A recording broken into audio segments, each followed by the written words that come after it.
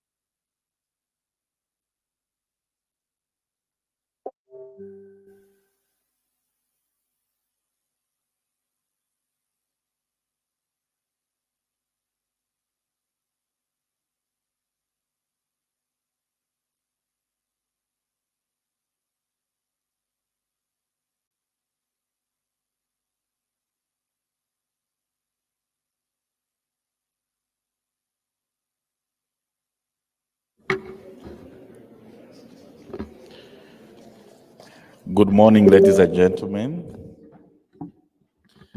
Good morning, ladies and gentlemen. Thank you. Welcome to the second day of our mining Indaba with our theme, Strengthened Critical Mineral Governance in Energy Transition Era in Zambia for all Zambians. If you look at our program, we have the recap there for the day in terms of yesterday. That we'll skip it as the rapporteurs are trying to compile, and also the stress they have to come up with the statement and resolutions at the end of the day. So we thought we skip that. And we'll just invite, we'll go to the prayer and go to the first session. So may I invite anyone to give us an opening prayer? Wherever that you are, whoever his spirit has laid, there's a microphone. You can just raise your hand and we proceed.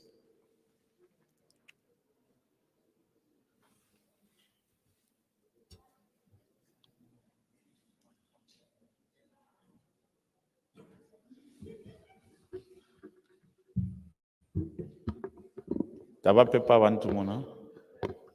Where is the hand? Okay, there's a microphone there. Just go ahead. Shall we pray? Our Heavenly Father, we are so grateful, Lord, Father, for granting us this life today. Many are dead and many are sick, but you've given us abundant life today. So, Lord, we say thank you, Jesus. As we begin, oh Lord, Father, this meeting, Father, we commit everything unto your hand. May you be with us. In the name of Jesus Christ, we pray. Amen. Amen. Thank you very much, sir. And welcome everyone to day 2. Today's session, the first session that we are having today, we'll look at the evidence session. So many theories and opinions exist on current and anticipated effects of the increased demand for raw materials needed to produce green and clean energy. This session avails delegates an opportunity to learn and interact with findings from some of the studies conducted by different institutions related to natural resource governance.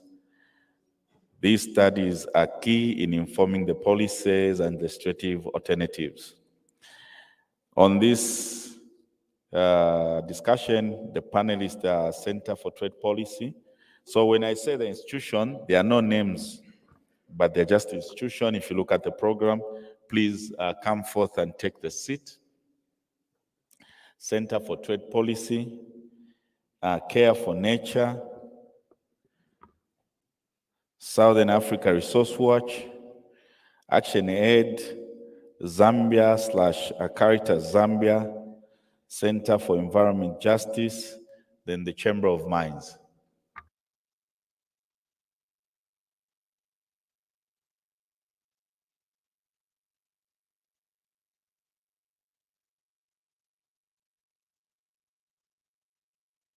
Please, the institutions that have been invited, if you know you're speaking, but I'm lucky that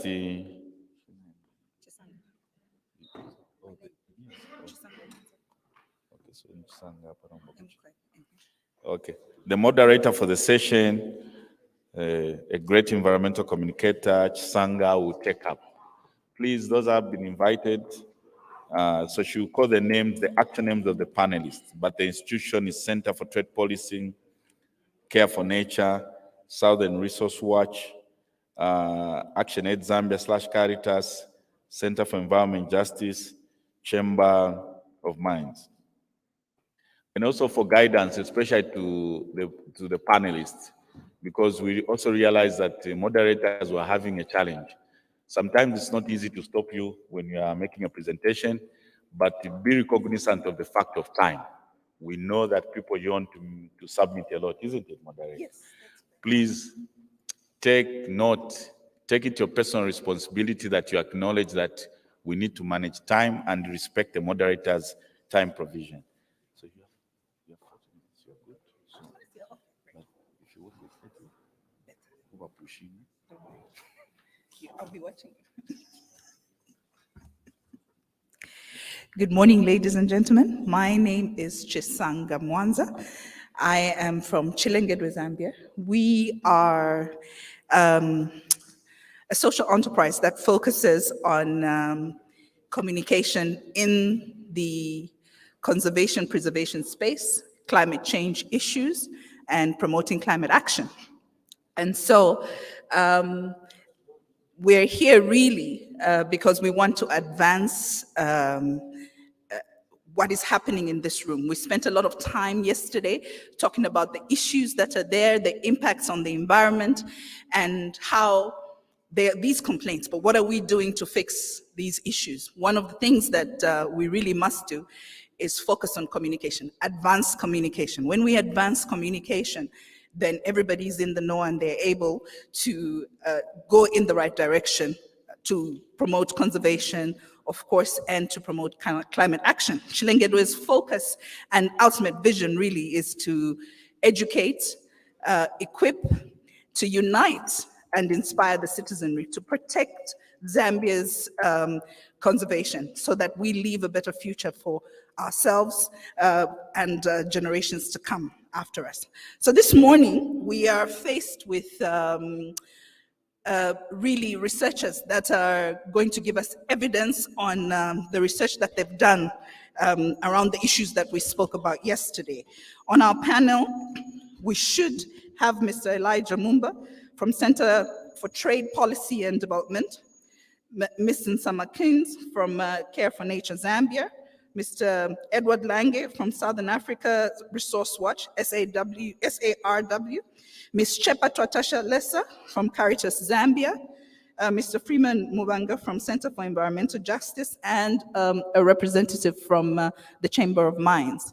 So, dear panelists, is everyone available? Sorry?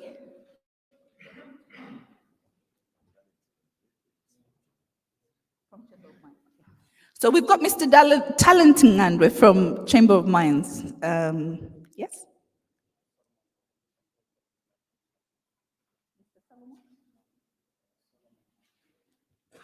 Mr. Solomon Mwampikita is replacing Mr. Elijah Mumba on the panel this morning. So as it has already been presented to us this morning, that this evidence-based session really is about discussing the theories and the opinions that exist on the anticipated effects of the increased demand of raw materials needed to produce green and clean energy. This session avails delegates an opportunity to interact on these findings and also to discuss some of the studies that have been conducted by different institutions related to natural resources governance. So I invite you all to this session. Shall we start with the Chamber of Mines? Would you like to share your opinion, please? Thank you. Thank you very much, moderator. I would like to welcome all the delegates present to this conference, and I also welcome my fellow panelists. My name is Talenting Andwe. I'm representing the Chamber of Mines. I'm Deputy Chief Executive Officer at the Chamber of Mines. The mining industry in Zambia, I think, as you know, is the backbone of the economy. And since privatization, I think we've seen rapid investment in the industry to the tune of almost 16 billion US dollars. And this investment is a mixture of investment, both from the Eastern and also Western world, including local investment. Besides that, I think this investment has come with various challenges, and we can admit that these challenges range from both environmental challenges, health and safety, including social investment as well. But we have done a lot as an industry to make sure that we are in tune with latest trends and also latest protocols in managing these challenges. As a Chamber of Mines, strategically, we realize that I think we can do better to help our members to conform to these standards. And what we have done is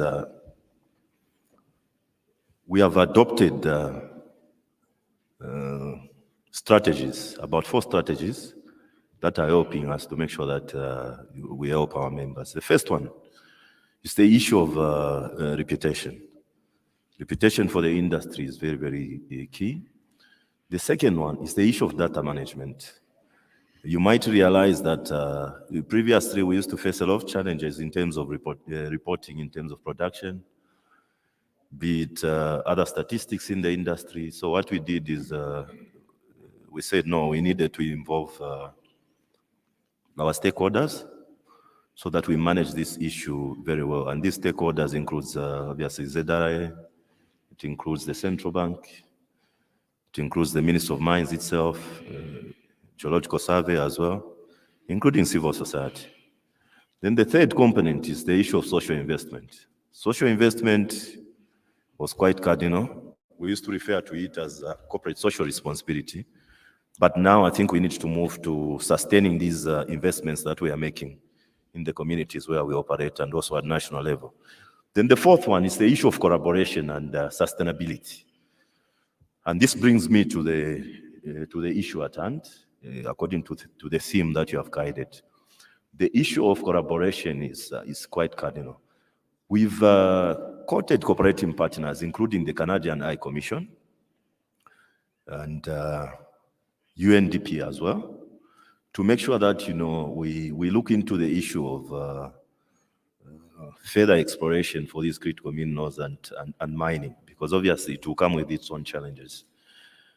And we've seen that we've got some of our members, or in short, mining companies, who have adopted latest technologies in making sure that they do exploration and reduce on the damage to the environment. Some companies are going the artificial intelligence way, which is just a way of making sure that you optimize on the way you do exploration. Then we've got other companies that have adopted what we call the TSM, that is the Towards Sustainable Mining. This is a concept that was developed by the Canadian Mining Association, looking at about 8 protocols that you need to check as you do your business in the mining industry. And these protocols include taking care of the indigenous and also making sure that you manage community relations, crisis management, and also you improve on your communication. There's the issue of managing health and safety for your employees and also surrounding communities. The fourth one is the issue of prevention of child rape and also forced labor. Then you need to manage the tailings as well when you get into mining, managing biodiversity and also conserving it, water stewardship, and also climate change. So for now, that's what we are doing as the Chamber of Mines. Thank you. Thank you, Chamber of Mines. We would invite Care for Nature Zambia to share the opinion. Thank you very much, and good morning to all. For us as Care for Nature Zambia, in this mining Indaba, we still highlight the challenges that mining is causing to the rights and welfare of children. Early this year, with support from Save the Children, we conducted a study, which is the impact of manganese mining on the rights and welfare of children in Luapula province. So I must declare that this study is still undergoing validation, but nonetheless, since the consultant that was engaged gave us his findings, we can just quickly share a summary of what is on the ground. The study focused on Chifunabuli and Mansa, and evidently it was found that almost 1 in 5 children within the households that are in the manganese mining area, there is a child that is involved in mining. When we spoke to the parents, guardians of these households where children are involved in mining, one of the things that they highlighted is that because of the high poverty levels, they are seeing children as part of the labor force. And because of the nature of mining that is taking place, where someone will just hire an excavator, which will help to dig up the manganese, and then they leave it open for community to come and pick, to come and pack, and then they resell to the same person who hired an excavator. The households are seeing children as supplementing the labor so that they pick a lot of manganese and sell because they're selling by bucket. Our concern is that when you look at where we are as a country, in 2022, Zambia enacted the Children's Code Act, number 12 of 2022, which is speaking to the United Nations Convention on the Rights of the Child and the African Charter on the Rights and Welfare of the Child. What is in these legislation on children is that when you look at the United Nations Convention on the Rights of the Child, Article 32 is talking about protecting children from economic exploitation. And this is exactly what mining is doing. It is involving children, and children are being exploited, which is against their right.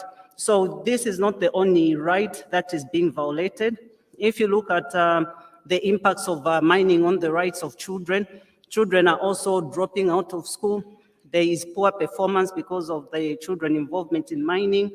And also of concern is the disease that may arise because of children being exposed to manganese. Sadly, we have not done a study that is just concentrating on if there are any children who are suffering from any type of disease because of manganese exposure. But we can learn from the experience that is in Central Province, what has happened, because according to studies that have been conducted in countries like China and Japan, it has been found that when you have a high concentration of manganese, it affects the central nervous system, and people have a disease like Parkinson's disease. It also affects the mental capacity of someone. So meaning even in school, the performance can be low. So here's a community where there's a lot of manganese in the air. We don't know to what extent this is affecting the children and the communities. Clinics that were visited also near the manganese mining communities have also attested to high teenage pregnancies and sexually transmitted diseases. The social impact of mining is that you're going to have an influx of people coming in and out of a mining community. And of course, we have seen an increase in sex trade. And sadly, even our children, the young people, are getting involved in this sex trade as a way of surviving. So in a nutshell, we are looking at protecting children from economic exploitation.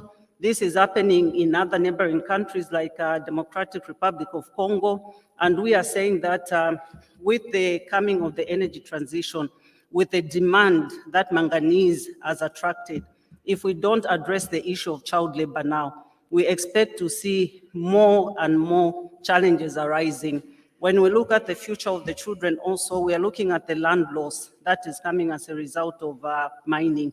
These children might end up being forced to migrate because they will not have land. The land would have been lost from the open pit type of mining, and also looking at the environmental pollution.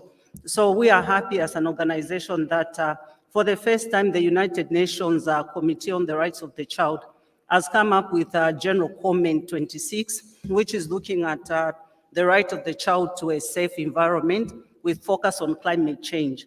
And this will be launched on 18 September, so our children will be part of this celebration. So for us, we are taking this seriously because we have got a lot of lessons that we can point to. We've got lessons in Kabwe, and so we feel that this is the right time for us as a country, as we are talking about the energy transition, to make sure that we all join the children in saying no mining for children, 0 children in mining. Thank you very much. Thank you, Ms. King. We will now go to Center for Trade Policy and Development for your opinion. Thank you. Thank you so much. My name is Solomon Mwampikita from the Center for Trade Policy and Development. I lead the Climate and Environment desk at the center. Looking at some of our activities or the projects we are doing, we've been trying to look at trying to harmonize the policies as well as just the legal framework in general. How do these policies or systems connect over time? So under the large, let's say under large-scale land-based investments, we've been trying to look at how do the mining, legal framework in the mining sector, let's say the agriculture sector, as well as the conservation, because conservation at the moment is one of the large-scale land-based investment which is coming. And it's something which you have to look out in terms of the implications on the local communities in terms of access to natural resources, because we know most of the natural resources drive the livelihood of local communities. So one of the things which we've been looking at now with the government coming up with trying to put up the green growth strategy is just trying to look at the green growth strategy in general. What do we mean by green growth? What do we want to achieve? What is the ultimate goal of green growth? I think it's something which we've just been talking about it, but bring it to our context. What do we want to achieve at the end of the day?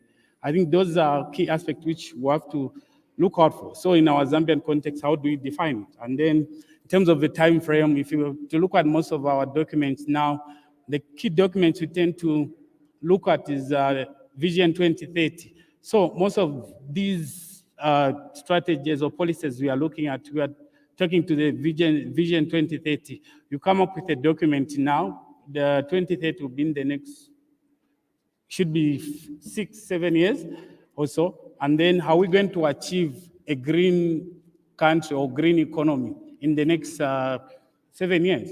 Those are things we have to look at. Also in terms of the targets, because at the end of the day, what are the targets or under the nation determined contributions to, and as well as climate change, what are the targets do you want to reduce? What are the contributions? What are the key sectors contributing to climate change or greenhouse gases at the end of the day? Because at the end of the day, we don't have to look at the holistic aspect where we get almost all the sectors, but it's all about prioritizing as well as the focus areas on those. I think these are things which we'll be looking at, and would really want to work with the green economy in terms of how do we put up a document which will stand for some time. The time frame aspect, like I have said, in terms of the tenets, what are the tenets are we looking at in general in terms of green growth strategy? Green growth, just in general. Because at the end of the day, also the legal framework comes in terms of it has to be enhanced, it has to be aligned with what is happening. So those are some of the things which you have to look at. In terms of public participation as well as consultation, because at the end of the day, the people will be affected, local communities, in terms, like I've said, access to natural resources which drive their livelihood.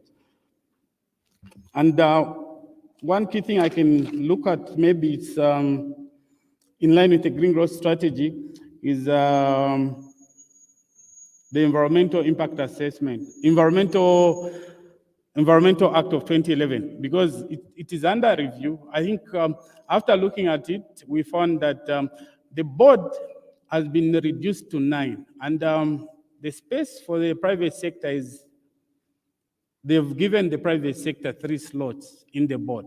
So you can see what will be the influence going forward in terms of EIA processes, granting of licenses, such kind of thing. So these are things which you have to look at in terms of just large-scale land-based investment and implications on the livelihoods of local communities. So one question which comes is, how do we ensure that the local communities are protected and benefit adequately through from these investments? I think from our side now, this is where we have tried to look at other jurisdictions. One example I can give is Uganda, where they've come up with community development agreements, which insulate communities, the government, as well as protect the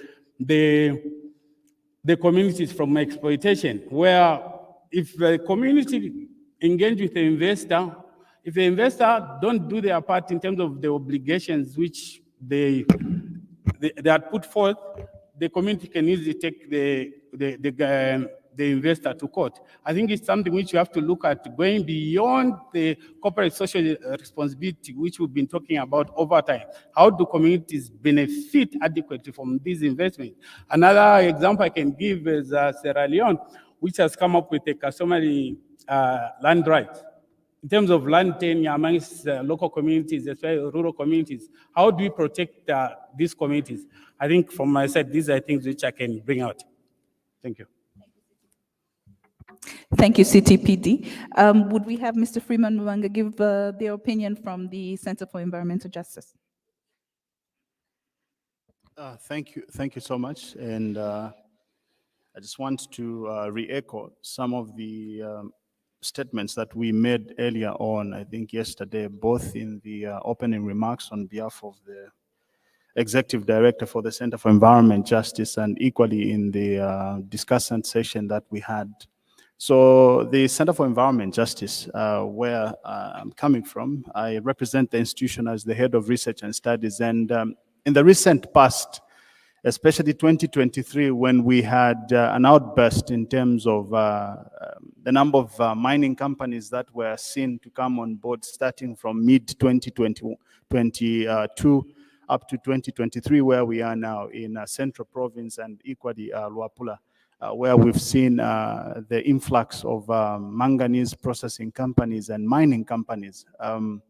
The idea is that we understand clearly, just like any other stakeholder, that the demand for transition minerals has grown, and therefore this comes with different implications. So CEJ took an initiative to do an investigative journalism that focused on understanding some of the challenges that our communities are facing with this demand for manganese as a transition mineral in most of our rural communities in Zambia. And Serenja and Mukushi was one of those communities where, when we did our research in March, you'll find a report on our website at cej.org, cejzambia.org. We did a research, and what we found was, indeed, we are not clearly prepared, both from the governance structures and way down to the actual mining and the safety that Mr. Ngando was talking about. We could see that when it comes to health, public health, and equally the labor issues, we are not prepared.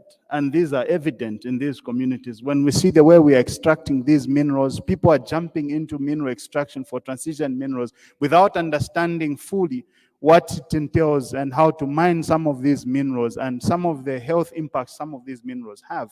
So when we did that research, we did a media statement on that, and quickly it was picked up in Parliament. And I remember those that are keen to environmental news, the then acting Minister of Health, Madam Brendan Temba, presented the issue in Parliament. And the key issue was the number of cases that were presented in Serenge with a strange disease that Madam Keynes was talking about. So from our research, what we discovered was that it's not just the mining of the manganese ore, but equally the processing that has a huge impact. So there are certain processing companies in Serenge that were using a chemical that was affecting the miners and the workers at the mining company. And we saw these people firsthand in Serenge who had the disease that Ms. Keynes was likening to, the Parkinson. You could see how that they became vegetative in nature, and some of them, they even lost memory, become drowsy. Others, they look as if they are crippled. You can't exactly tell what happened to someone. And the progression of some of these diseases is very fast. Within 6 months, when you look at that person who's been affected within 6 months, you'd think they were born with this thing. So for government to recognize that it was an uproar, a community uproar, because communities were now scared and worried that, are we going back to the Kabwe situation where lead poisoning is an issue? Now, from our research, our recommendations to all the stakeholders that are seriously involved in the mining of transition minerals is that, number one, we need to understand how prepared we are. We need to set in place mechanisms to ensure that there's safety and we protect the labor, the human resource that we have in Zambia. And secondly, thirdly, I should say, we also need to ensure that it's not just about the mining, but the actual processing of these minerals. There was a statement that was, ushered yesterday, and it is very true. When we're talking about energy transition, most of us, we are looking at it at the perspective of, having green cars, having this. But what we miss in the process is that what transition entails is that there will be also a huge demand to meet those technologies in terms of extraction, and we are seeing this to become true. Now, the other issue that I would like to mention is how environmentally sound are we and prepared to meet the demands and risks that will come to mining expansion. Currently, the kind of mining that we're doing with copper and other minerals, we could see that we still have environmental challenges, water pollutions, air pollution. You look at the Mufulira situation, look at the Kawa situation, and we ask ourselves, if we are to expand mining, and given the strategy of increasing to 3 million metric tons, and coupled with the transition minerals, how have we been doing with the environmental management or management of environmental degradation caused by mining activities? The Office of the Auditor General has given reports over and over how that mining companies have failed to fully comply to the Environmental Protection Fund, which is another issue that the Center for Environment Justice took part in, and we did a research.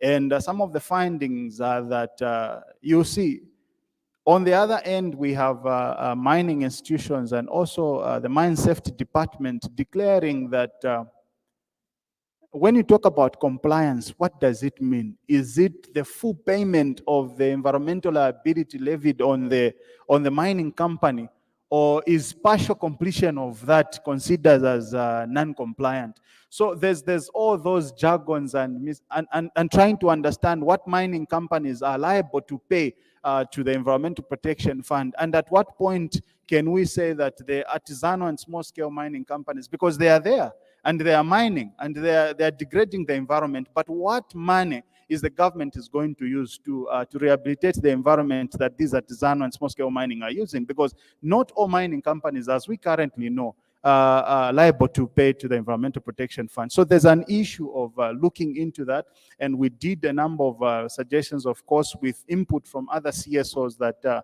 looked at that. So in summary, what we are saying is that environmental protection in the rise and demand for mining expansion is very key. If currently we are failing or struggling to meet mitigation of environmental risk, imagine if we were to expand.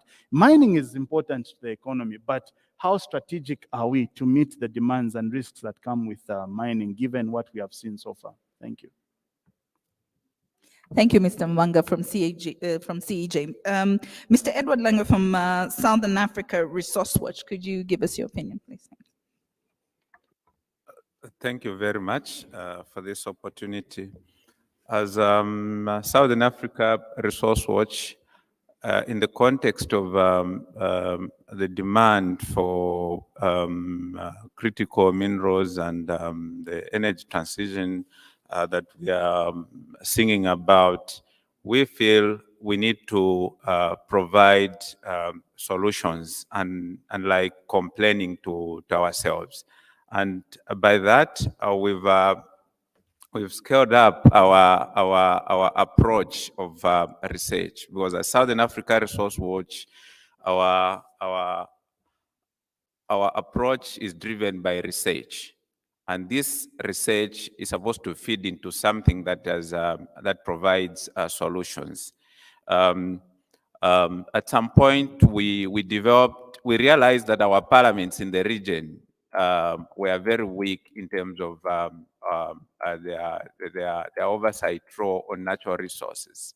So we worked with the SADC PF to develop a barometer that has been adopted that the parliaments are using, and we train these parliaments. After doing that, then we said, how then do we bridge up the gap between business and human rights? You've heard Mr. Ngandwe has alluded to the fact that that they're looking towards harmonizing the relationship with different stakeholders. And so we embarked on a journey where we developed, we did a study in 5 countries, trying to understand the business and human rights context in terms of the welfare of communities and the relationship between the government, the communities, and the companies. And for Zambia, we decided to deliberately focus on Chilanga and just a community closer to Lusaka as you go to Mumbwa, Shibuyunji. We discovered that there are mining activities going on in these communities, and the findings from this study was that there was absence of a mechanism that could resolve conflicts, that could resolve the grievances that are coming from the stakeholders, even the government.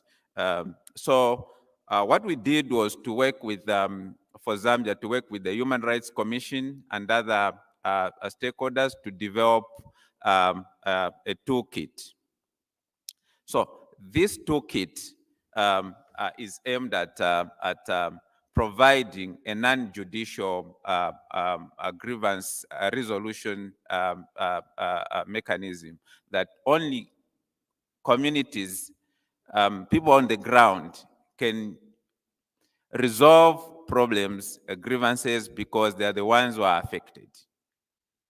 And in experimenting this, we tried to take it to the copper belt. We found people in the copper belt are used, they already have committees in communities, they're exposed to politics, so the process would get politicized. Then we decided to adopt Shibuyunji. So we've been working with Shibuyunji, and in our midst, we have a representative of the council chairperson from Shibuyunji district. We have the environmental planner, because the issues that are there, the Zambia Land Alliance can engage, and they've been part of that process, have remained unresolved, and the local authority has had no role to play.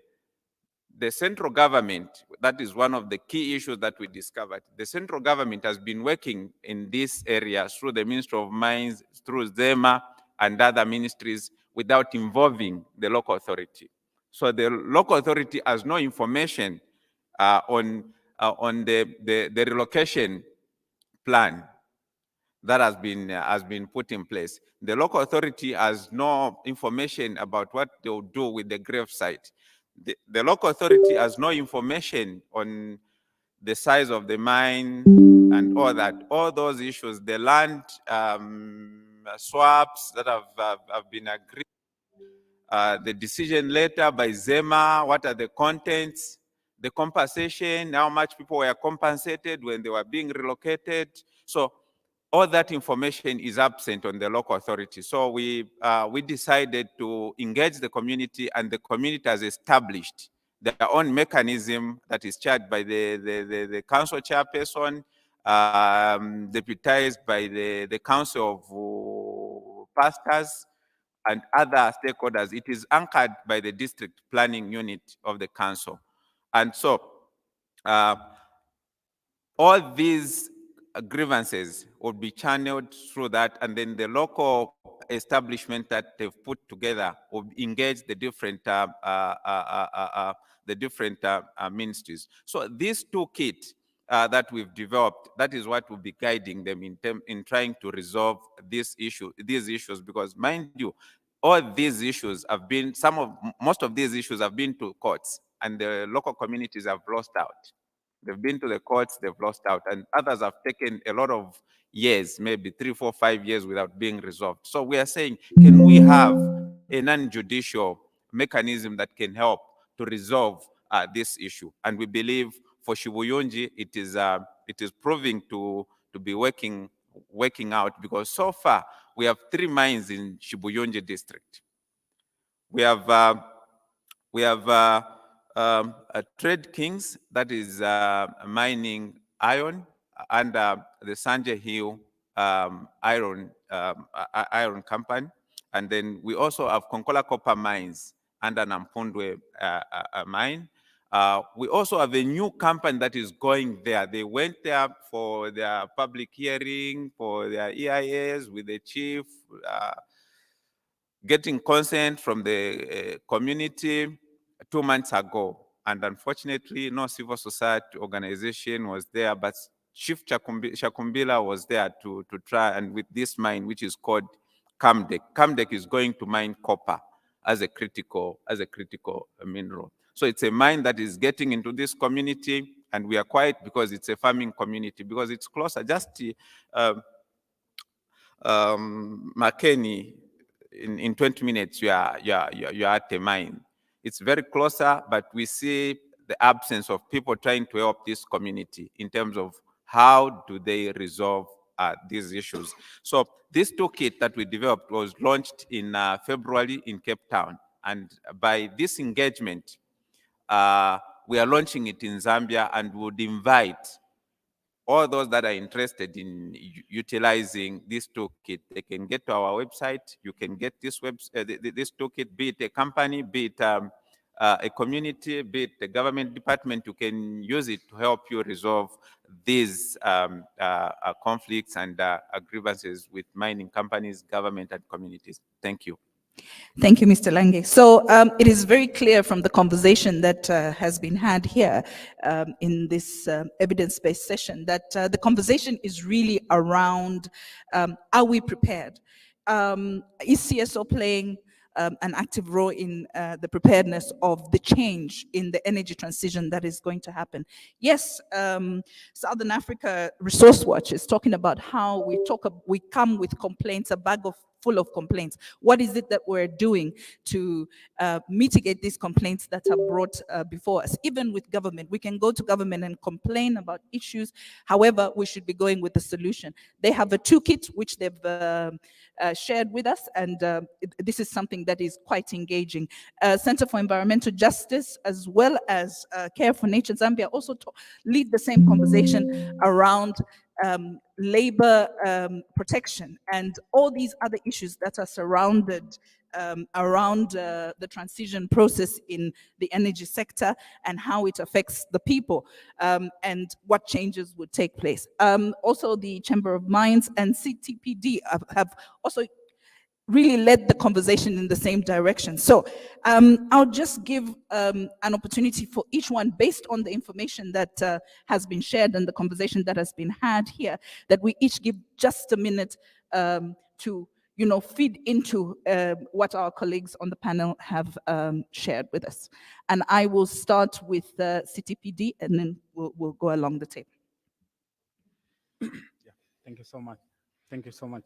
I think one thing we shouldn't forget is about the trade-offs which come with green growth. at the end of the day. Because one example I can give is if I had to look at Central Province, where I think when it comes to Mukush area as well as Serenge area, when it comes to agriculture, we know that area to have agricultural activities. But at the same time, you find that in that same area, because of the energy transition, manganese, which is found in that area, we found that licenses are being given in the same area. And if you look at the 2023 national budget, I think the government allocated the ship about $300 million to improve the farm blocks. So at the end of the day, what do we really want in terms of prioritizing?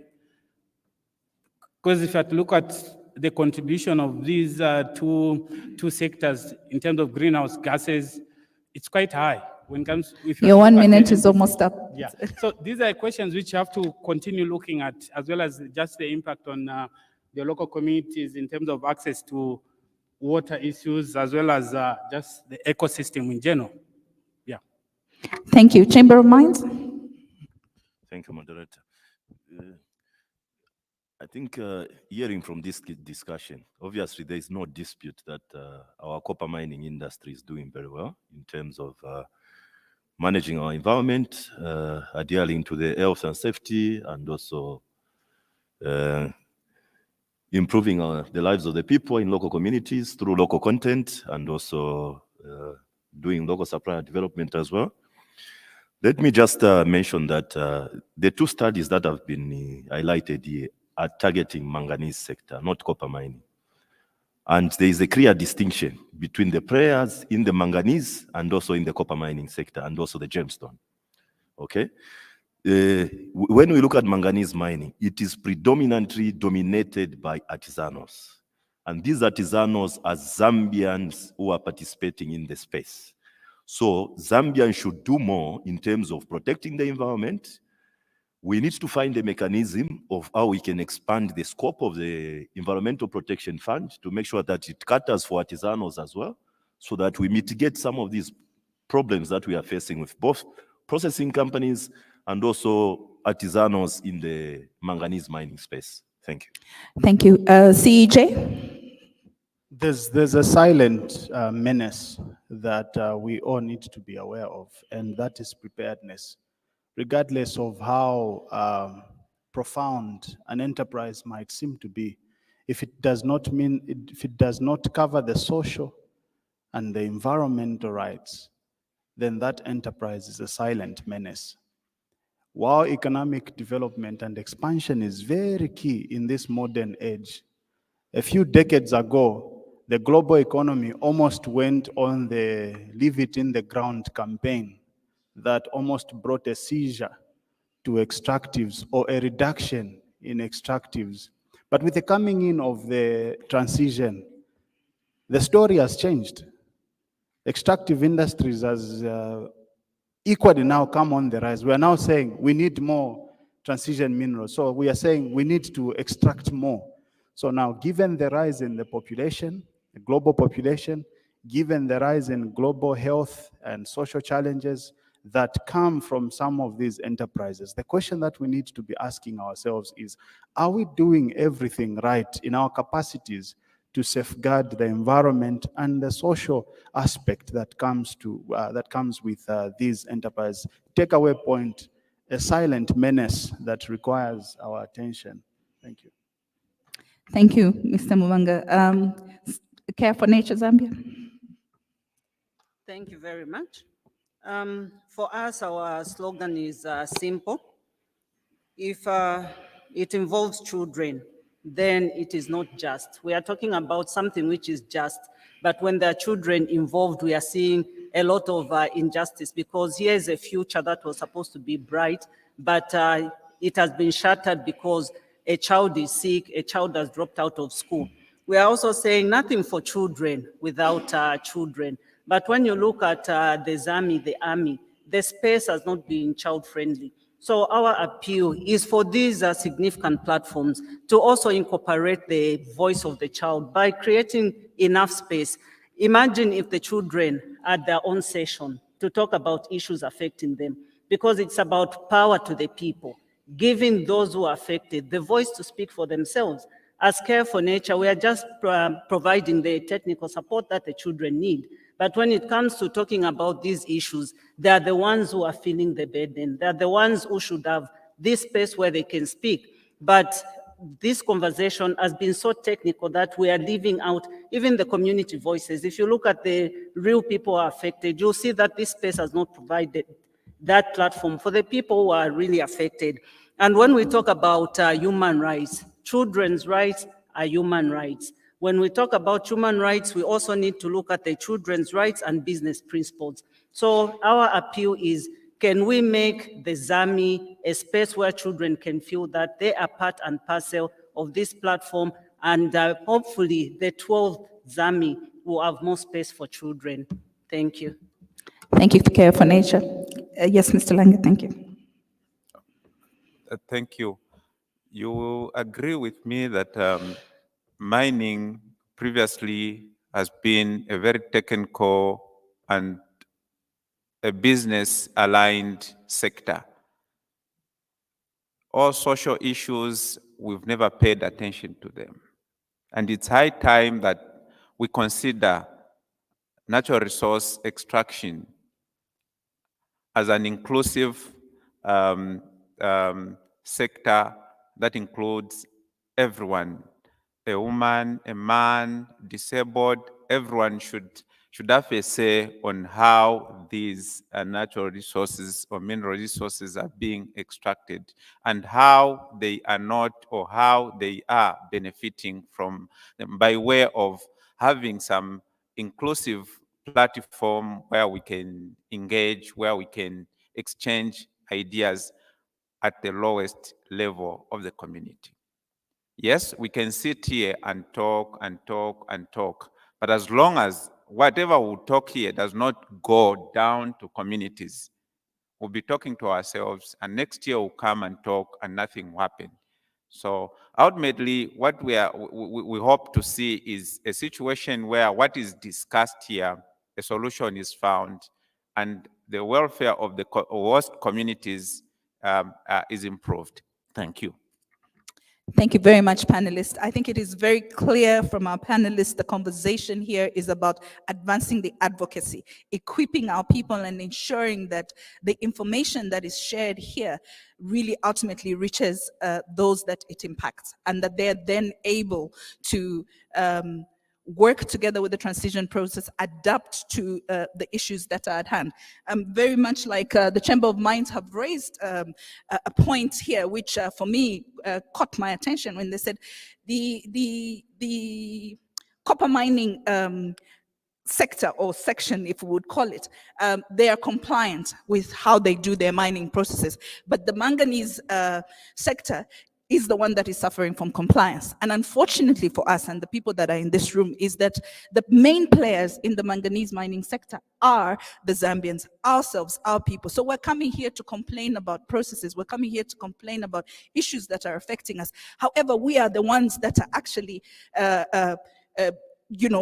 mismanaging our own issues. So therefore, it is really implored upon the players that they engage in being compliant, so that then the people in the area are well taken care of. As Care for Nature Zambia talks about how we should include children, the young people that are really critically affected, especially in the manganese mining area in the Luapula sector, in the Luapula province.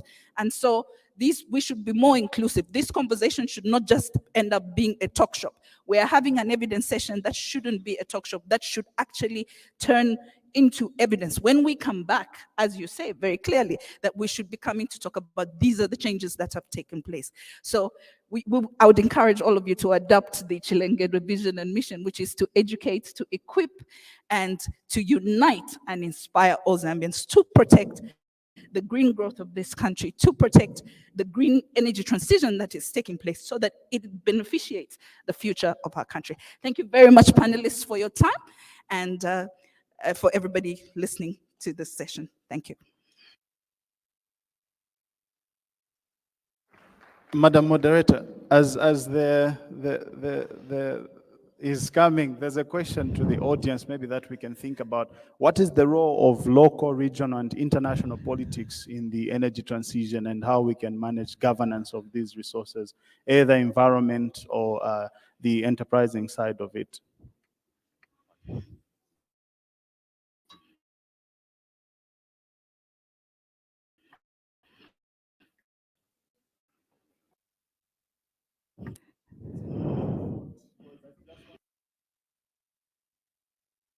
The role that politics are playing, whether locally, regional, or at an international level, in the just energy transition. Is the energy transition, who is it working for, really? And how can we optimize as developing countries endowed with these mineral resources in most of these developing countries? So that should be another conversation maybe we can step into. Thank you, CEJ. That is a very powerful point that you've raised, that, and we should definitely be able to address it at the end of our sessions when we're having a review of the conversations we've had. Thank you very much. Let's give a round of applause to the moderator for one of the most important things she has done is that she has captured the time very well. And also let's give a round of applause to the panelists.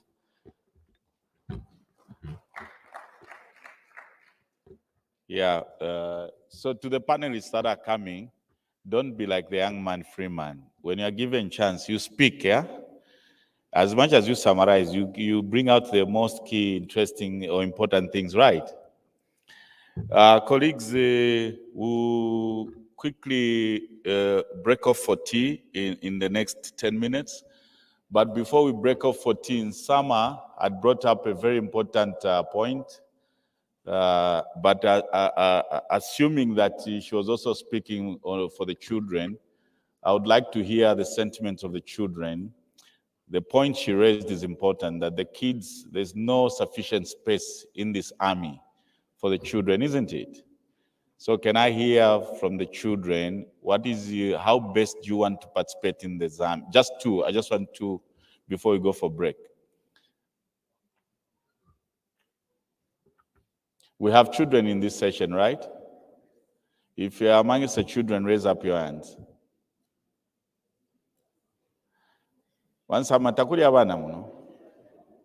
Okay, so I can get one boy, one girl.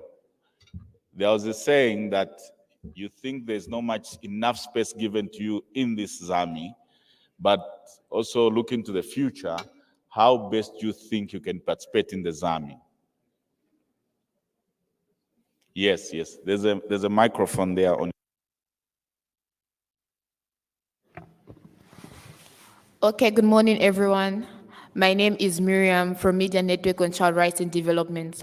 Well, the first day I came here, which was yesterday, the 11th alternative mine in Indaba, I've heard that it's the first time that they've actually had children.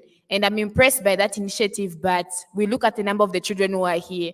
We're very few, I can say less than 20. So I feel that we should be having a side event for children to participate more in the alternative mining in Indaba. The 12th one, I'm hoping to see more children at the tables to be part of the discussions. Thank you very much. So the point is that you need your own side session that you have focused on children, right? During the Indaba, right? Can we get another point? How best do you want to participate in the Indaba? Okay, yes.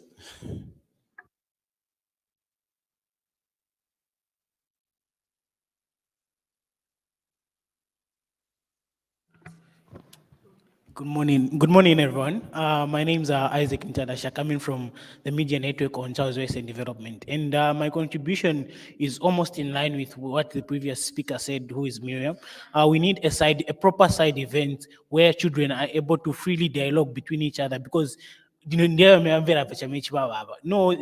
mining is affecting us in ABCD. We know how it hurts. So we can't have parents or guardians or big people talking about how no the children are affected due ABCD. Let the children speak themselves, because they are the ones who are going through it. And furthermore, we need to be having a child-led panelist, a child-led panel. Yesterday we had 2 children participating, and they weren't really just participating. Right? I would rather say that they were just there seated, because they didn't even answer much, contribute much, because the issues which were being raised, one would say that they were being raised in a manner which, using language which was not very much understandable to every child. If you were to conduct just a quick save of a yes or no by raising up questions, you ask how many children understood or took something very important from the panel discussion yesterday, you'll find out to say that it's very, very little children who, it's a small amount of children who are present here.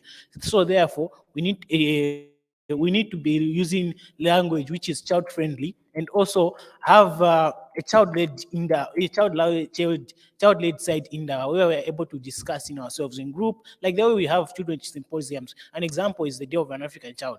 It was celebrated across the whole African globe. So we had different different group discussions, and that we need to have also during the mining in Indaba, not only in Zambia, but I believe the whole Africa, because mining is not only happening in Zambia, it is happening in the whole Africa. Thank you.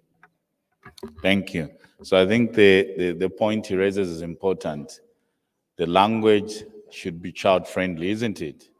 So especially people from the Eastern Province, they like words like vis-a-vis.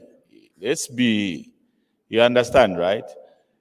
Tax regime, what do you mean? So the children are saying they may be part of this, they may be physically present here, but they are technically by language absent and they're missing out. So we need to be the panelists. I think this is a call to every panelist thereafter. Make sure that you are very user-friendly, you are considerate to other social groupings, clusters of societies that are here, isn't it? Is that fine, right? Do you want anyone who wants to add up the children, so that you don't say that you are not given chance? So I'll give you the last 2 chances. I know I have about 10 minutes before tea break. 1, 2. Okay, my name is Justina, coming from Caritas, Zambia. I agree with what my friends were saying there, and my contribution is that as far as you are including children, like us, you should also be including those children from the mine sector. What I mean is, we want development, as we are saying, 0 children from every mining sector. So we want, at least you should be bringing those children who were from the mine and you removed them and they're now free from that. They should at least be giving a testimony, so that we should be seeing we should be seeing that there's improvement, even as we are having symposium and all these meetings. Thank you. So it's a story of child labor. I hope rapporteurs, you are capturing these points. They're very important. Submissions by the children.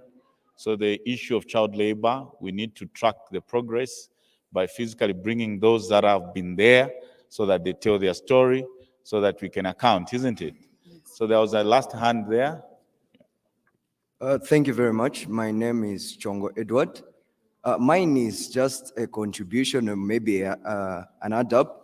I think this year in February, I happened to attend an alternative mining in Saka that annually takes place in South Africa. And the sad part was, I and a certain girl were the first children to attend alternative mining in Saka that annually takes place in South Africa. So my appeal can be that you increase the number that's participating at the international level, even here in Zambia. Maybe like my colleague there said, you find more like a space just for children, like the way it happens for children's parliament. Yeah. So you just find a side event for children, just so that we can, and that place I believe is going to be friendly, and like this place where we are just seeing serious adults who are talking to us. Yes. So that was my point. Yeah, so you should also count yourself lucky that you participated in the international event. So what he's saying is that let's also track and document the international events and create spaces for children that they can participate. I think most of the children like myself at your age, I should have been playing football, but you're privileged to be discussing at that level. So you have a role as a child who's at that level to also communicate these spaces at their level, isn't it? So as we go to tea break, just to inform you, especially those that have very critical questions, today we are privileged in the next panel discussion that will come after tea break. We have the ZRA DG himself, Mr. Banda. So the question, so we have the highest authority from our revenue authority. So those that have got critical questions that you think you have to ask, and I urge everyone that we have had good time management today. Even before tea break, we still have 5 minutes to go. Is that as we have these panels, make sure that your questions are short. You don't make another presentation. So you just ask a question after the panelists have done their presentation. Is that okay? So I invite everyone for a 10 minutes break so we can go outside for 10 minutes. Thank you.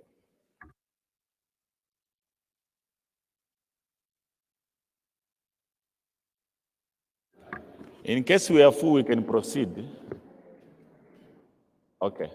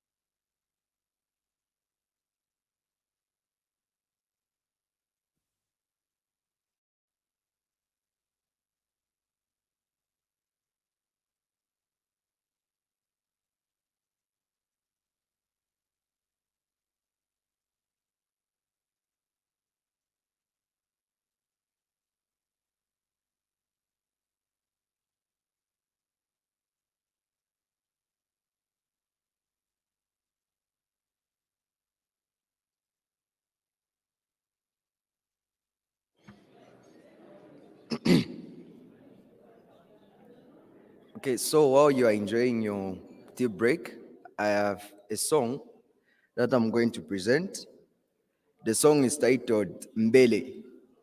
Mbele is a Swahili word which means ahead. Yes. The song is simply telling us, is simply talking about how debt crisis has affected our country, Zambia. And yeah, that's all about the song. So hope you are going to enjoy it and also enjoy your meal. Yeah.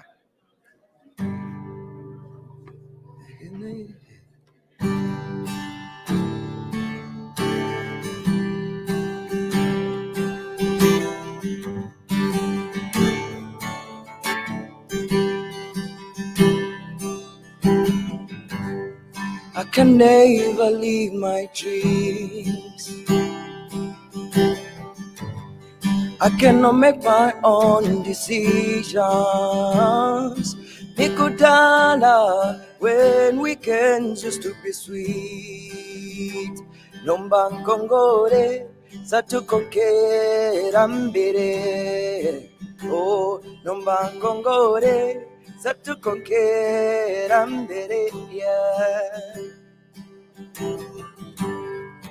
Never leave my dreams. Yeah, yeah. I cannot make my own decisions. Nikudala when weekends used to be sweet. Nombankongore satukokera mbere. Nombankongore satukokera mbere. This is how it's gonna be in days to come. When are we going to be free? 'Cause I believe we are proud and free. 'Cause in Kongore satukokera mbere. 'Cause in Kongore satukokera mbere. Because of public day, I don't take a twist of fate. Because of public date, Rumaya Minli Miu Iliri. Because of public date, Mamuna Nomba Amalila. Because of public day.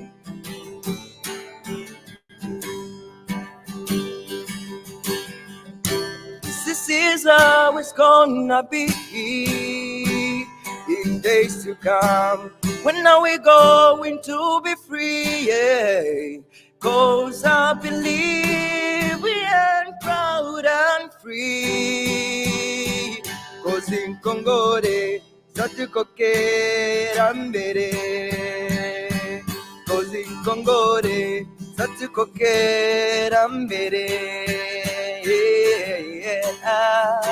This is how it's gonna be in days to come. When are we going to be free? 'Cause I believe we are proud and free. Oh, 'cause in Kongore satukokera mbere. Thank you.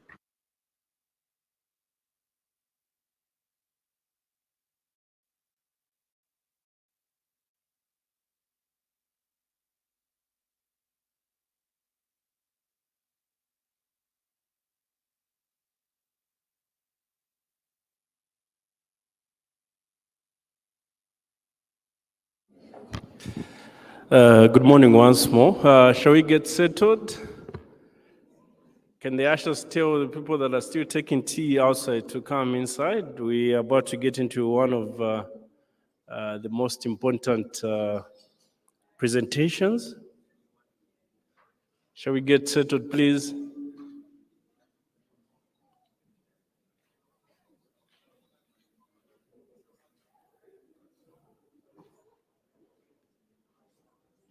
Okay, so like yesterday, when we had the Ministry of Mines here, I think we had so many questions to ask them. The Director of Program, Mr. Boniface Mumba, clearly indicated to us that we have the Director General from Zambia Revenue Authority. And I think the public and many other civil society, members have had a lot of questions about the taxes that are coming in from the mining sector. So we'll have a discussion where the DG will unpack a lot of things that his institution is undertaking. And also we have people from the Ministry of Finance that will join this panel, as well as from the Chamber of Mines and Zambia Institute for Environment Management. So this time around, allow me to invite Mr. Ngulube, who is going to moderate this particular session, to call upon the panelists or discussants of this particular session.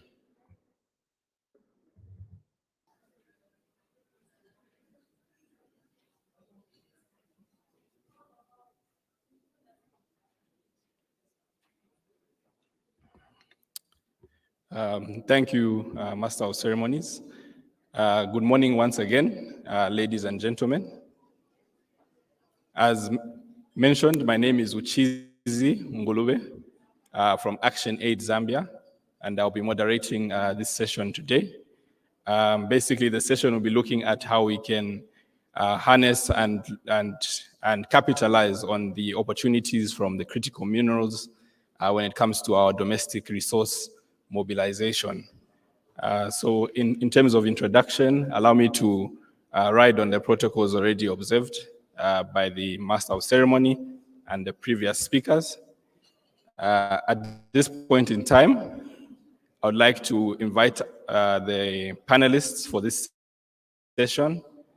As mentioned, we have the Director General from the Zambia Revenue Authority, Mr. Dingani Banda, who will be making the keynote presentation on behalf of ZRA. Alongside him, we have Mr. Richard Kapasa, who is the Acting Commissioner for Direct Taxes. We also have Mr. Ignatius Mvula, who is also the Director for the large taxpayer unit. So I'll invite ZRA up to the panel. And then from civil society, we have Ms. Natalie Kunda from CTPD, who will be representing CTPD and the Zambia Tax Platform. And we also have a representative from the Ministry of Finance, who I'm told are on their way and will be joining the panel shortly. So at this point in time, I would like to invite upon the panelists to take their seats up here in the front. Thank you.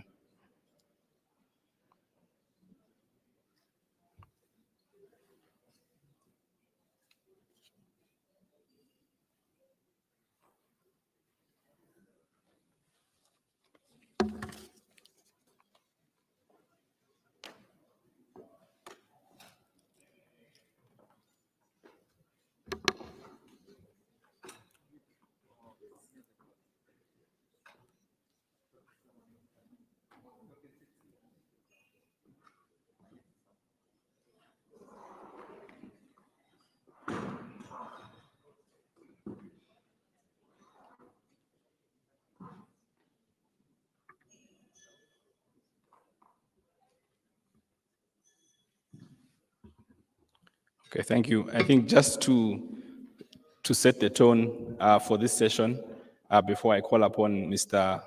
Dingani Banda to make his presentation, I think we are all quite aware of the position Zambia is in terms of the resources that we have concerning the energy transition.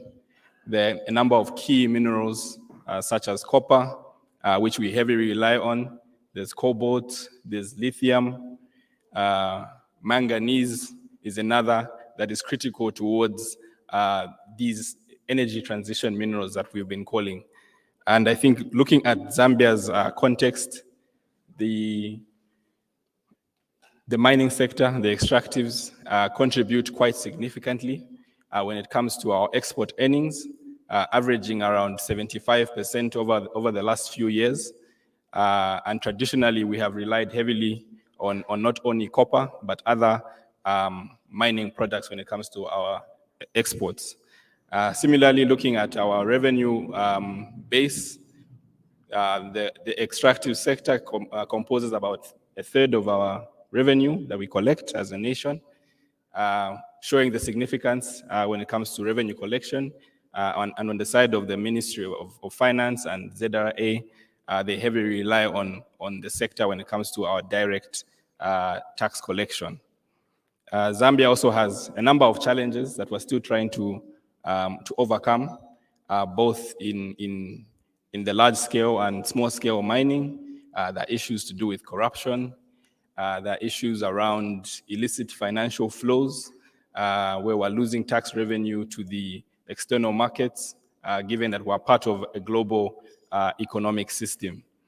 We also have environmental issues, which maybe the ZRA will not speak to, but looking at the revenue potential, this is a big opportunity when it comes to what Zambia can collect, when it comes to how the globe and the global economy is looking towards these critical minerals and increasing the demand and therefore the price and the revenue collection that we can collect from these minerals. So I think without wasting much time, I'll allow Mr. Dingani Banda to take up the podium and make his presentation on behalf of ZRA. We can give him a round of applause as he comes down.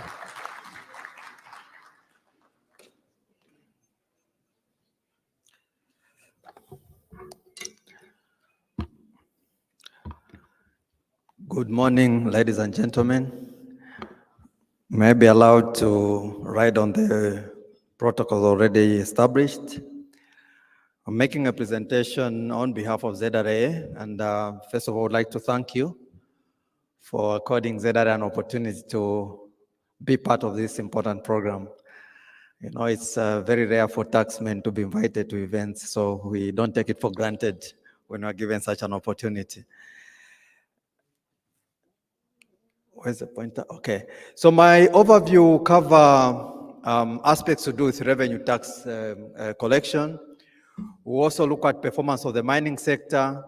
And most importantly, we think it's important for us to understand what are the historical challenges in the mining sector and what are the recommendations. So we will dwell more on the experience we had as one of the lead institutions in the implementation of the mineral value chain monitoring projects. What was the background to the project, the milestone, the challenges that we experienced, and what is our current, what are the current reforms that we're implementing to strengthen the mining taxation, and the recommendations which will cover the next steps that are required. So in terms of the statistics for revenue collection, in terms of the performance of the mining sector, as you can see, tax revenues as a percentage of GDP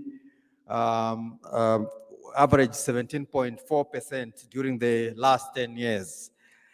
And then you can see that a strong positive relationship is observed between the movements in the copper price and the actual revenue collected. If you look at, for example, the year 2016, you can see the copper price there was around 4,800, and equally the taxes dipped in that year. If you look at the peak in 2021, the copper price went to as high as 9,301. Equally, the revenues went up. So there's that relationship between the copper price and the revenue out 10. But you know that the copper price is an aspect that is outside the influence of any government institution, that's either ZRA or Minister of Mines. It's something that is determined by factors of supply and demand. So, but you need to know that that has an impact on the revenue we collect. Equally, mining production levels is another significant factor.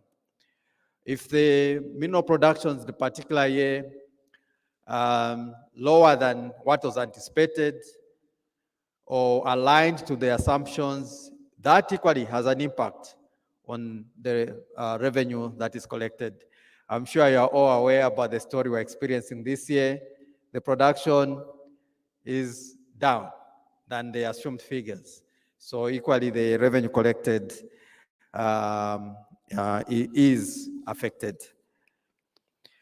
When we look at the trend in the mining sector contribution, you can see that the core mining taxes, that's the mineral royalty, company tax, and export duty payments, contributed an average of 21.6% and 2.9% to the GDP during the last 10 years.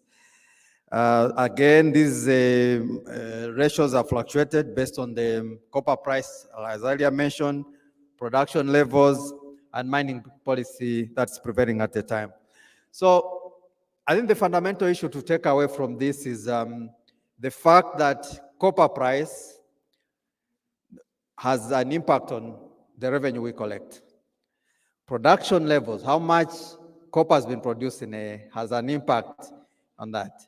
Okay, so you can see that these two factors, the copper price is determined by market forces. The production level, it depends on now on the capacity of the mining companies to produce in that particular year. Okay, and the key aspect that may be within our control as government institutions mainly is the content analysis. What is content in the minerals?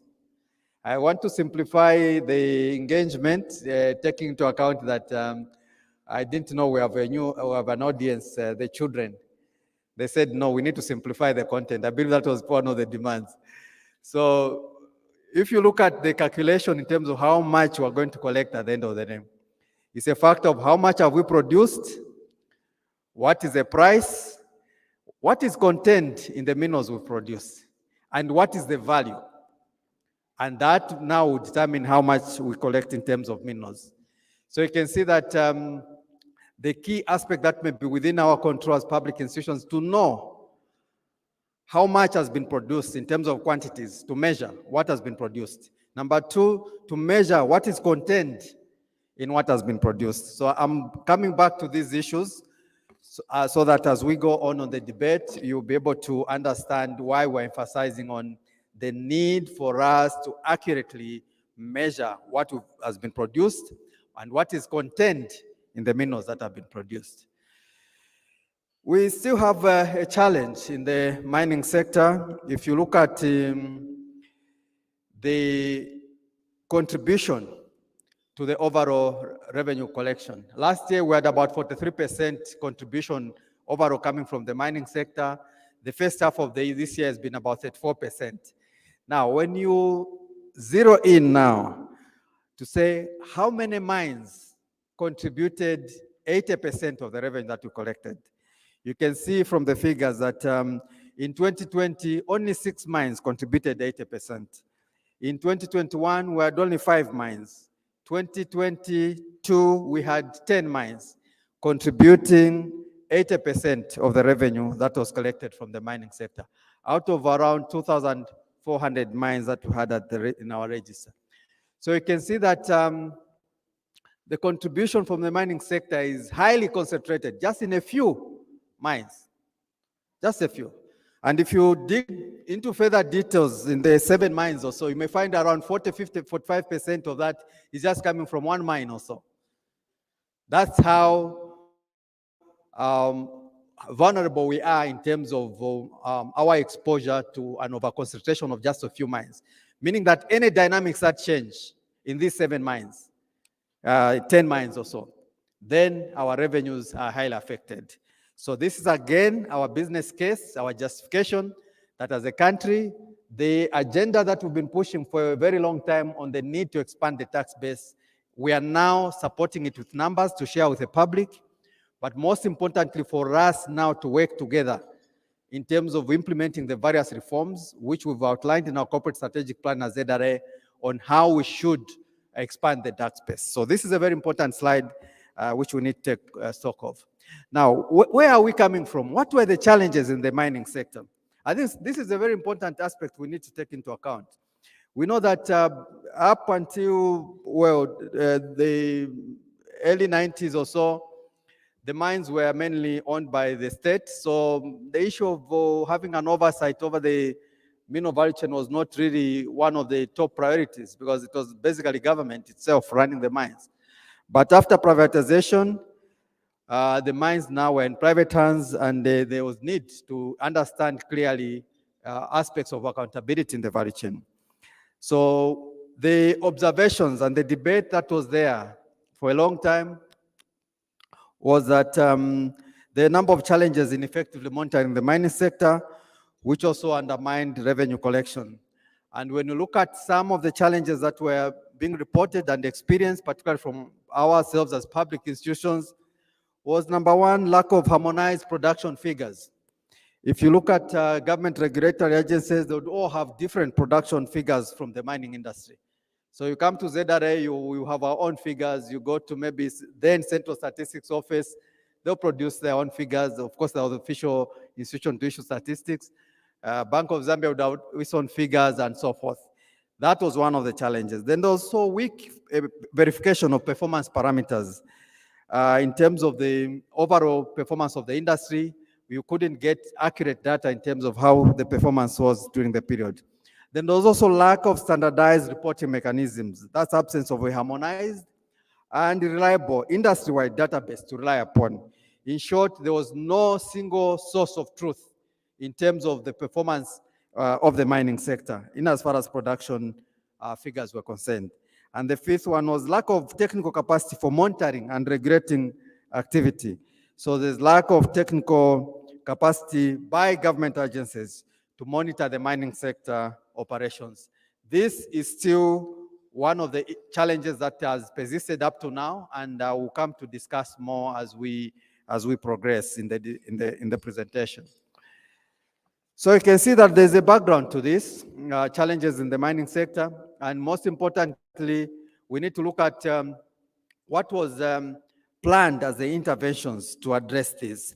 So following the discussion on the observed challenges that I've outlined, the government instituted 3 independent consultancies, which were done in 2012 and 2013 to find a multi-institutional solution to address the challenges in the monitoring of the mining sector.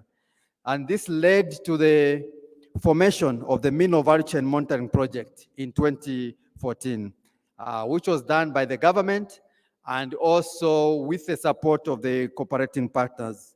So in total, the project was resourced with funding amounting to $10.2 million, with the Norwegian government putting in about $6 million, the World Bank managed public financial management reform program putting $2.2 million, and the government putting in $2 million.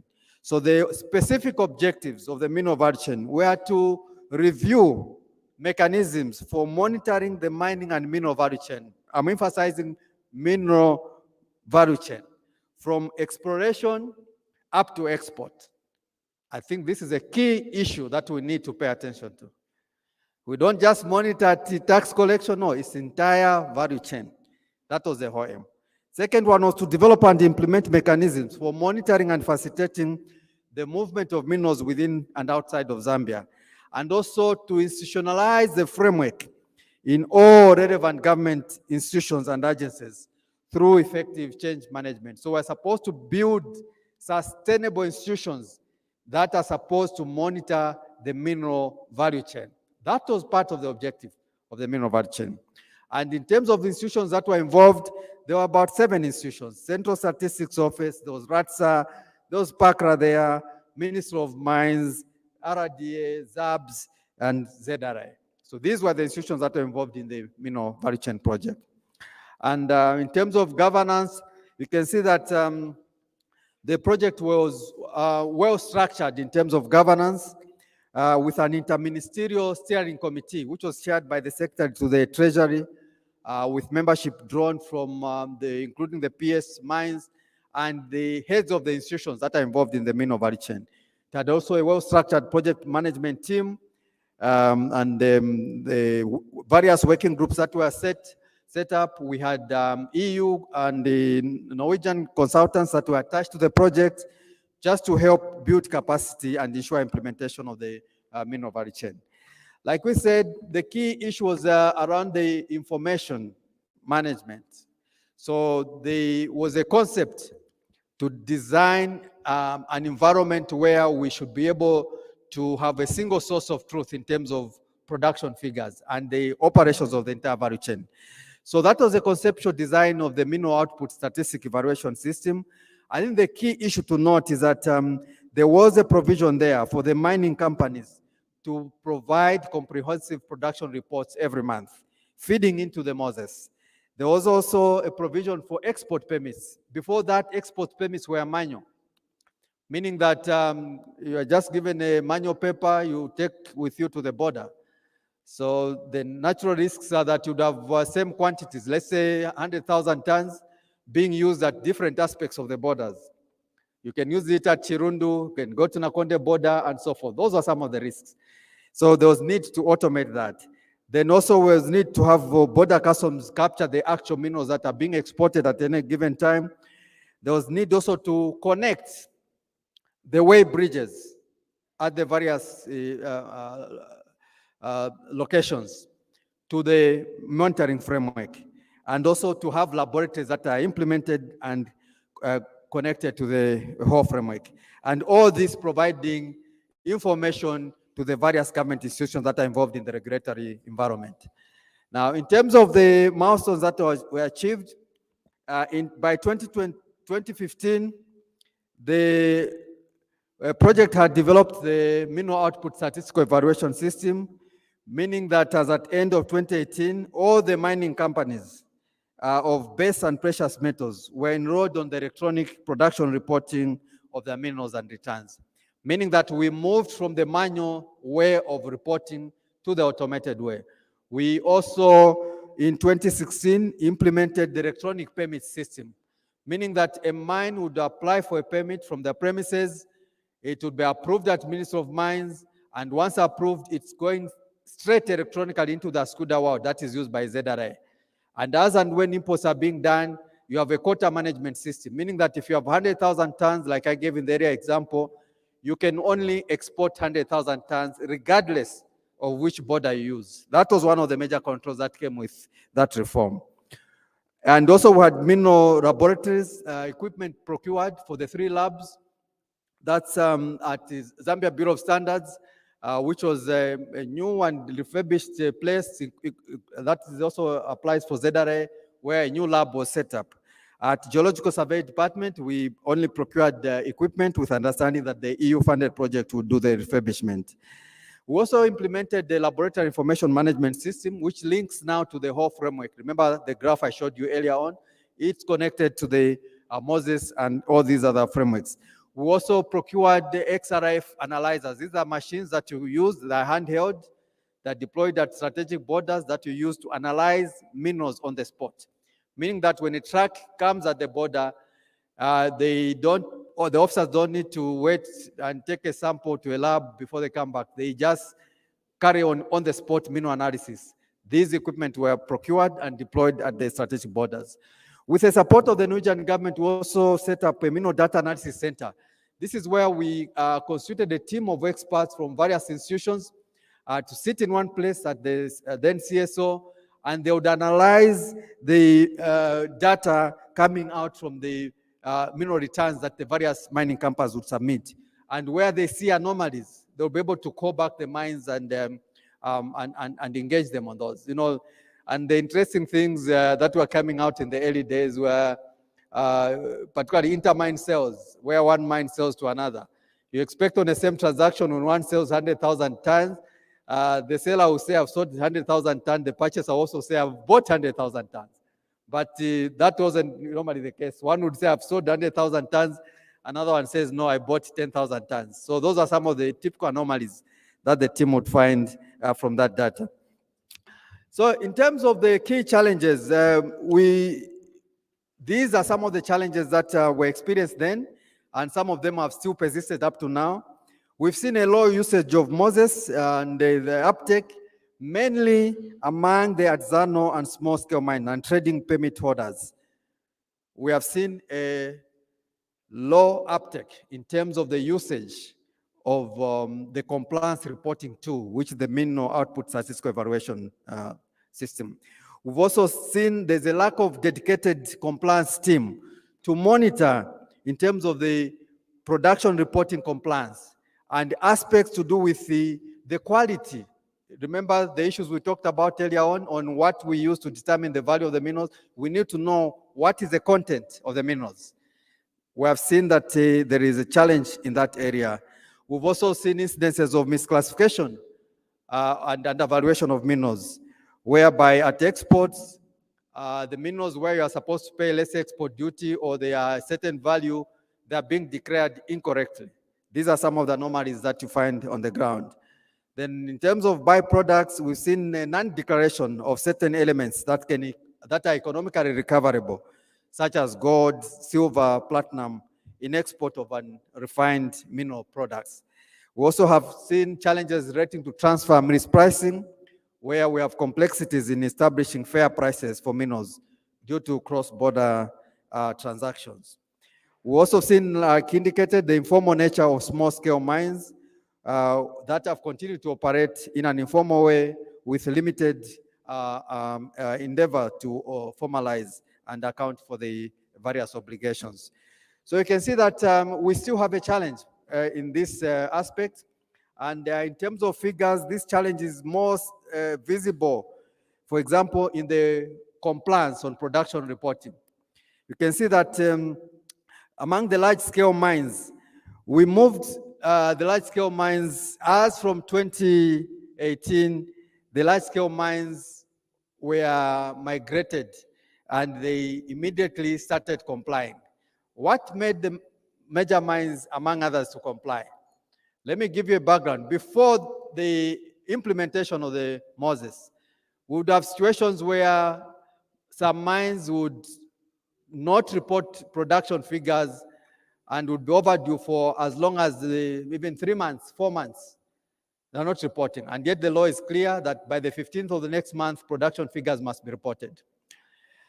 But with the implementation of the Moses, the controls were put in the system such that if you don't report by the 15th of the month, penalties would start immediately. Those were automatically put in place. And you saw a number of companies come on board and be compliant to avoid payment of penalties. So we can safely say from 2018, the large mines have largely been compliant. The challenge has been among the artisanal and small and medium scale mines, where you can see that compliance levels are almost around 0%.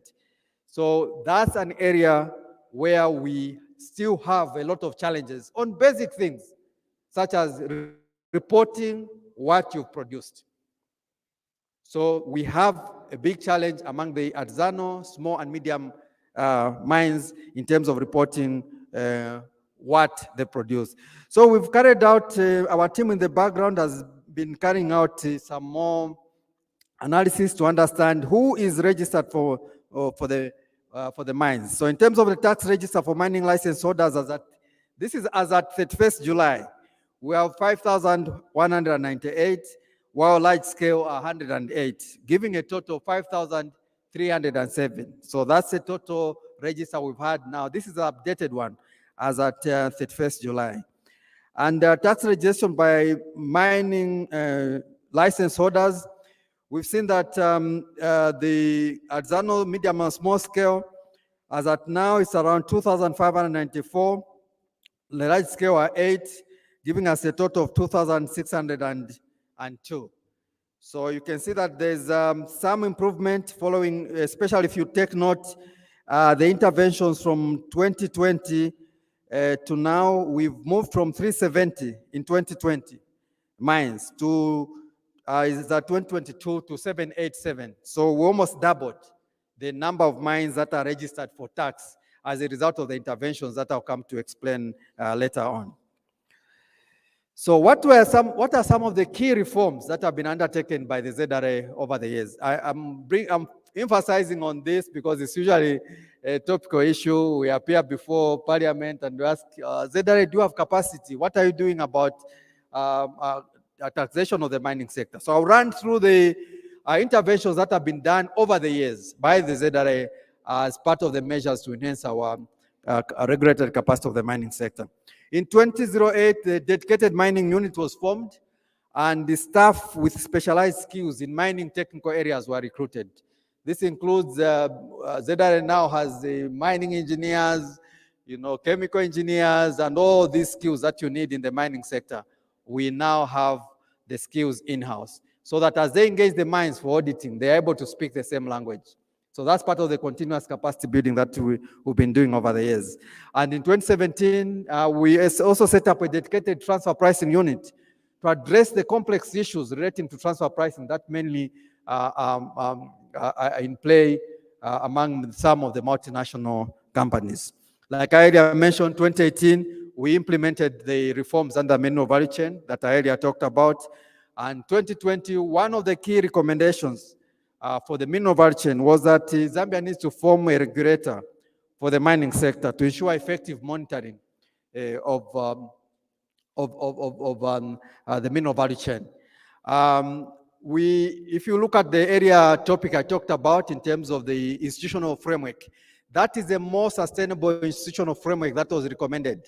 That as the project comes to an end, it needs to transfer all the assets, everything, and the know-how into the regulator for the mining sector.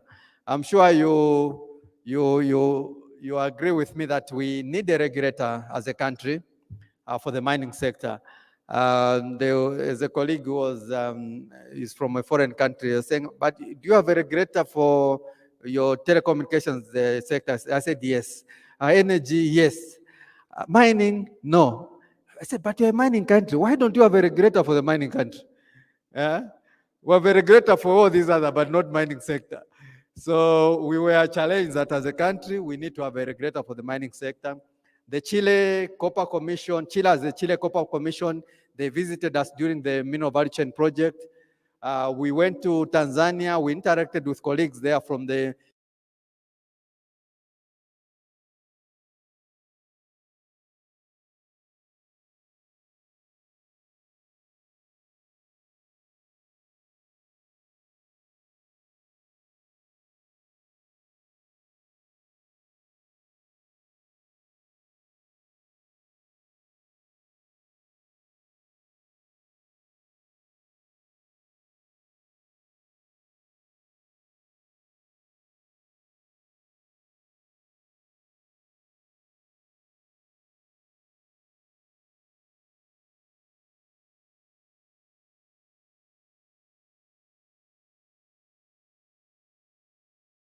everyone's campus, they go to their own offices.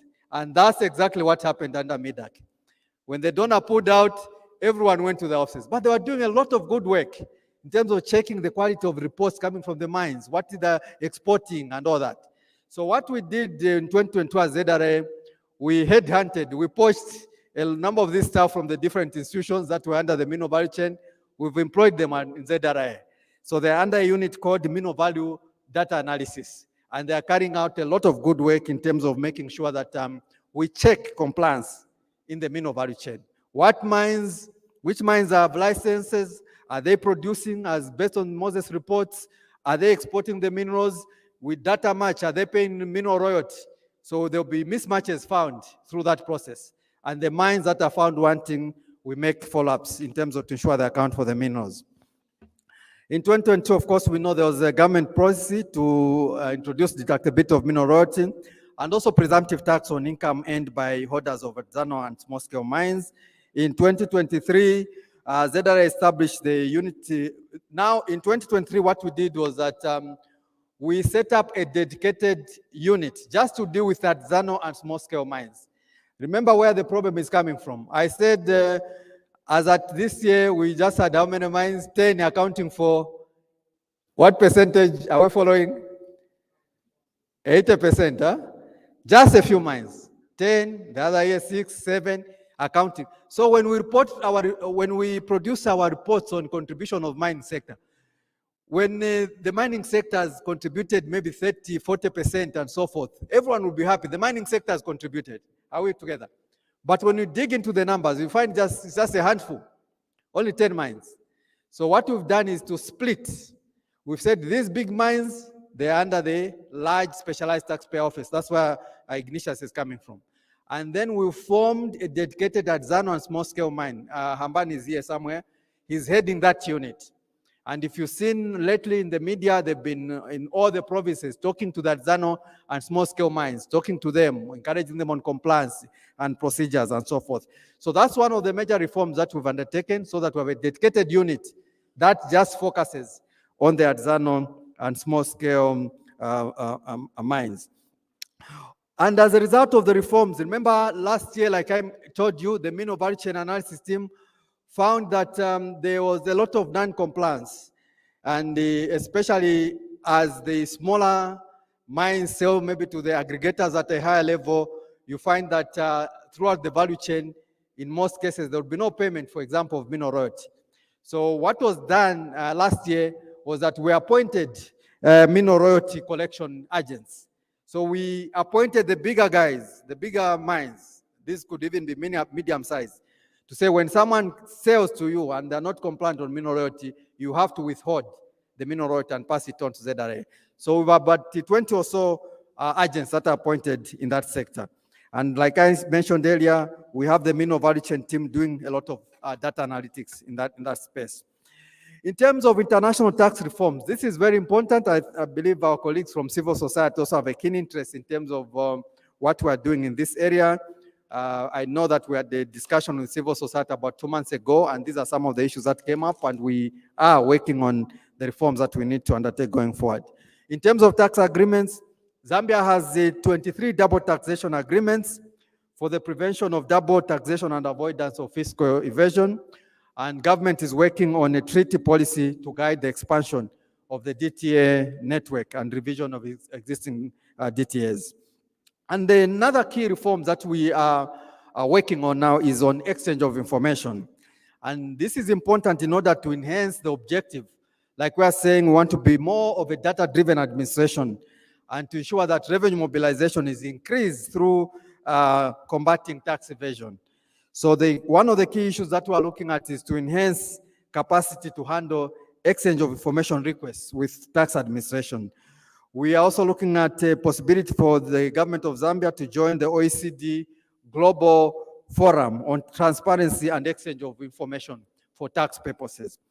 We are also looking at enhancing the use of the African Tax Administration Forum Agreement on mutual assistance in tax matters. And also, we are looking at the options for government to consider signing the Convention on Mutual Administrative Assistance in Tax Matters, which is a self-standing multilateral treaty that provides the legal framework for international cooperation on tax matters. So these are important reforms that we're looking at Zambia Revenue Authority going forward. Now, coming back to the topic, it was a very catchy headline, strengthened critical minerals governance in the energy transition era in Zambia for all Zambians.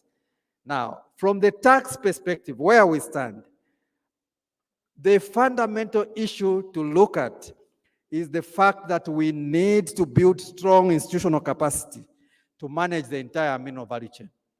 It's very important. Like I earlier mentioned during my earlier part of the debate, I emphasize that we need to know what is being produced, that's production. We need to know what is contained in what is being produced. That's a mineral content analysis. Those factors are within our control to make sure that we effectively monitor and manage as public institutions, as stakeholders, as members of the communities, and so forth. Production, very important. Members of the community, we have mining taking place in some of the communities. As you know now, mining is no longer confined just to Copper Belt and Northwestern. Almost every part of Zambia, there's mining taking place.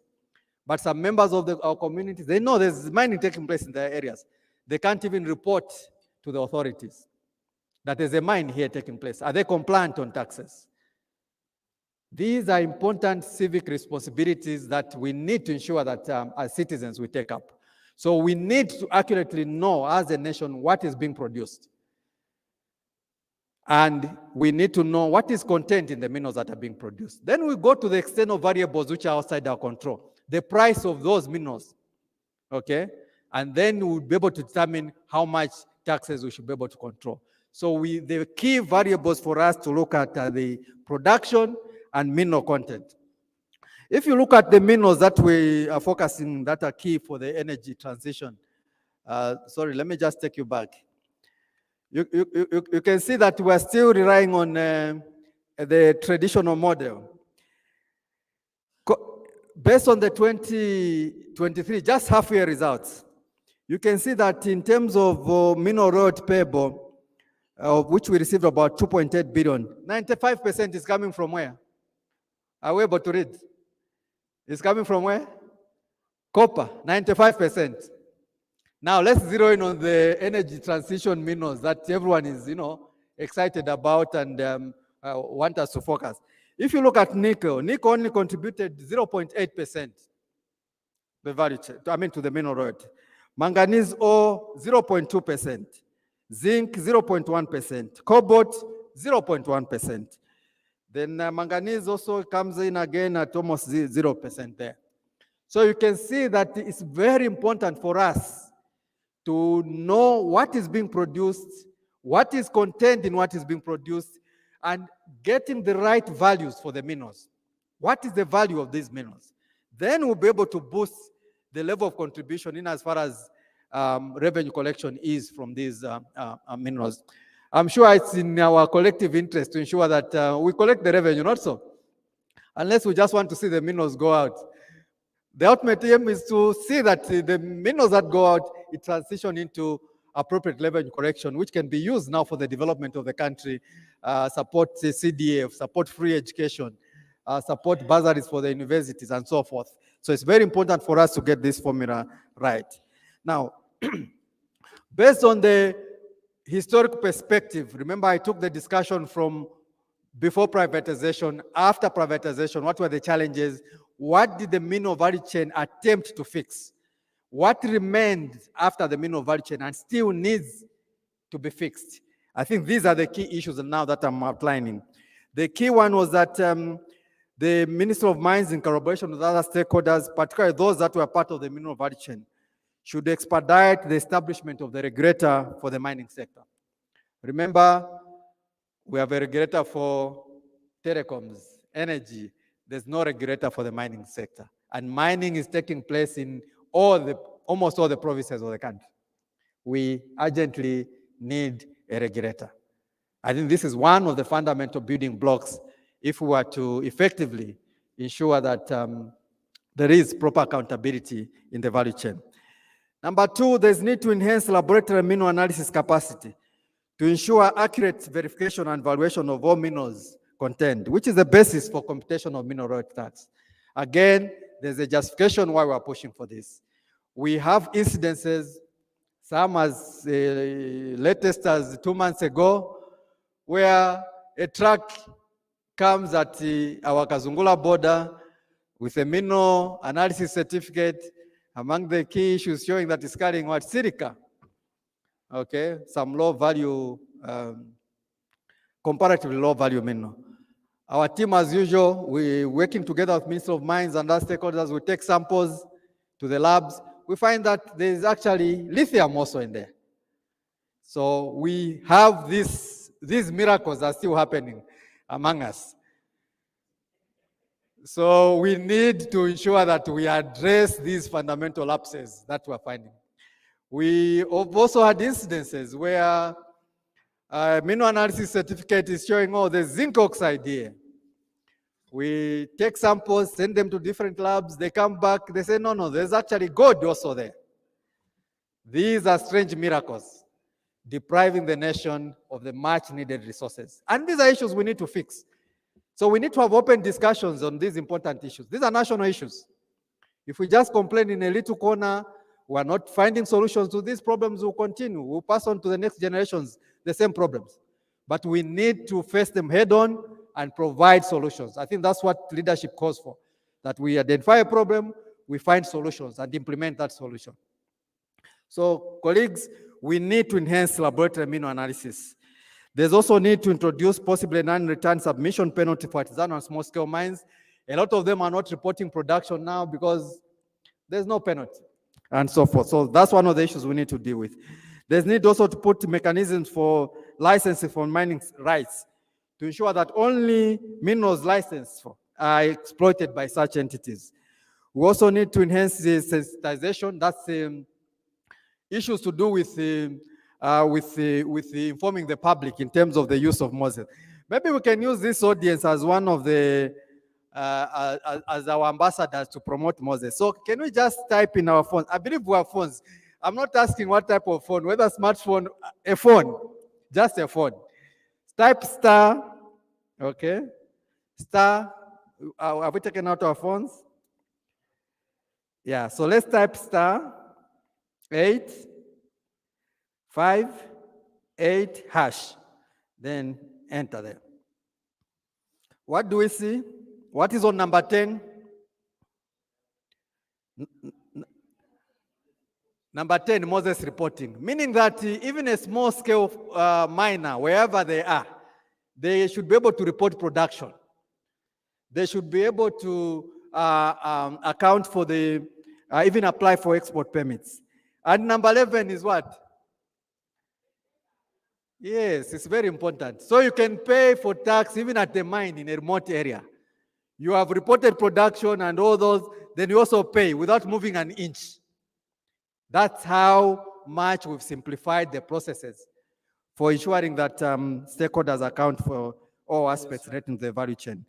Then also there are aspects of the mineral value chain that were not fully finalized. For example, like I mentioned, we need to know the weight of the minerals. As a truck is passing, we need to know how much in terms of quantity it has carried. And that data can be appropriately verified by ensuring that the way bridges are connected to Moses. This aspect of the project was not completed. So we still need to have the way bridges connected to Moses so that as the truck passes at each of the way bridges, we're able to know that such a truck passed is carrying these minerals, the weight of the truck was so much. All that up to the time of exit in the value chain.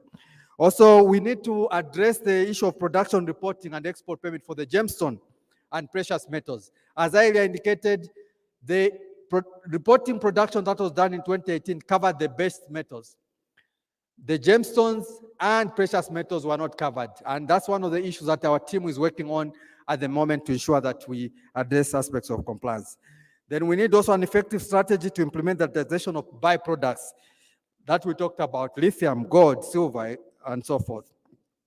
And the fundamental one is capacity building, continuous capacity building in members of staff in the various institutions. Like I said, ZRA, we have all these units, mining unit, mineral value chain, artisanal, but people need constant training, including our colleagues at mines and all these other players that are involved in the value chain. We need to address the issue of capacity building. And also, most importantly, collaborate with other jurisdictions to share best practices. So, ladies and gentlemen, this is what we had to share from ZRA based on the perspective of the topic at hand in terms of how we can also ensure that we strengthen the institutional capacities and be able to collect the appropriate revenue from the mining sector. Thank you very much.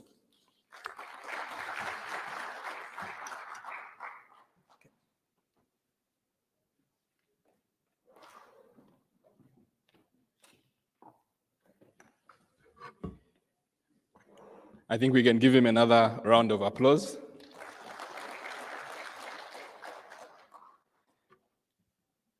That presentation was quite elaborate. I think we covered a number of issues. It's funny that as a Christian nation, we're looking to stop the miracles rather than... But I think at this point in time, I would like to, first of all, thank the Revenue Authority for their presentation.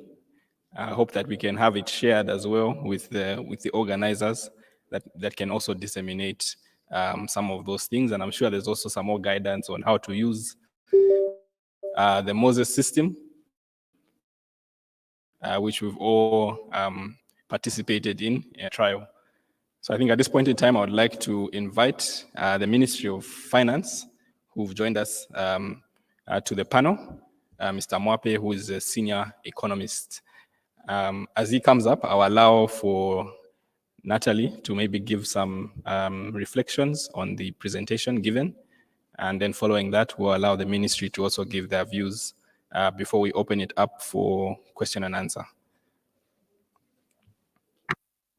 Okay, thank you very much, Mr. Ngulube.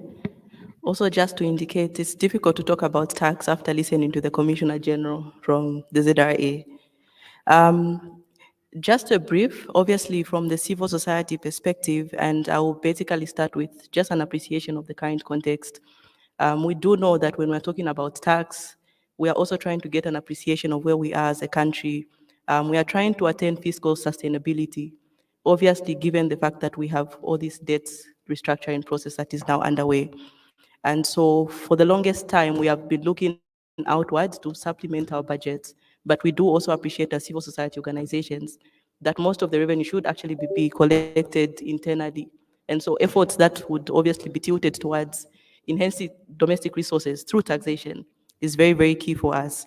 Obviously, like you had indicated in your presentation, taxes have been averaging about 16% of GDP, now 17.5, like you had indicated. So still leaves a lot of room for improvement in terms of enhancing domestic resource. And so something that obviously is appreciated within the presentation that was made is the potential as well that would come from the small-scale mining sector. I think as civil society organizations, we do appreciate that there's potential there, specifically in line with the gold and manganese mining. So obviously conversations that would speak around issues of formalization, but also seeing how we can harness this potential is something that is commendable. We have seen in the recent past a more sliding sort of scale towards taxation of the small scale sector. And so one thing that would also probably enhance this kind of revenue would be making it more predictable. Obviously, there's a lot of compliance issues that are sitting within the small scale mining sector. And so if we are to generate as much revenue as we are anticipating, we also want to make it easier and more predictable, in a way also enhancing compliance for the small scale miner. Looking at the larger scale mines, whom obviously it has been highlighted that there's a lot more compliance there, obviously backed by the two projects that were running, the mineral value chain monitoring and the mineral production support project, whom again is commendable that there has been efforts that have been put by the ZRA to ensure sustainability of these projects. I think a huge one for us as well as civil society organizations is basically just to see how we are also looking at the incentives, specifically tax incentives that are accruing to the larger scale mining organizations or industries. And obviously in line with the broader conversation now around critical minerals and enhancing production. So basically more deliberate research that is tilted around looking at the investment case. So what is the valuation, for example, of expected revenue from the mining sector against how much we are losing, say, from the tax incentives that we are providing? I think this is a key one as well for civil society organizations because, again, appreciating that the mining sector still remains the backbone so far as Zambia's revenue is concerned. So I wanted to bring this up. Another bit, obviously, is around the effective tax rates. You did indicate that as well on the international scale, there are various treaties that the ZRA is also ascending to or in agreement with. Civil society as well, a larger bit remains around the implementation of, is it Pillar 1, Pillar 2, specifically with Pillar 2, that looks at the effective tax rate, which obviously would now be more standardized at a 15%. As a revenue authority and as citizens in Zambia, I think useful for us as well would be to get on to knowing what the actual effective tax rates are for us as a country. Besides which, it would also be very difficult in terms of actually supporting our assent to some of these international treaties that we are getting onto. So I think in a very brief, these would be my submissions. Thank you.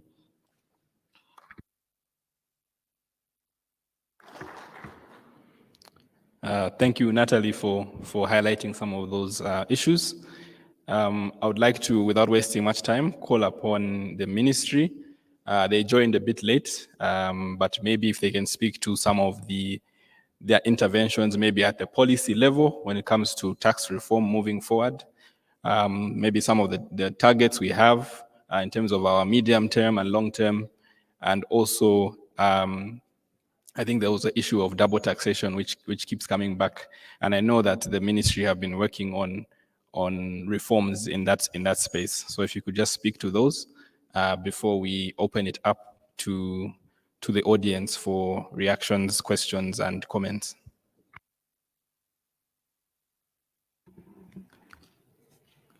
Good morning, everybody. I'll be very brief. Apologies for late coming. We're having budget preparations and it's very busy at the ministry at the moment.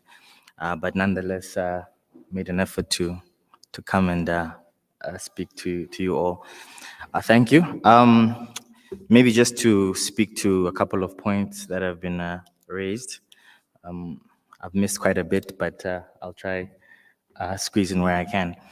So with regards to domestic revenue, one of the targets that we do have, as outlined in the 2024 to 2026 medium-term expenditure framework, is or our target for domestic revenue is to at least grow it by 22.2% of GDP.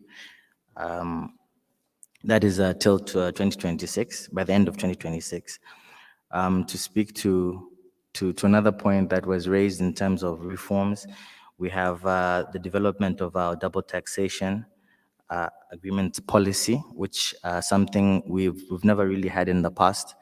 Looking at the treaty network we have of roughly about 22 agreements with other countries when it comes to double taxation. We're now looking to have a policy in place which is going to guide those agreements going forward. And speak to another point maybe. Sorry, I'm rushing through because I think we're pressed for time. To also speak to another issue is that we are part of, Zambia is part of as a member of the inclusive framework, and therefore we have been collaborating with the OECD to come up with in the development, of the two-pillar solution, which is to mitigate the taxation of the digital economy of companies such as Facebook, your Netflix, and your Booking.com, and trying to come up with a solution on how such multinational companies, enterprises can be taxed, and we can gain a bit of revenue from that.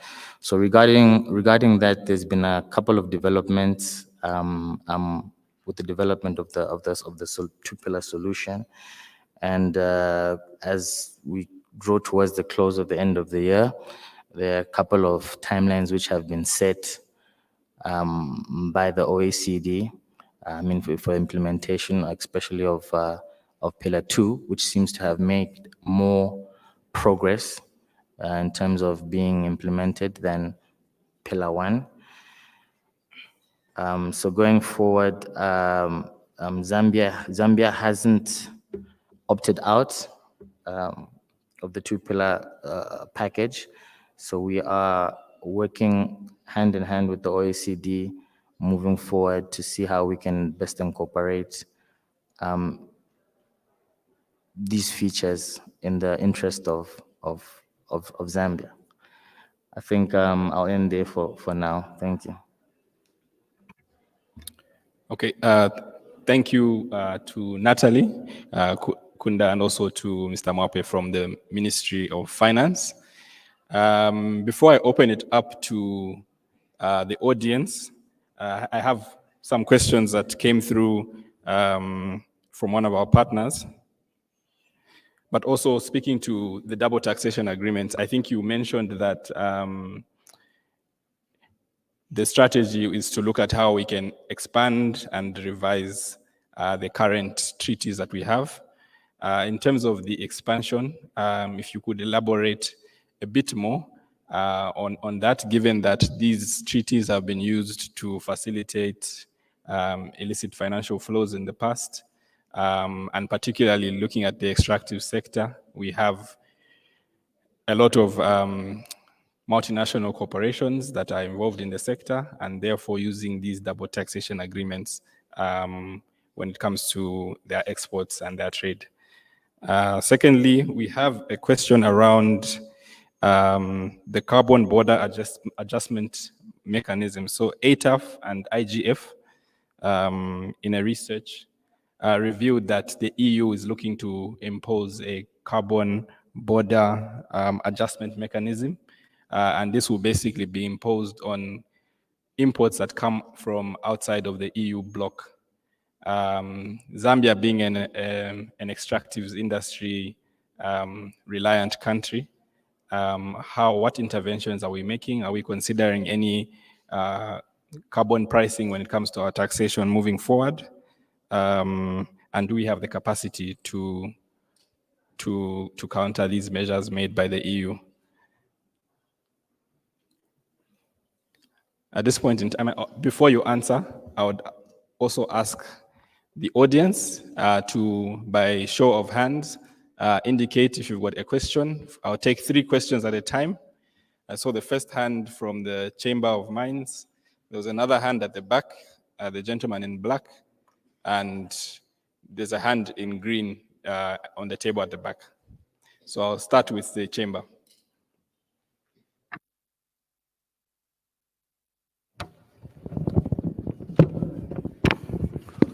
Thank you very much, moderator.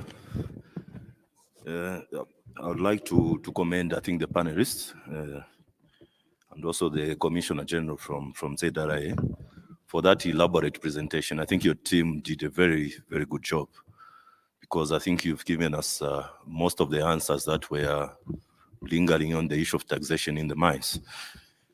I just wanted to seek a clarification. I think you've shown a trend in the last 10 years of how mining has contributed to the overall tax, especially mineral royalty tax, CIT, and other taxes that you mentioned.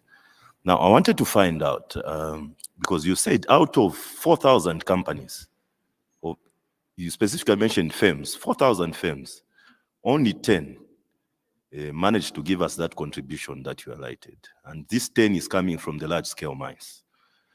So basically, this shows us that the copper mine, the large-scale copper mining companies are doing so well to contribute to the treasury. Now, these 4,000 firms that you mentioned, are these rights orders, mining rights orders, or they are operating companies?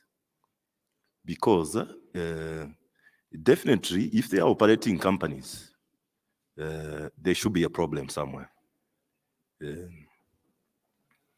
And these operating companies, are they artisanal, small scale, or they are in the manganese space? Because there's also a big problem in the manganese space, because we wanted to find out what level of contribution, especially the processing plants dotted around Mukushi and Selenje, what they are giving us. Are they paying mineral royalty tax? If they are not paying mineral royalty tax, the processing plants, obviously you mentioned that you will be capturing mineral royalty if companies that they are buying from and they are aggregating are not paying MRT. But if these processing plants are not paying mineral royalty tax, then what level of contribution are they making to the treasury? And what is your suggestion in terms of how we can maximize the tax that we can get from these processing plants? Thank you. Thank you. The gentleman at the back in black. My name is Mwansa Richard from Sunray. I want to thank the Commissioner General from ZRA for a very elaborative presentation that he gave. I think my concern is with the gentleman from the Ministry of Finance. I think we have not gotten any statistics and in terms of figures, and because what he has given is just a small presentation, but I'm worried is that information sharing, because why we are gathered here, we want to know a lot of statistics from the ministry. That is my concern. Thank you. Maybe I'll just intervene. In terms of statistics, if you can be maybe a bit more specific to help the ministry. But the figures that the ZRA have should be the same as the figures as the ministry. But I'll allow you to maybe just give us a bit more clarity on what statistics exactly you would want to find out. I was not too sure that ZRA and Ministry of Finance had the same figures, but that was my main concern. Okay, I'm sure they'll be able to answer that. The gentleman at the back. Thank you very much, Mr. Moderator. Kaona is my name. I'm a consultant in the mining sector. I just wanted to find out, I think my question has already to some extent been questioned by the gentleman from Zambia Chamber of Small Scale Mines. My question is ZRA also working with the Ministry of Mines, like on monitoring the database of the companies involved in mining? Because as earlier mentioned, you mentioned about the 10 mining companies involved in large-scale mining, but I believe there are so many companies involved in large-scale mining. And just yesterday, I just wanted to give a contribution. I liked what was stated yesterday, that our country is very rich in mineral resources. We shouldn't be where we are today as a country, and I shouldn't be misunderstood. Not that I want to bring politics. I know certain governments have done certain projects by borrowing from outside, such as infrastructure projects. But then I remember one of the previous governments did so well by getting projects funded through mineral royalty tax. So the mineral royalty tax, they go a long way in helping us as a country in terms of even helping us in projects and infrastructure. So what is ZRA doing? I heard people from ZRA here and there say one or two things. What is ZRA doing, working hand in hand together with the Ministry of Mines to even monitor that database of all the mining companies and make sure that they are tax compliant? And I believe it can go a long way once ZRA maybe works hand in hand with Ministry of Mines, because I believe Ministry of Mines has got all the database of all the companies that are involved in mining and can monitor all those companies and see which ones are tax compliant. Thank you very much. Thank you for that intervention. I'll allow the panelists to respond to those three questions before we go for another round. Okay. Thank you very much for the questions. I will pick on some questions, and I've got a team of colleagues here, some of them here, others in the audience. They will be able to expand on some of the issues raised. I'll start with the last one in terms of what is ZRA doing and work in conjunction with Minister of Mines to address these lapses in the mineral value chain. Like I mentioned, look at the historic perspective in the mineral value chain monitoring project. Minister of Mines and ZRA were among the 7 institutions that were involved in the implementation of the reform. So we've been working closely with the Minister of Mines for a number of years, and our relationship was even more enhanced during the implementation of the mineral value chain. So all the issues we talked about in terms of automating the production reporting and export were done together with Minister of Mines. The issues of building capacity in the laboratories were done together with the Minister of Mines, among others, and so forth. But like we indicated, we still have loopholes, which we think, based on the recommendations made, they can be best be filled by enhanced capacity. Like we are saying, you can have systems nicely, like I showed you on the phone and, the Moses system. But a mine has a choice. They can report or they cannot. Are we together? Are we following on that? So you can have a mine actively in production at some site somewhere in a province, but they choose not to report. So even if you have systems, those things don't work. So the area where we need capacity, among others, is the issue of verifying who is mining, what mining is taking place. And any mining that is taking place, is that particular mining reporting production into Moses? And that's the missing link, and a component which we think the regulator will be well placed to address that. Why am I saying this? When we went to check on our colleagues in Tanzania, the way they structured the mineral regulator, we came to a place near Kilimanjaro. Right at the mine, there was an official from the regulator. The mine reports its production.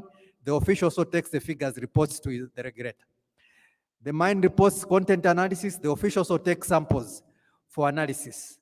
That's a level of regulatory capacity that we need to develop as a country to fill the gaps that are already there at the moment. I'll ask my colleagues to just expand on the issue of the DTA and the issue of the cross-border in terms of taxation in the UE.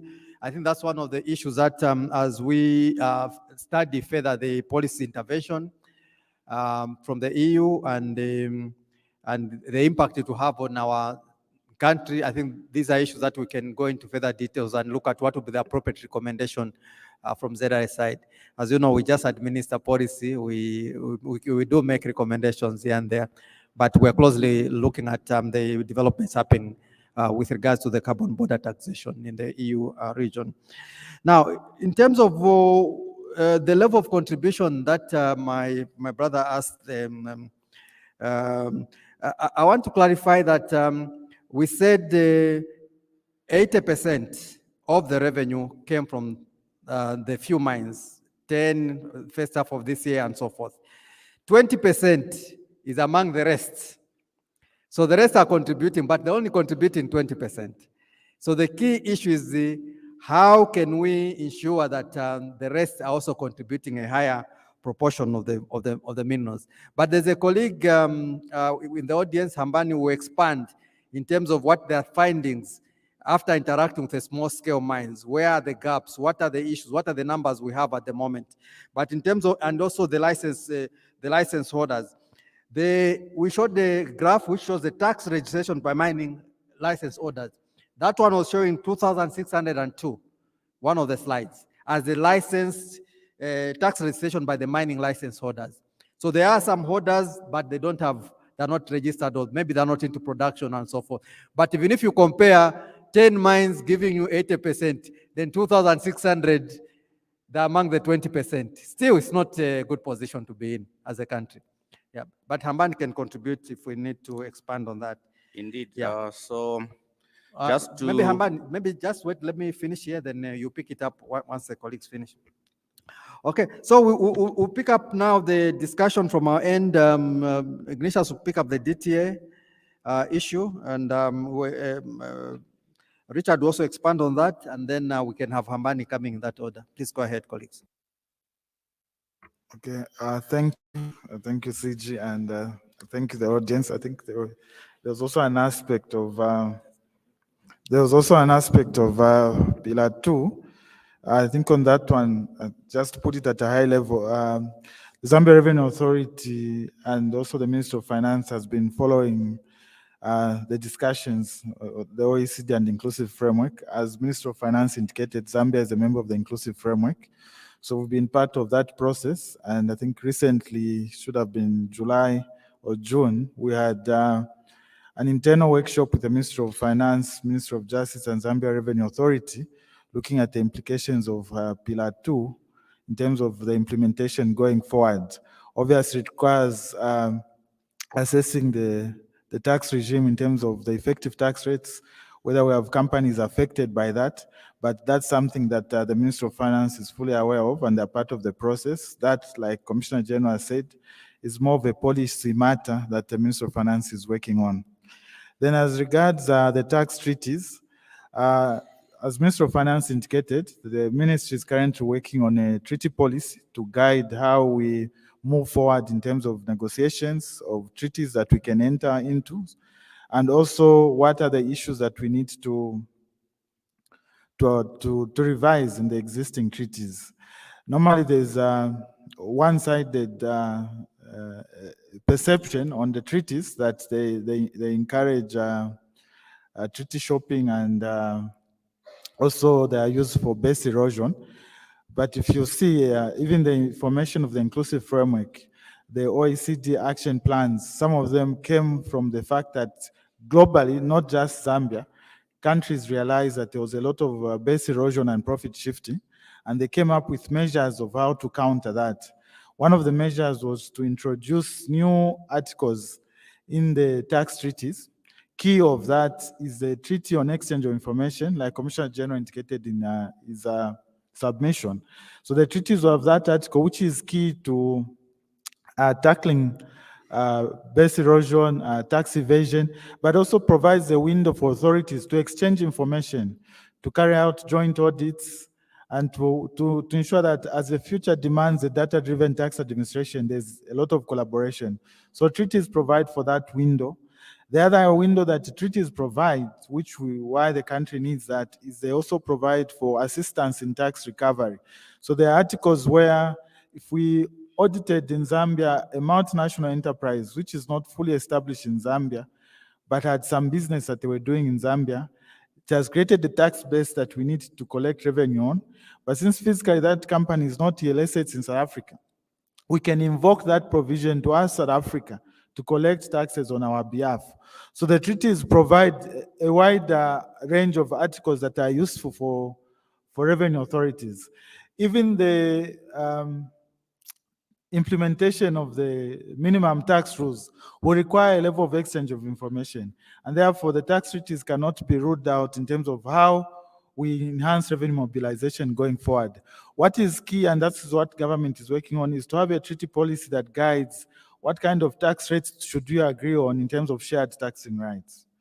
So this is what I can submit on that. Thank you.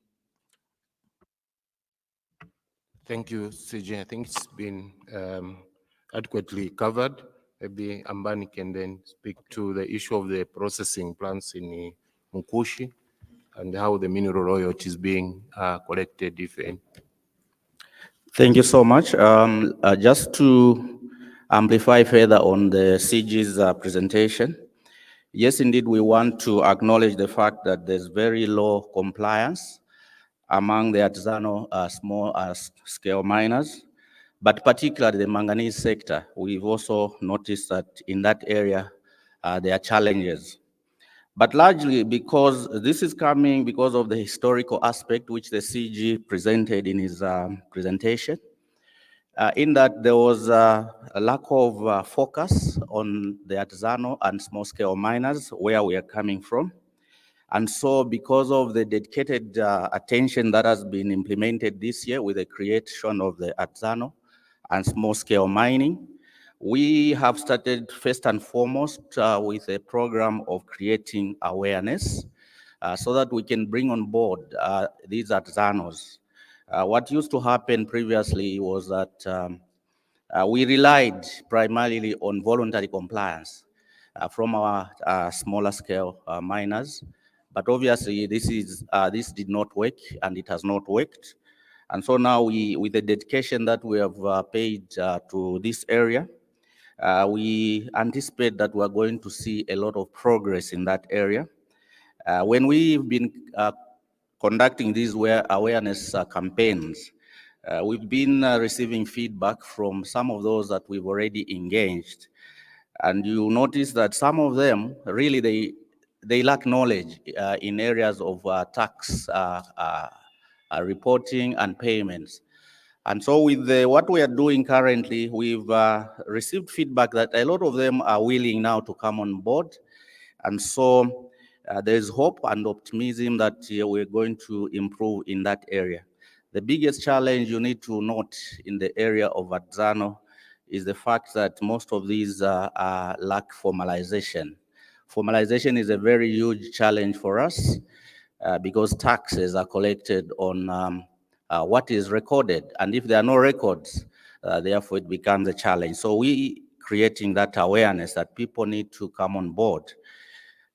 So talking about those in the processing sector, so you notice that most of the artisanals have no capacity to export their production. Mostly they sell to the processing plants. Most of these are concentrated around Serenge. And so what has been done, or what is being done currently, if you followed the CG's presentation, he did mention somewhere that we have appointed agents for those that are selling to the processing plants. And these agents are now becoming mineral royalty agents on behalf of the ZRA. However, if the agents themselves are not able to justify where they bought the materials they are processing, then issues of mineral royalty becomes liable on these processing plants.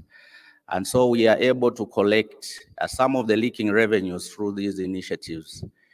And so it is, yes, being acknowledged, but also currently there are some discussions to probably bring in some improvements in the legal framework because mineral royalty currently is being paid on those that are holders of mining licenses. In this case, the artisanal small players are the ones liable for the mineral royalty. However, we've seen that because of this lack of formalization, we are having some leakages. We are probably thinking of making submissions so that we can begin to exempt the artisanals and probably propose that the processors themselves take up that obligation of paying MRT. So we should be able to see some improvements going forward. So in summary, I would say these are some of the initiatives and the challenges that we can bring to this forum. Thank you so much. Okay, thank you for those responses. We are running out of time. We've only got about 10 minutes, so I'll allow for another round of 3 burning questions. Enea in the back. There's a hand in the front here, and I saw, yes, the gentleman in the brown shirt.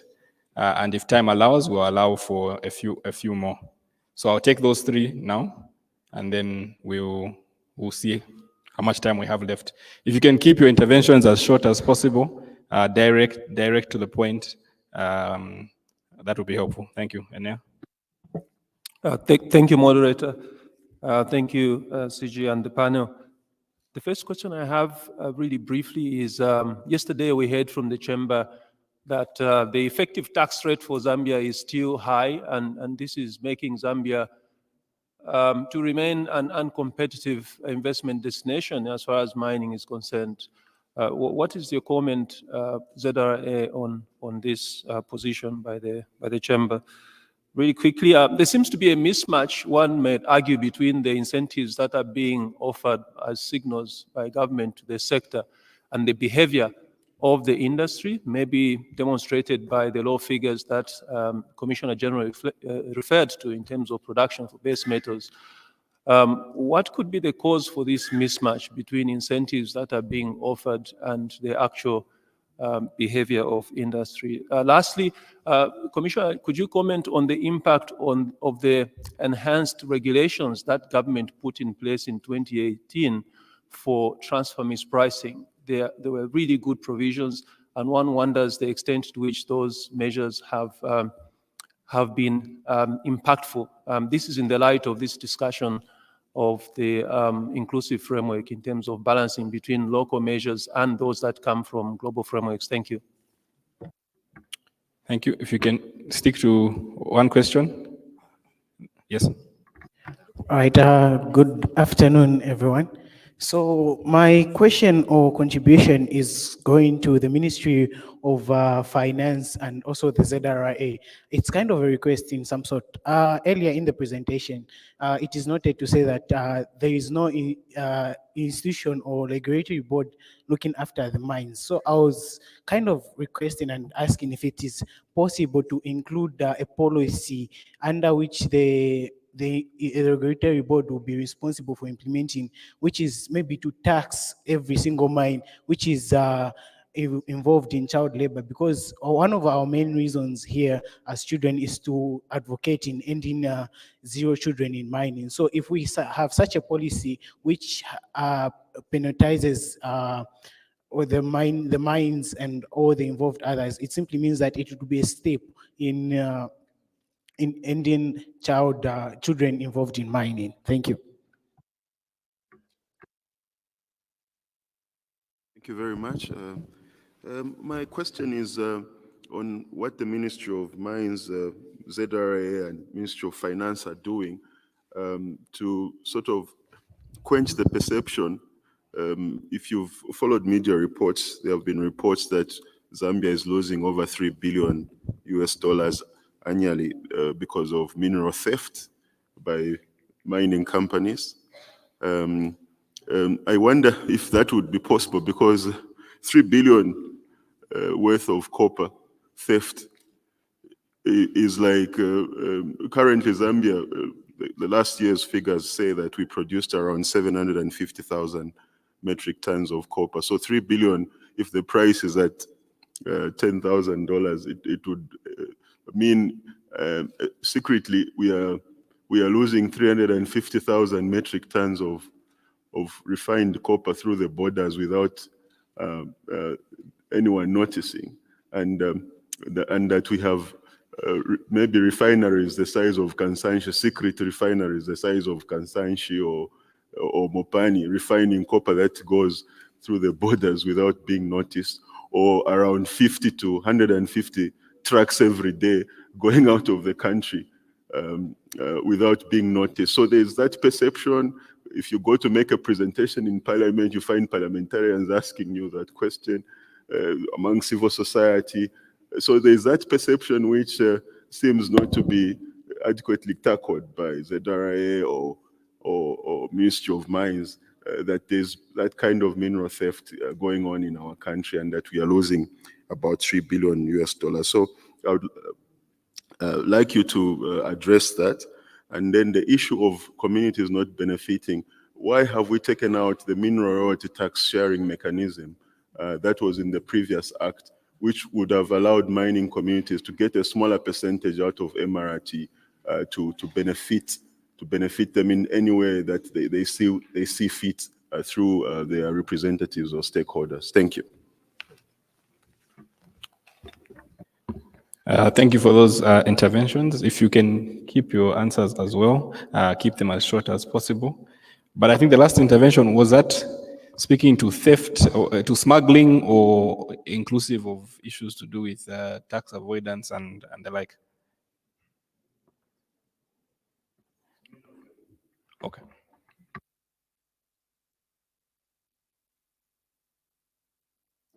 Okay, thank you so much. So for the 2018 transfer pricing measures that the government brought into place, in terms of the impact, the impact has been a positive impact that we've seen because the transfer pricing regulations brought into the fore the requirements that require companies to provide, companies that have had related party transactions, cross-border transactions. So we've now specific in terms of what we require in terms of documentation. So a company is required to submit to the Zambia Revenue Authority its detailed organizational structure, management structure, board structure. So you see all the related party transactions. Administratively in line with those same regulations, as you file your returns, we also expect you to declare the related party transactions and the amounts. So we were able to quickly pick those returns for risk assessment. Again, the regulations have guided in terms of the transfer pricing methods that companies should use to either substantiate that transactions were at arm's length. If they were not at arm's length, they use the same methods to then adjust the transaction to be at arm's length. So since the introduction of those rules, we've seen a number of increased compliance. In some cases, we've had companies doing voluntary disclosures on transactions that were initially not at arm's length and tax was underpaid. Those have been paid, but it has also guided us in terms of how we conduct our audits, and we have a reference for the law in terms of adjustments that we've done. So yes, in terms of that regulation, I think it's one of the biggest strides that the government have made in ensuring that we combat tax evasion. Thank you. Thank you. In a minute. Okay. Oh, and a minute. In terms of the competitiveness of the current tax regime, I think the pronouncements from the minister made when announcing the incentives under mineral deductibility and the revised scale, grade-based computational minerality, was that government had created a competitive environment for taxation at the moment. In terms of the linkage between incentives and production, I think this is a key issue that we need to be realistic and understand the operations in the mining sector. Those are capital-intensive projects. And if you are doing a capital-intensive project, including at a personal level yourself, assuming you get a loan to build a house, let's say for rent, you don't build a house and start generating income to pay rent within a short period of time. And this is exactly what is happening in the mining sector. The policy pronouncement was made last year, September. We are seeing imports of machinery linked to those commitments starting to come in July. They just started rolling in last month. Okay? And related to that also, these machines have to be put into production. By the time they start producing the minerals to start paying taxes, there is a lag. And the economists will tell us there's a lag between policy intervention and the impact on the ground. That's a reality that is out there. But we're in a world where we want instant everything, instant Shima, instant this. So it's supposed, the expectation is that immediate policy announced, then the production kicks in. I don't think that's being realistic. There is a lag, and this is exactly what we're experiencing at the moment. From the children's representatives, very important issue raised, and if you pay attention, last week, there was a press statement from the Minister of Information indicating that Cabinet had approved that in principle, that there should be a bill to look at the mines and mineral development bill that will facilitate for the formation of the regulator. Now, part of the role of the regulator is to ensure that the operators in a sector adhere to all the laws, including ensuring that they don't use child labor in their operations. They protect your rights as children. So those are some of the issues that the regulator will be able to look into in the various operators in the mining sector. So it's a very important bill that we need to look at.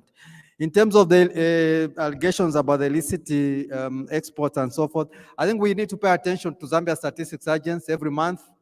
They produce figures in terms of how much Zambia has produced in terms of minerals. Those are the official figures, the statistics and so forth. And ZRA provides input into that.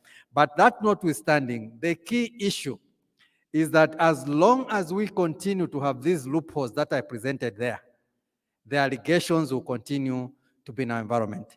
So we need to enhance the monitoring capacity in our environment to ensure that we don't have incidences where someone is mining minerals somewhere, they're not reporting production, the allegations that the minerals are being taken out of the country. You go there, indeed, you find a hole.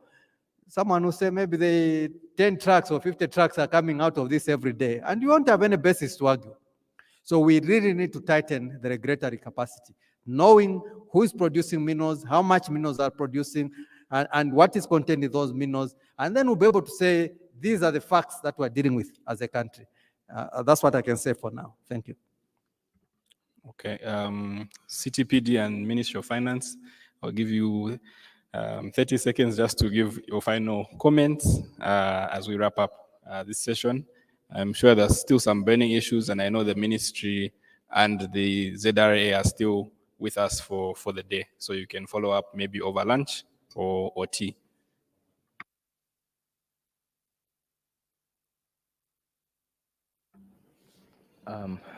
Thank you again.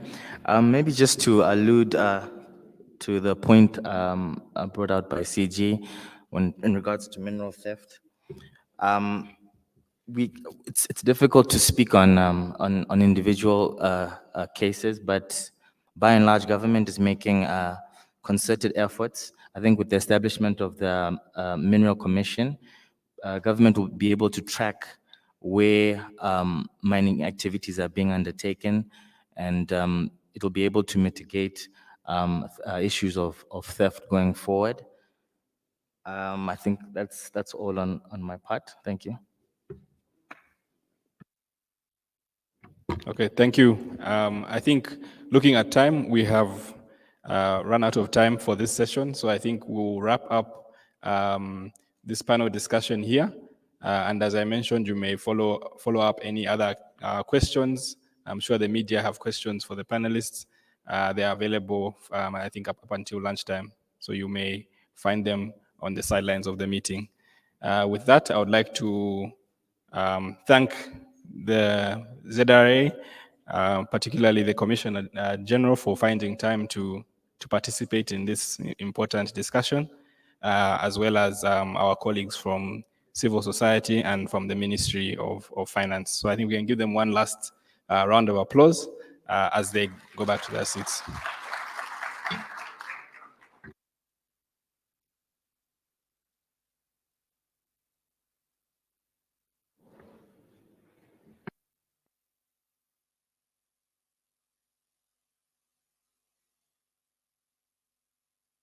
Let's give a round of applause to the moderator for managing such a tough session. Great job, well done, Buchizia, if I'm right, if I've pronounced your name right. Let's also give a round of applause to ZRA, especially the DG, for creating time amidst his busy schedule. Let's just give a round of applause, please. And all the panelists that were there. And of course, you, So if you look at our time, the last session was supposed to be 1 hour, 15 minutes, but I will employ that we do it now. We have about, let's say, 40 minutes or so, which we need to do the work in between. So the last session, we have the panelists that are Minister of Green Economy, then the Zambia Environmental Management Agency, then the Chamber of Mines, Worldwide Fund for Nature, Ministry of Water, Development and Sanitation, and the Zambia Land Alliance. So if you know that you are the panelists for this session, and I've called the institution, please, you're invited to the front. Due to time, we will not have the privilege to wait much. Allow me also to invite, I know it was supposed to be Lydia, but it's Simon who's managing this session. This session is, Simon is coming from Zambia Climate Change Network. So colleagues, anyone from the Green Economy, Minister of Green Economy?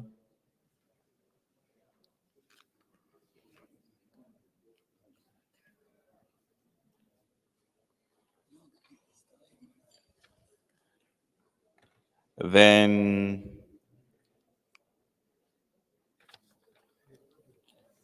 Zema,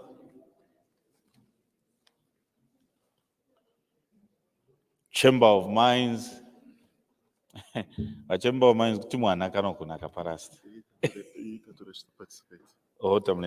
okay, thanks. I've been guided that Chamber of Mines, they have rendered the service for the last 2 days, yeah?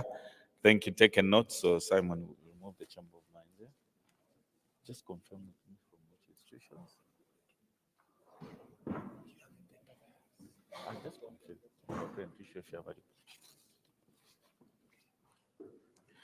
On the last day, we don't really mind the fewer the panel, the better, isn't it? But you make sure that the information is shared. Okay.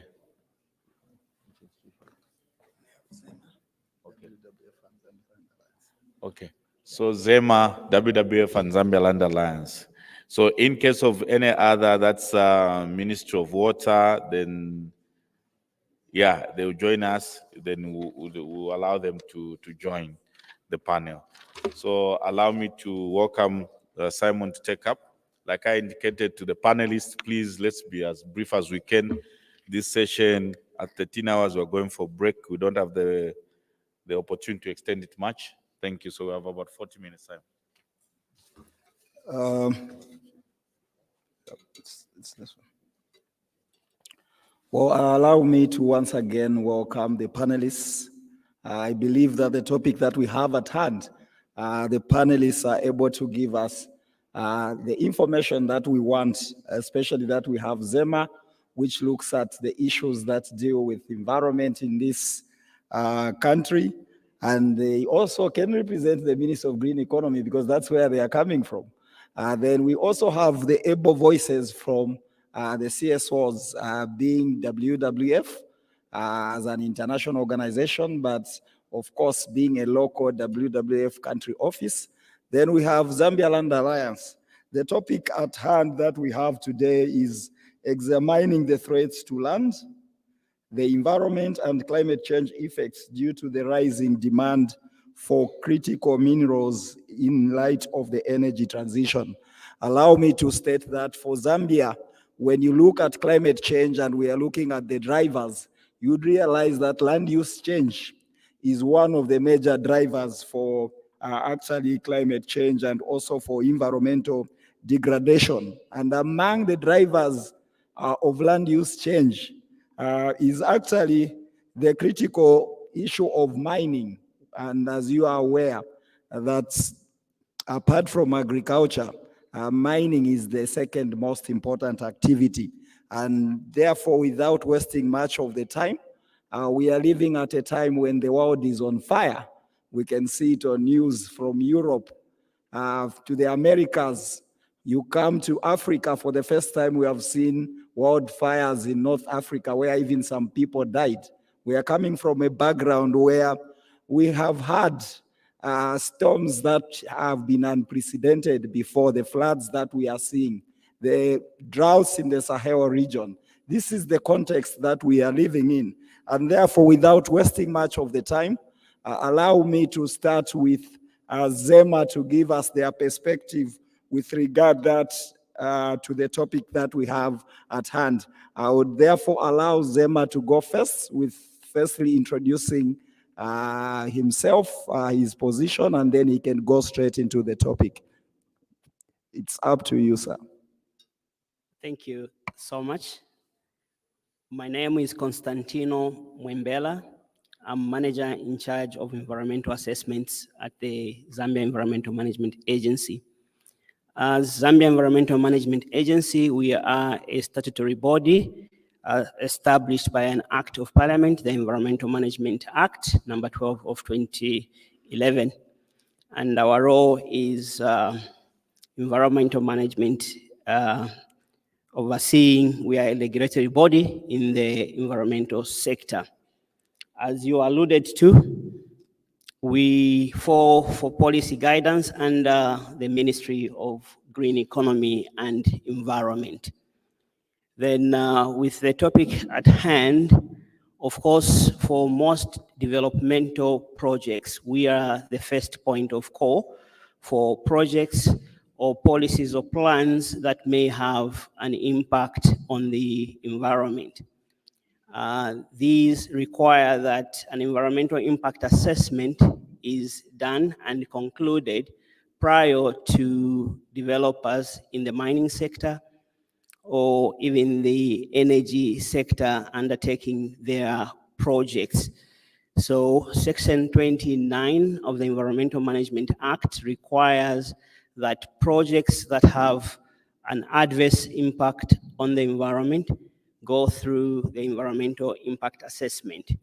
And then we also have the strategic environmental assessment. This applies to plans, policies, or programs that may have an adverse effect on the environment. So for policies that would have an impact or an adverse impact on the environment, the requirement is that before implementation of such policies, a strategic environmental assessment ought to be done, which is an instrument that helps to bring about what are the impacts of the policy, how can you mitigate the negative impact of the policy so that we achieve sustainable development. So in a nutshell, I think that's what could be my opening remarks. Thank you, Chairperson. Thank you. We'll also get the opening remarks from WWF. Your name, madam, your position, and a bit about WWF. Thank you very much. My name is Beauty Mbale. I lead the freshwater program at WWF. WWF is an international NGO established in 1961. We set up our office here in Zambia in 1962, the year after, and we've been driving the agenda for conservation. It started out initially just specific to wildlife, but over the years we have branched out and deal with other aspects of conservation that actually also includes forests, food systems. It also includes freshwater as well. And so from our end, we are a science-based organization, And therefore, what we try to do is support government policies by providing some of the science that is needed in order to make these informed decisions. We know and are aware that we have a protected area system in the country of about 42%, largely national parks, GMAs, we have forestry and the local forest. Of particular concern for us, and we know Zambia is a mining country, of course, and not that we would want to stop the developmental agenda for the country, but of particular concern to us has been the fact that we have seemingly been gravitating to mining in protected areas. You properly alluded to the aspects of climate change that we're facing. And therefore, at a time when we need to really preserve and regenerate our forests, we need to regenerate our river systems and ensure that the headwaters for rivers are maintained. We are constantly now increasingly seeing cases where mining exploration extends to the protected areas. We're actually coming from a backdrop of the case of the Lower Zambezi, and therefore we as WWF are partnering with government to see how we can then support aspects of sustainable mining, but then also try to speak to a more integrated planning process for the country so that then we can have plans that will actually speak to where do we want to take our mining explorations? Are these areas protected? A key hindrance, of course, has also been the fact that we had not yet kind of put a cost factor to the value of our natural resources, such as the forest. And therefore, what we're seeing now is very encouraging because the government, through Ministry of Finance, has actually launched a number of these natural capital accounts, which then seeks to evaluate how much value our natural resources are. And therefore, this, we believe, is a step forward, a step in the right direction towards, even as we're looking at, can we take this mining into this area, we will then be also looking at the actual value.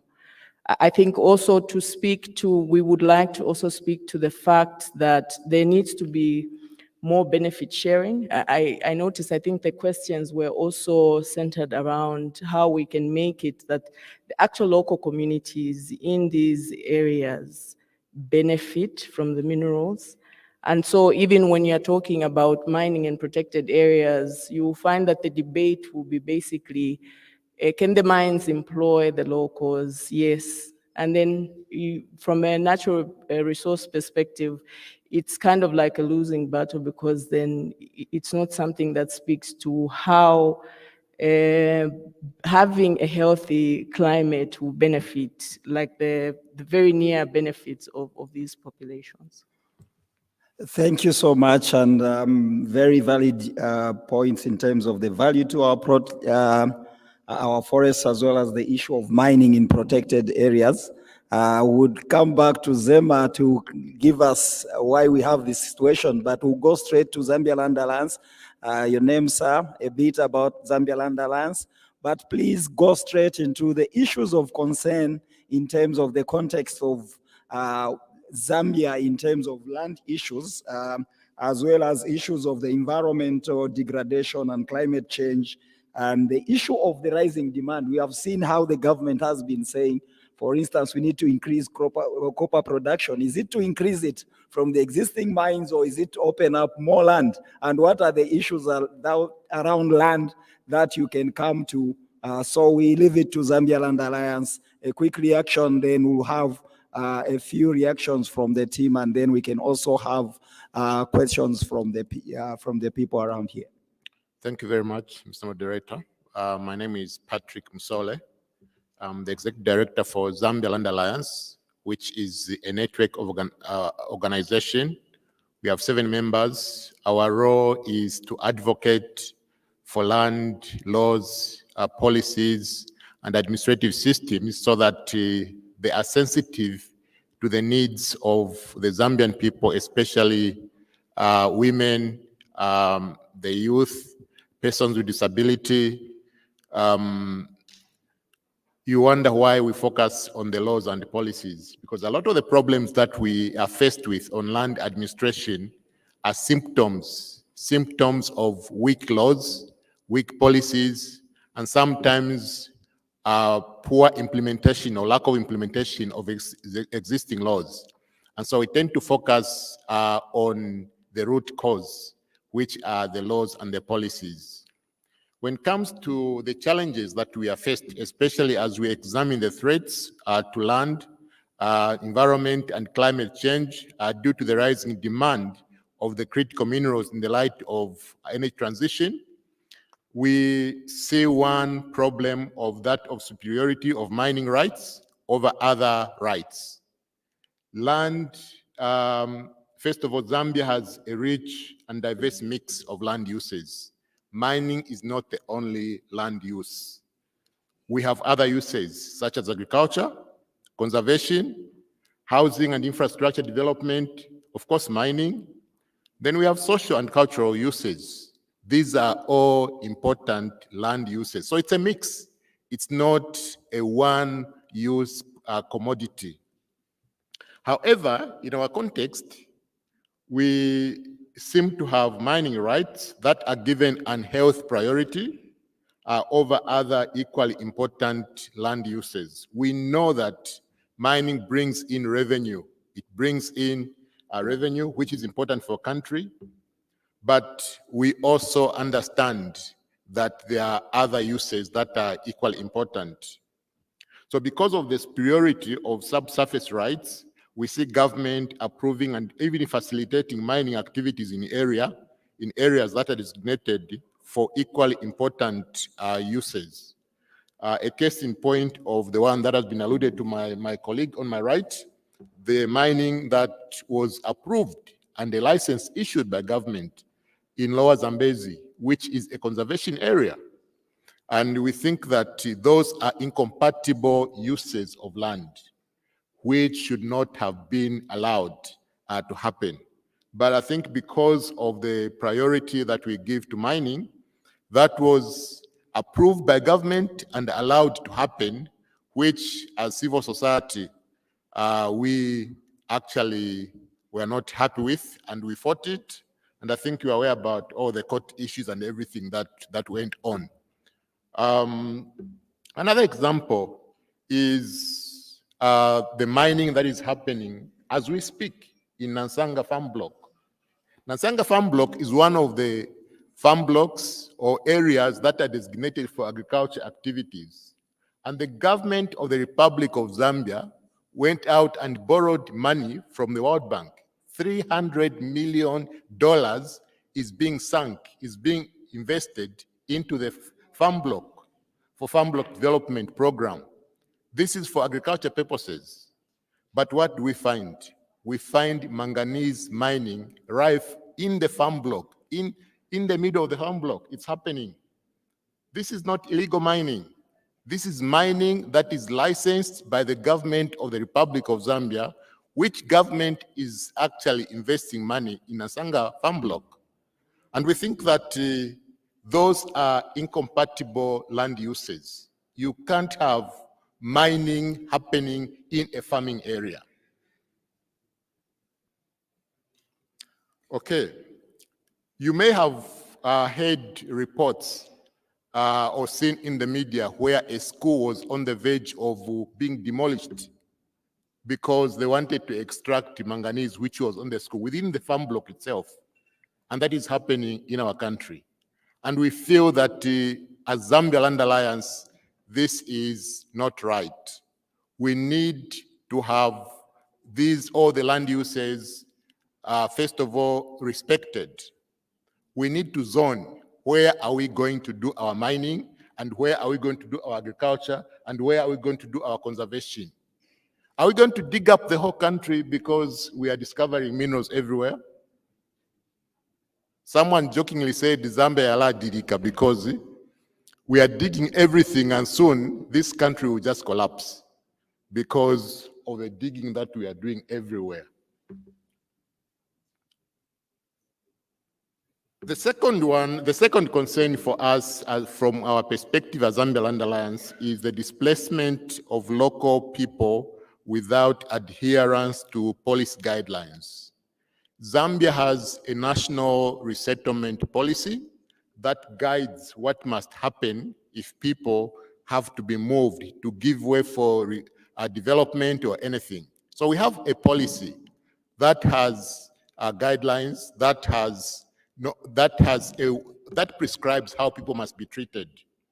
But every day as Zambia Land Alliance, we receive reports from community members that are on the verge of displacement or that have actually been displaced without following the prescription or the guidelines of the policies. This has happened where government is actually the one that is doing the investment, and it has also happened where the private sector is doing the investment. So for us as Zambia Land Alliance, this is a gross violation of people's land rights, which are human rights actually, and negatively affect people's food security, especially the host communities, because when they're displaced, in most cases, they're not offered alternative land. And in some cases, they are given land which is not suitable for agriculture. And we feel that this is unhealthy. And this is happening now. So what happens as we get into super drive about extracting these critical minerals? I think last year, the country witnessed an unprecedented displacement of the dead from their resting place. I'm sure some of you, if not all of you, were aware about the stories that came from Sinazongwe, where the dead were exhumed and relocated somewhere else to make way for extraction of coal. I mean, that's un-Zambian, where we are not just having land grabs amongst ourselves, the living, we are even the dead cannot rest in peace because they have to be removed to make way for extraction of minerals. And I think for us, that is un-Zambian, and it's a violation of our social and cultural rights as a people. And we hope that that is not a precedent that would be repeated elsewhere. The final one is poor monitoring of environmental impact of mining. I think where residential land, I think, is caving in, and this is happening in Sinazongwe, where land where people live has been cracking and caving in. Local people have to run for their lives because the land is about to collapse due to the mining activities happening underground. That should have been prevented. We have also witnessed disposal of toxic waste from the processing of manganese that is dumped into the local streams, which are a source of water for the local people. And all these things have been happening unabated for years.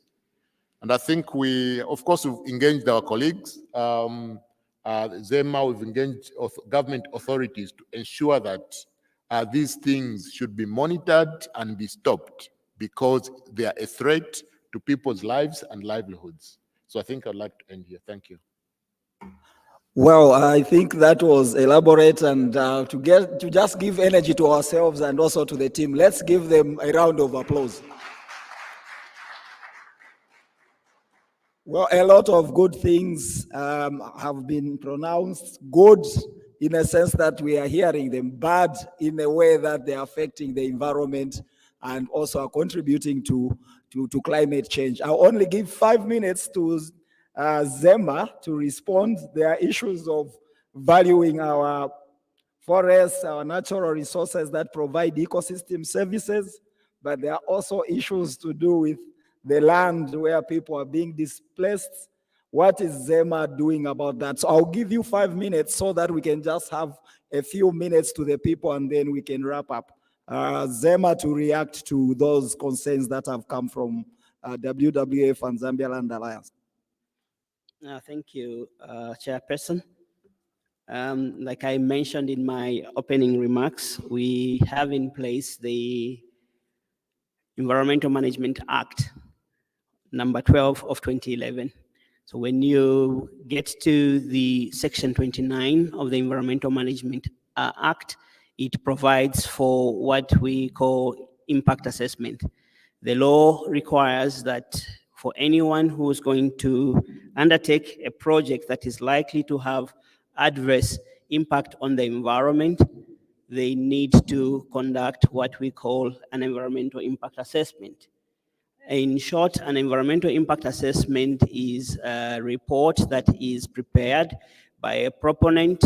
It will highlight what the project is about, its impacts, both positive and negative impacts. So for the negative impacts, we expect the developers to outline measures of how they will mitigate those negative impacts. And then for the positive ones, they are measures what we call enhancement measures, so that maybe the project can have a lot of benefit to the surrounding communities. So for projects that undergo this process, it is not a report that one can prepare in your office. You need to interact with the people. It is consultative. So you will need to interact with interested and affected parties. And the process itself also requires competent government body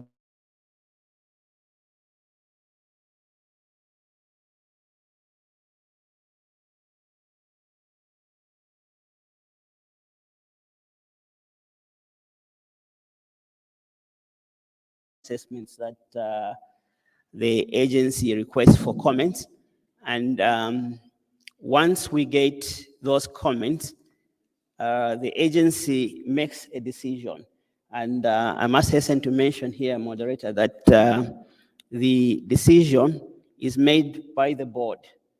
And the board of ZEMA constitutes of eminent government people, and as well as the civil society represented in there. So they do make the decision. And then once a project is approved, there are conditions that a proponent ought to follow. Among key conditions is to comply with written laws, and as well as some specific conditions. And in certain instances where we see that the project cannot, maybe will have adverse impact, and then the mitigation measures are not adequate, we can reject the project. And the reasons for the rejection would be stated. However, if the proponent is aggrieved, they have a mechanism. They can appeal the decision of the agency through the minister responsible for environment. And then in certain instances, ZEMA would defer to ask for more information. So there are systems in place, even when it comes to the displacement. Of course, as was alluded by the Land Alliance, other than the resettlement policy, it is a requirement that for displacement of people, you prepare what we call a resettlement action plan, which should show who is affected, what sort of compensation are you going to give, and all that. And appropriate government bodies have a responsibility also to comment on that. If there are houses that will be demolished, the government evaluation department would need to evaluate that as well, or the private sector would evaluate, and the competent government body assesses to see how accurate those figures are. So for projects that would have some displacement, it is necessary that a resettlement action plan is done. And there were comments on the mining in protected areas and others. I did allude to an instrument called strategic environmental assessment in my opening remarks. it is incumbent upon government or institutions of government to conduct these assessments prior to implementation of policies, programs, of plans that may have adverse impact on the environment. The essence of that is to minimize the adverse impacts.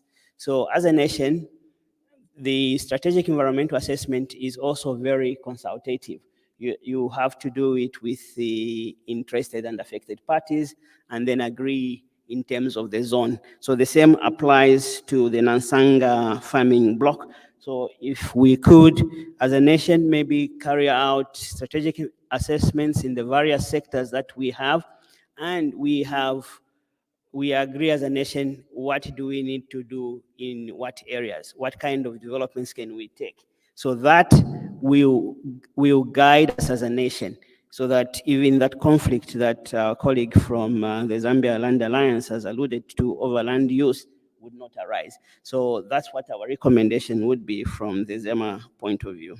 Thank you so much. Well, participants, this is the time that we have to engage with the panelists here. I therefore call upon the participants, those that have queries to engage. I don't want to steal the show because some of the things that have been talked about, the Lower Zambezi, Zambia climate change started fighting that battle a long time ago. Issues in Sinazongwe, we were the first that called upon partners from Zambia Land Alliance, Caritas, CEJ, and others to go there where communities had to run away, whereby you are busy taking your cows for grazing, then you only realize that one of the cows has disappeared into the mine underground. So those were the situations that we actually found on the ground, and the reality is there, the communities had to be displaced. But like I said, I'm not here to steal the show. We have a hand from the youth, and the hand here, and the hand there. So let's start with the three. So we'll start that table here and there. So we can begin from here, from the youth. We no longer live in a time when Vareranda Timitikula Empanga. For us, Timitikula is the forest itself now. So we will begin from the table of the youth. Okay, so a child, and my question is going to Zema. So will you speak up a bit? If what are pastor, you know, we preach in bars, in taverns. So will you please raise your voice? Okay, so can you get me now? Yes, my question is going to Zema. So there's one thing that stood out for me on one of Zema's function, which they said they are the ones who usually are part of the advisory board for Ministry of Green Economy when it comes to the environment and also to policies. We have observed that in our country, Zambia, most of our infrastructure is not climate resilient. And this has led to major problems, especially in the first quarter of the year when we had floods. We saw how our infrastructure reacted, especially the drainage systems. So my question is ZEMA working on any policies with the Ministry of Green Economy to draft so that they can address the issue of climate resilience infrastructure, even in the mining industry? Thank you so much. We come to the table here, sir. Here. Thank you very much for the opportunity to interact with the panelists. My question is to Zema. I know they are our colleagues in as far as reviewing of most of the environmental reports is concerned. But my question is, looking at the rising demand for critical minerals in light of the energy transition, we obviously are going to see a situation where certain pieces of land are going to be, identified as key developmental areas in as far as establishing some of the mines maybe, or some of the mineral processing plants in light of the energy transition that we envision. Now my question is, within ZEMA, or in the framework that ZEMA has, there is what is called a resettlement action plan, which I think most of the project personnel need to come up with to quantify and resettle people that are affected. Is there a deliberate maybe move in terms of policy development or coming up with measures that will address the right quantification and the correct evaluation. I think the impending issue on that is that certain people for some projects are resettled, but the value of the resettlement still remains a mystery. And I think people remain at a loss, even at the expense of a project that is coming to add value to the area. So maybe I would want Zema to just comment to that. Thank you. Or comrade at the far end. Thank Then you. we'll have a response from Zema, then we'll have the last round of questions so that we can have our right to food as well. Thank you so much. I was born in a mining town. My name is Sydney Bunda, and coming from Kirila Naturals, which means to cry for nature. It can't speak, it only reacts. And before I even go into any of the details, I would like to applaud Zema. Zema came to our rescue, but it appears it's on its own. There's mining in Chilelabombwe in a reserve, a forest reserve, national reserve, and it's also a catchment area for the rains that we receive in our town. Zema took to court some mining firm, a named mining firm that began mining the wrong way around. No EIA was done until Zema took them to court and Zema won. That's when our forestry department woke up. It also took them for illegal entry and they also won. Now, there's something that is strange and interesting at the same time because despite the court orders to stop, they do not stop. They continue and then they start in the reverse gear. This is when they are paying for, they are applying for legal entry now into a reserve.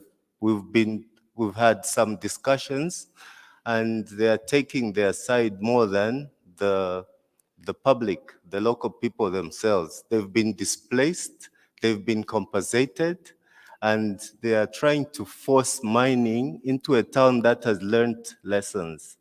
Now, mining there, for them, their license, and when they're trying to convince us, they're saying the mining will take 25 years.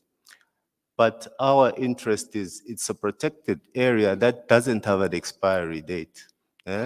Because our interest is the fossil. Later on, trillions of years after us, we still need that area.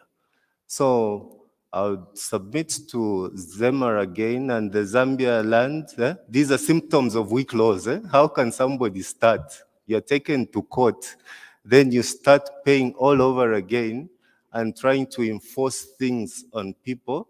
And I also heard from the WWF that now their interest was animals only, but because of our carelessness, they've even turned to fresh water. There is a stream that provides water where I'm talking about that is dying. It's already dying and the mining hasn't really started, but the stream is dying and people have been compensated. It is lengthy. You know, I can even speak with emotion, but I won't because I've got trust in the panelists. I like the way they came out and they have got some works somewhere that you can point out. Please come to Chirilabombwe. Very soon, there will be nothing. Thank you, I submit. All right, realizing that the last submission was actually a compliment to Zema and an appeal to the other panelists, including, I think, Zambia Climate Change. We are coming. I think that's the promise. So in the interest of time, we still had hands because those are only 2 questions. So in the interest of time, we have 1 hand there and then Comrade Yewa here so that Zema can then respond and then we can wind up. We can start from there, then we'll end with Comrade Yewa here. My name's I'm Jitanda Brand, coming from Sorois constituents, Kamalamba Ward Chairperson, WDC. My question is a question to Zema. Quite all right, I've heard that they've done a lot in making sure that everything is protected to prevent the ozone layer and the climate of our Zambian none to be okay. Now, a question is, what about the guys on the street that doesn't have the knowledge on how to handle the refrigerant that actually that normally destroys the what the ozone layer? So what measures have you put to making sure that they are aware about the dangers and also they know how to handle it? What are the measures? I submit. Comrade Yewa, I think the other one is an AOB because I think the topic at hand is important. I see two critical hands. So from Comrade Yewa, who pick those two, and please, these will be the right hands that have been raised, and we give them their right, but the right to food is also important. So from Comrade Yewa, who only pick two, because I think the other one is AOB. It's a very important issue in terms of how these products are also contributing to climate change and the depletion of the ozone layer, and he will handle it last. So we'll just come to Comrade here and go to the two. Good afternoon. Thank you, panelists, for well-presented presentations. My question is on the Lower Zambezi Kanguluwi copper mine, which is, I think, owned by Mwembeshi Resources Limited. According to reports, media reports, I think ZEMA was approved the mine after an environmental impact assessment was done. I'm told that the plan of the mine is that mining will be going on side by side with nature and so on, and there will be measures done to protect the environment and animals and so on and so forth. And that the locals in the community approved or really wanted mine because they feel that they'll benefit more from mining than they are currently benefiting from the tourism that is going on there. So I want to find out from ZEMA how you are resolving that issue between people wanting a mine because they feel there will be more employment opportunities, there will be more development through mining, and also other concerns about affecting nature and forests. I would like to hear a comment because recently we saw in the press ZEMA had stopped mining in that particular area. Thank you. Comrade there, please let's be brief so that we can wind up. Thank you, moderator. I'll be brief. Enea Maseko again. My question is about financing environmental protection. We've heard in this forum repeatedly around the Environmental Protection Fund, which, as we heard, is not tailored to dealing with current environmental challenges on a daily basis arising from mining. And so we also heard about a project in about 4 municipalities in the name of ZIMREP. So my question is, given the expected huge increase in production of minerals in the light of the transition, what is the current state of financing environmental protection now and not in the future, even at a proactive level? Thank you very much. The last contribution. Yeah, thank you very much, Mr. Moderator. So first of all, I'd love to commend the panel for the presentation. My question goes to ZEMA and it's in relation with the Environmental Management Act number 12 of 2011. and I'm speaking in my capacity as a student lawyer at the National Institute of Public Administration. So my focus is mostly on Section 5, which talks about the duty to protect the environment, and Section 6, which talks about the principles governing environmental management. So we have observed that there's this particular piece of legislation, but how is the implementation of these particular guidelines that are in this statutory provision? Because Section 6 talks about how we've got the polluter pays principle, the precautionary principle, and the like. But we've discovered that these are just in black and white, and there is no implementation from any law enforcement agencies per se.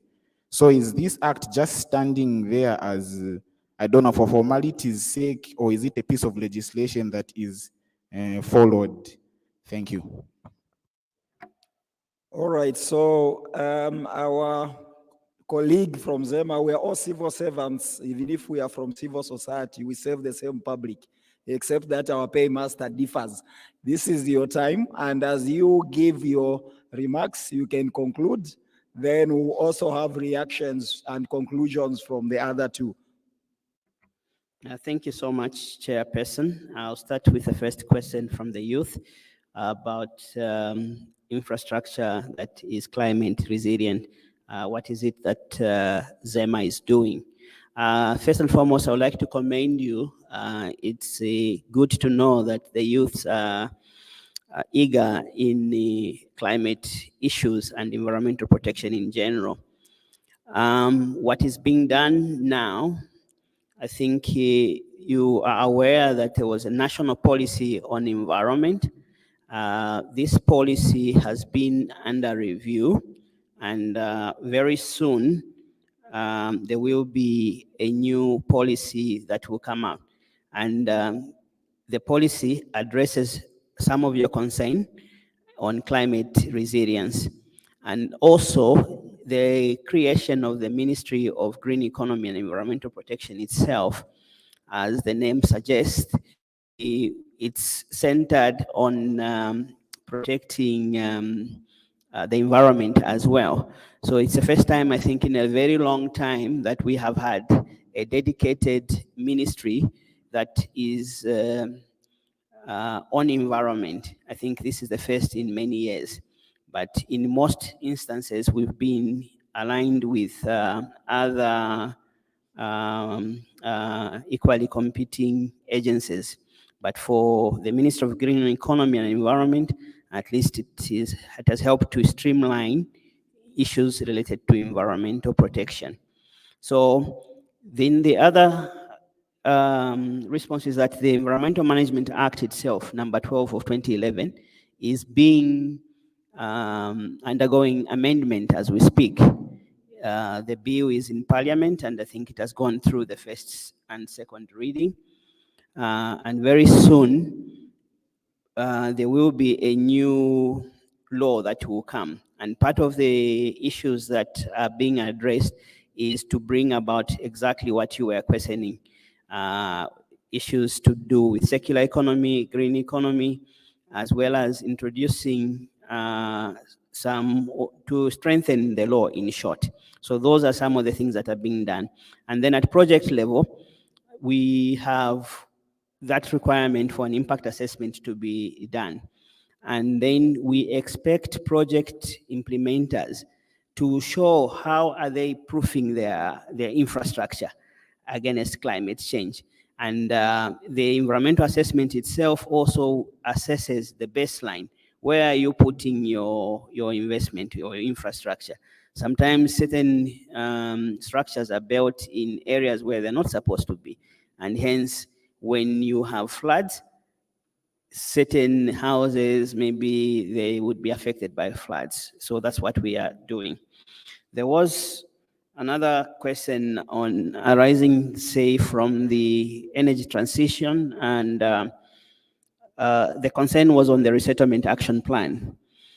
Resettlement action plan, if well done, it's a very good instrument that you can use to adequately compensate people that are impacted as a result of a project.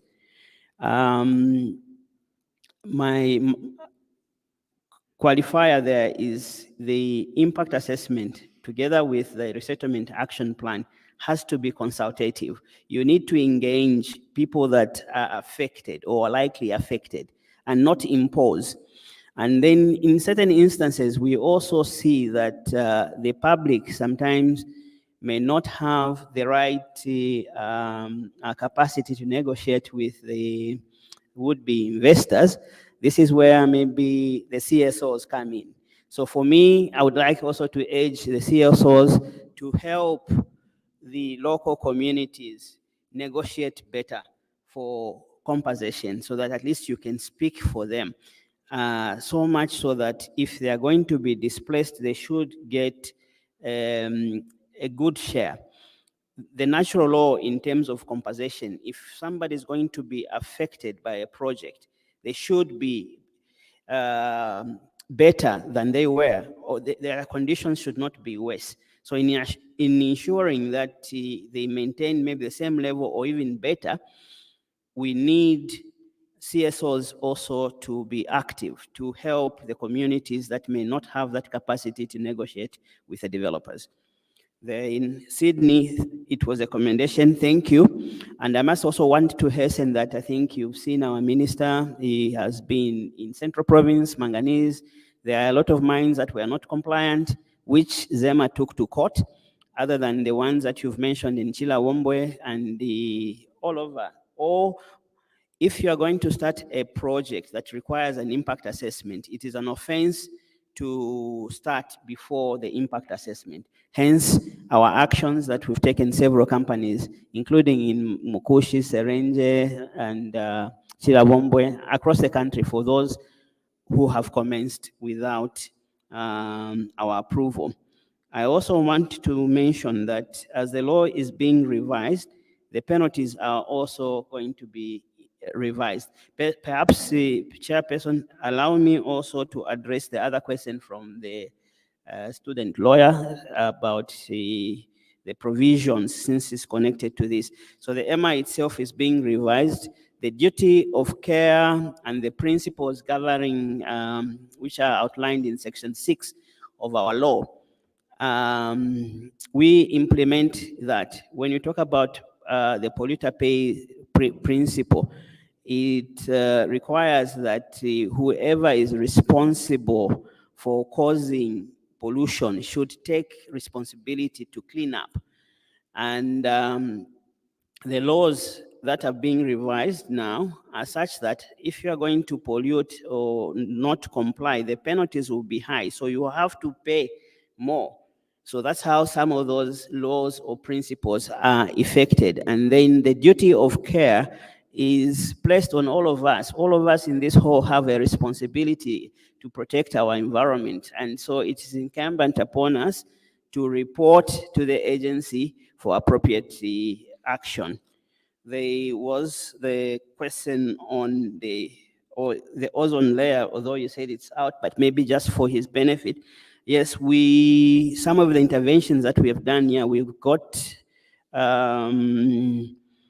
to help protect the ozone layer. We working hand in hand with NOTEC that trains most of these refrigeration technicians, such that they should not just release those ozone depleting gases just into the atmosphere, but they must capture that gas, and there's a way to retrofit, because most of the fridges that are coming now are CSF, fluorocarbon free, so that at least the emissions that will be released will not affect that ozone layer. So ZEMA works closely with the technicians at NOTEC as they are being trained, and we also carry out some awareness issues. The matter to do with the Mwembeshi mine, unfortunately, I don't have the mandate to comment on that, but I think if you want more details, I think there was a press release by our Director General. It's in public domain. You can read, but just to mention that from our standpoint as an agency, we look at three things. The physical environment itself, issues to do with economy as well, and as well as the people, social elements. So our stride as an agency is to make that balance, hence the requirement for that particular study called an impact assessment. So we have to balance those three pillars: the social sector, the environment itself, as well as the economy. Because we are a developing country, we need to develop, but we have to develop in a sustainable manner. Then on the financial issues, of course, yes, there's, even in this revision, I think there is an introduction, I think, of the Environment Fund. I know there's one under the Mines and Minerals Development where entities, mining entities, are paying some monies to the, so that maybe once they close, government can have resources to rehabilitate the mines. And the current law also that is under revision is looking specifically also for a specific fund for environment. We are an agency that is funded primarily by the government of Zambia. And I think over the years, I think the last few years, we've seen a bit of an increase in terms of the resources that we are receiving from government. And our hope is that the Ministry of Finance will continue to support us and also help us with the instruments that can help us protect the environment. I think I've answered the questions that were posed. Thank you so much. So in closing, I just want to urge that the aspect of environmental protection is a responsibility of all of us. As an agency, we cannot do it alone. In terms of our presence, we're not present in many districts. We're only present in 6 districts at the moment, but there are plans to open up more offices. And also within the Environmental Management Act, there is provision to appoint honorary inspectors to help us carry out our mandate. I think a few have been employed, but then maybe we can do better with more financing. So that's my closing remark. Thank you. We can now go to WWF and Zambia Land Alliance in that order.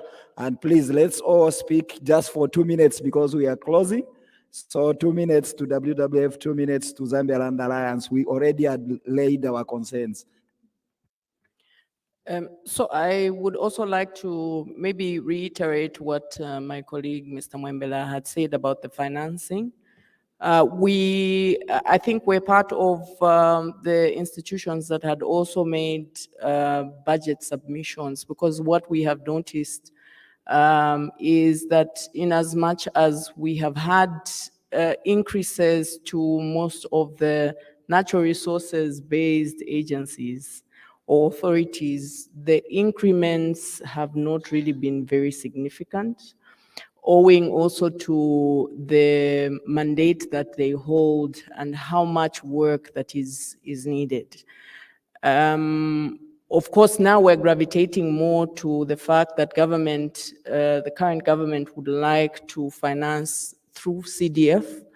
And so also, I think riding on what Mr. Mwembela has also said, that environmental protection is everyone's business.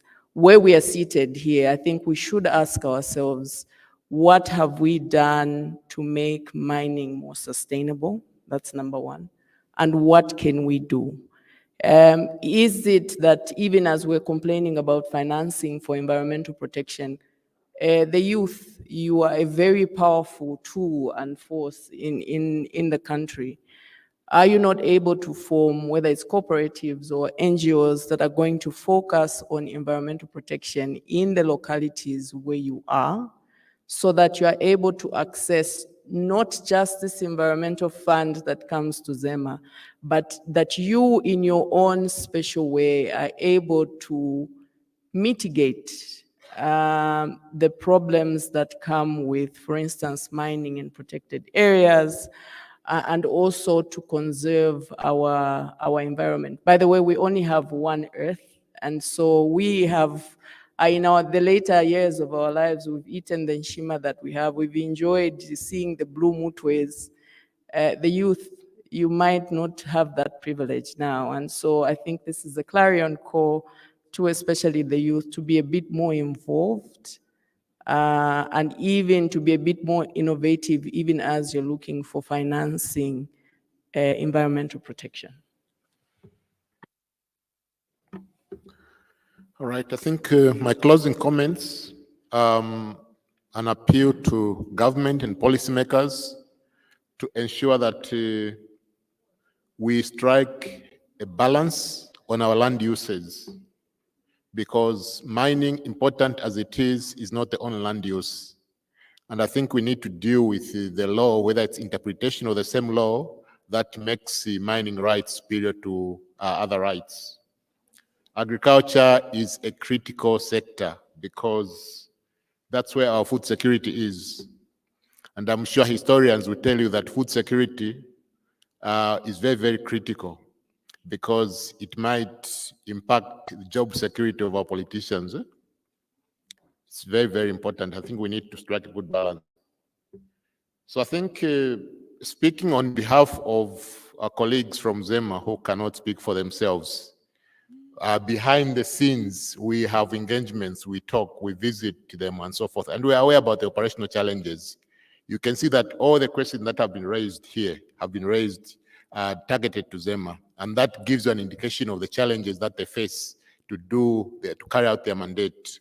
I think we'd like to appeal to government. I don't know whether we're speaking to ourselves here, but please, media, convey this message to government. Government needs to adequately support ZEMA by ensuring they have enough human resource, they have the technology and the adequate operational support to carry out their mandate, because they are constrained. I mean, it took the entire Minister of Green Economy and Environment to monitor and close down mines that were not following the environmental standards. That's the job that ZEMA should have done, but probably the minister has a bit more resource. He has resource to go wherever he wants to go. And so we'd like to urge government to adequately support ZEMA to carry out their mandate. Thank you very much. Well, at this moment in time, let's give them a big hand. All right, as we come to the end of this session, like the moderator said, I'm Simon Mwamba, I'm the Partnership and Advocacy Officer for Zambia Climate Change.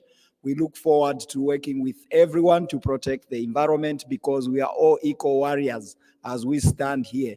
I just want to conclude by saying that nature does not need us, but we need nature to survive.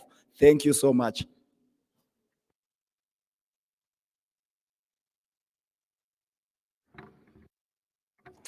Let's give them a round of applause, both the panelists and Simon.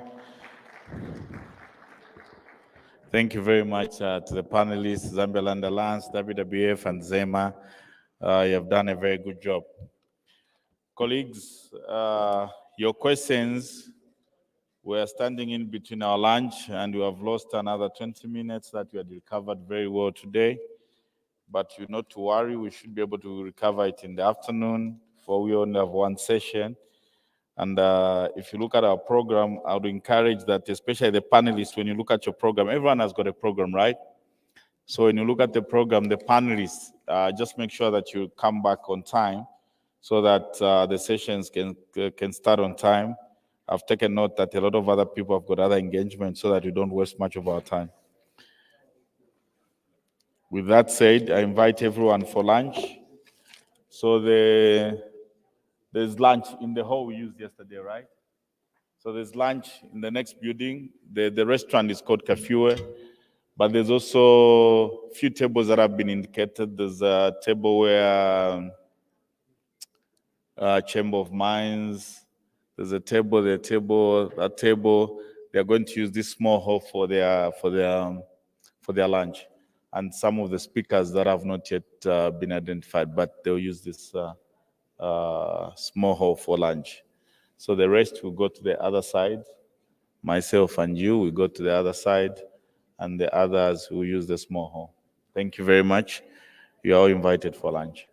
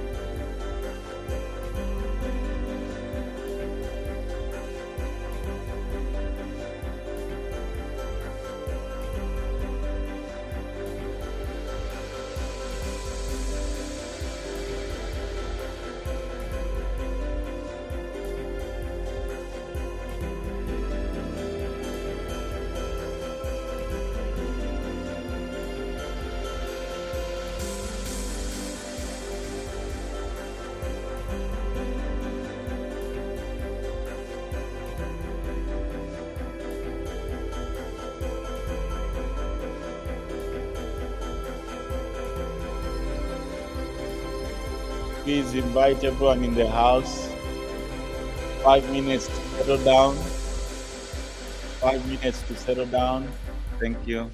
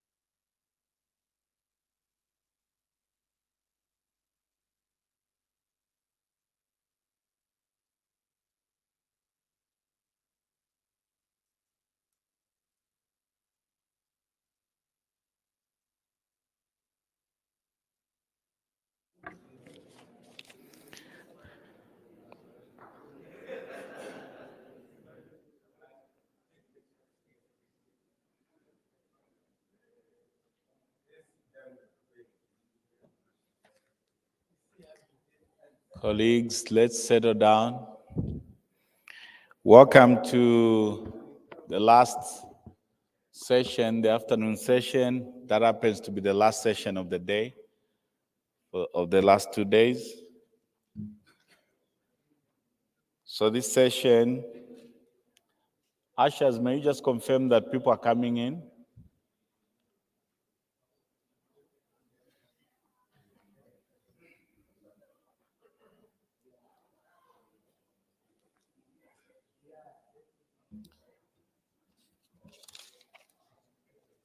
This session is 1 hour. So we have already lost some time, minutes, but we are okay. We should be able to recover and close by, of course, 4 p.m.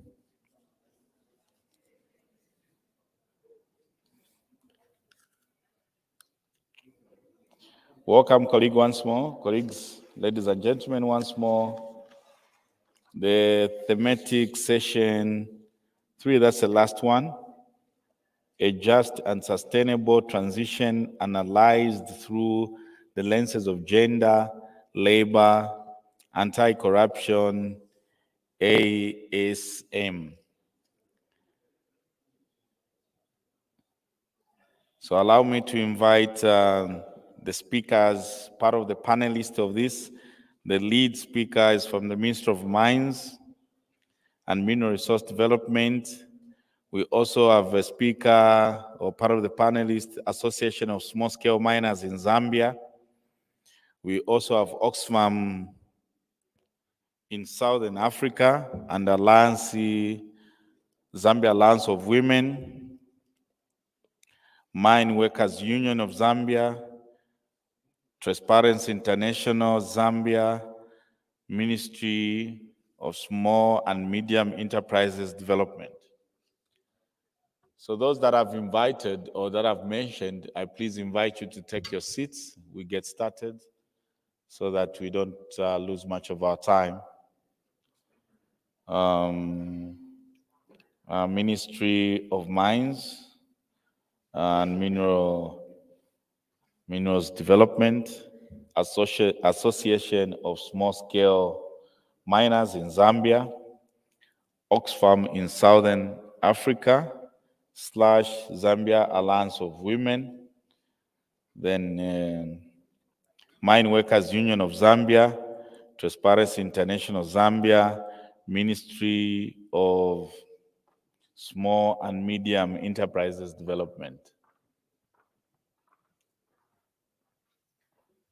So those that are representing those institutions that are speaking this afternoon, please, you're invited. If you know you're from those ministries and you are doubting if it's you, just look around. If there's no one from your ministry or institution, you may be the one.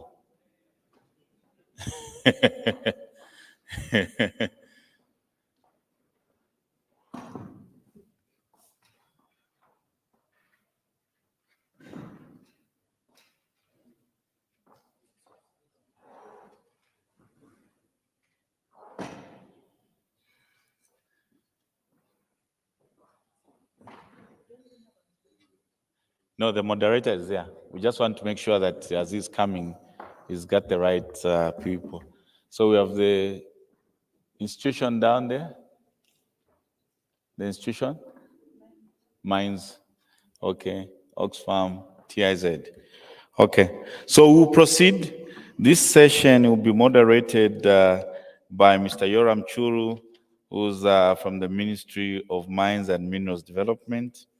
And the entire session has 40 minutes so that we allow also for Q&A and also to the presenters, like I already indicated, that stick to the points and labor to summarize as we are getting to the culmination of the 2 days event. Mr. Yoram, please.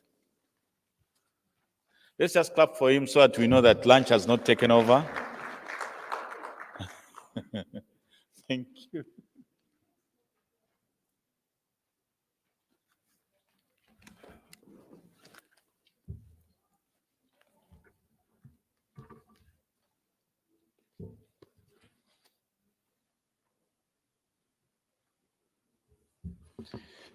Good afternoon, team, and a good afternoon to the panelists.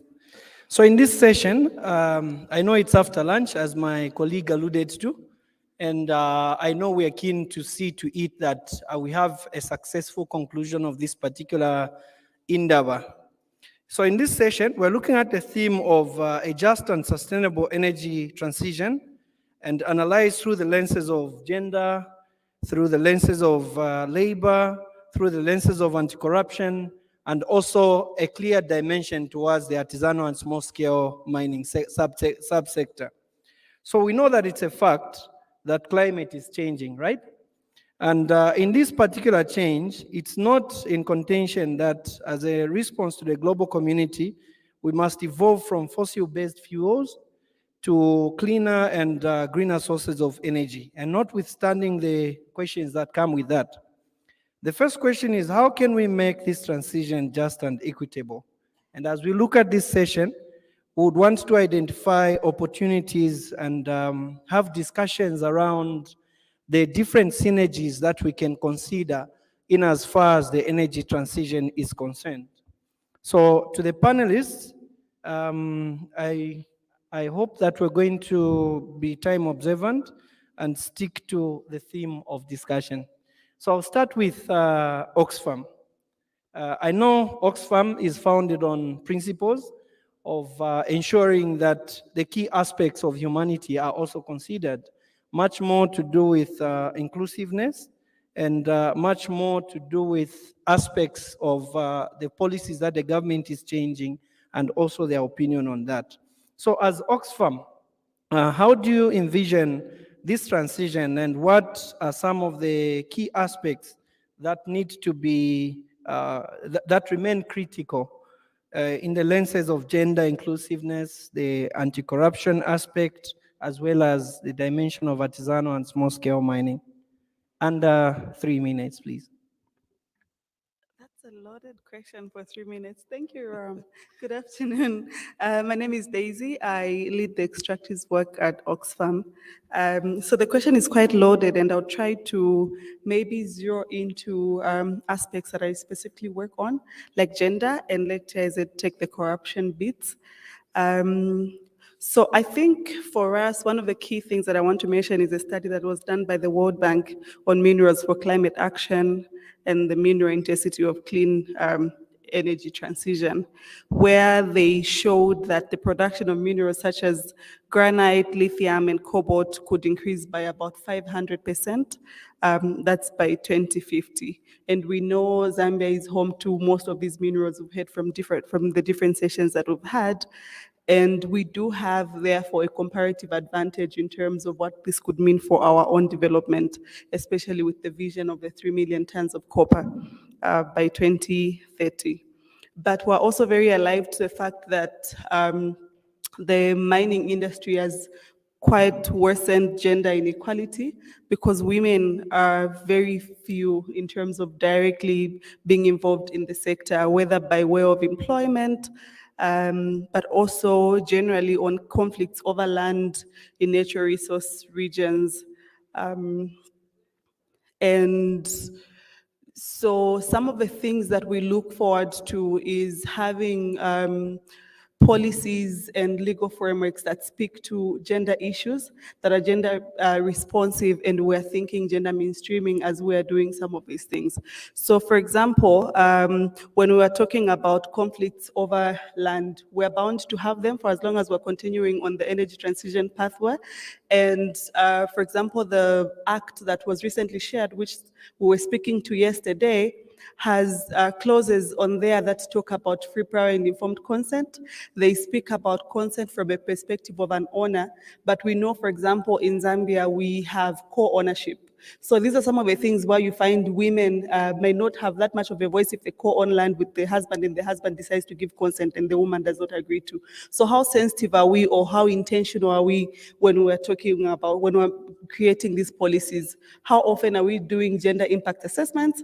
How often are we doing gender analysis at every stage of the policy to ensure that we're sensitive in the way that we're framing the policies, the language that we're using, and so on.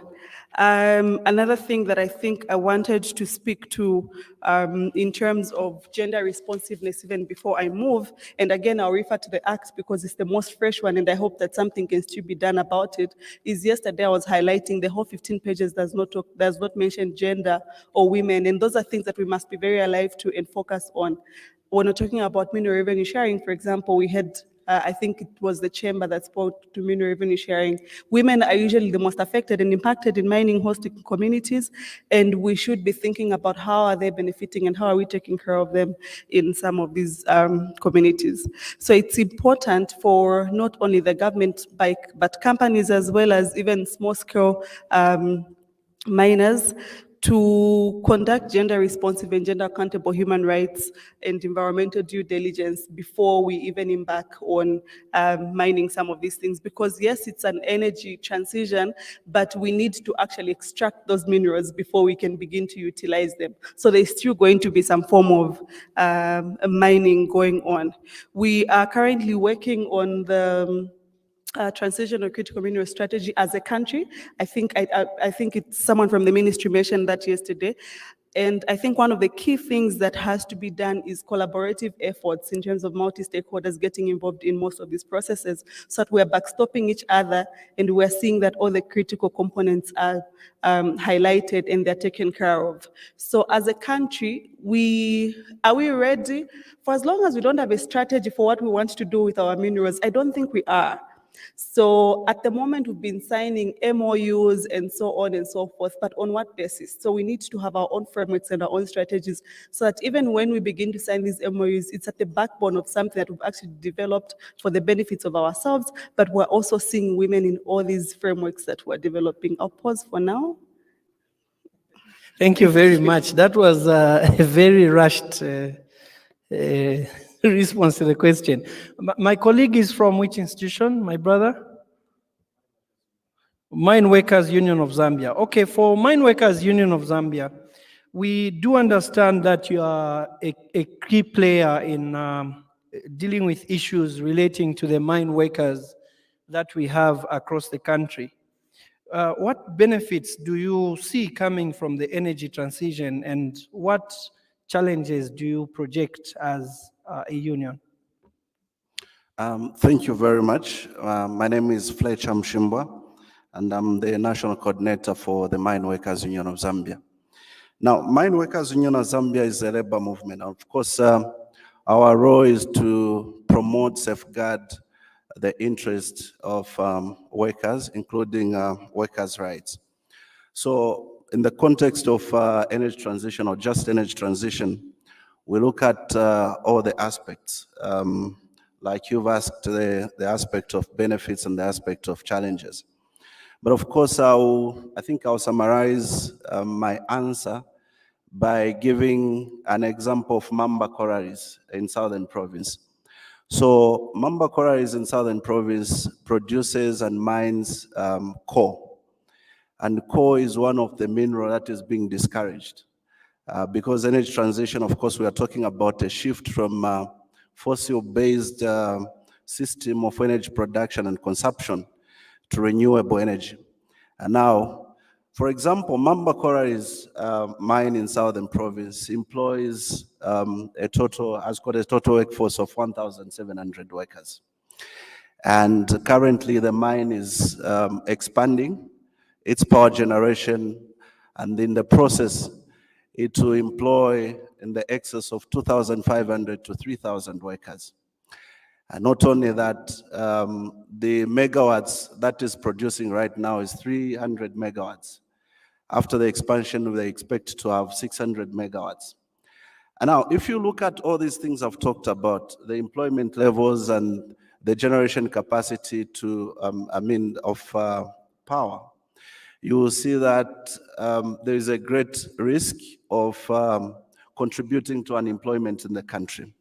If at all we are to move away from fossil-based source of energy to renewable abruptly.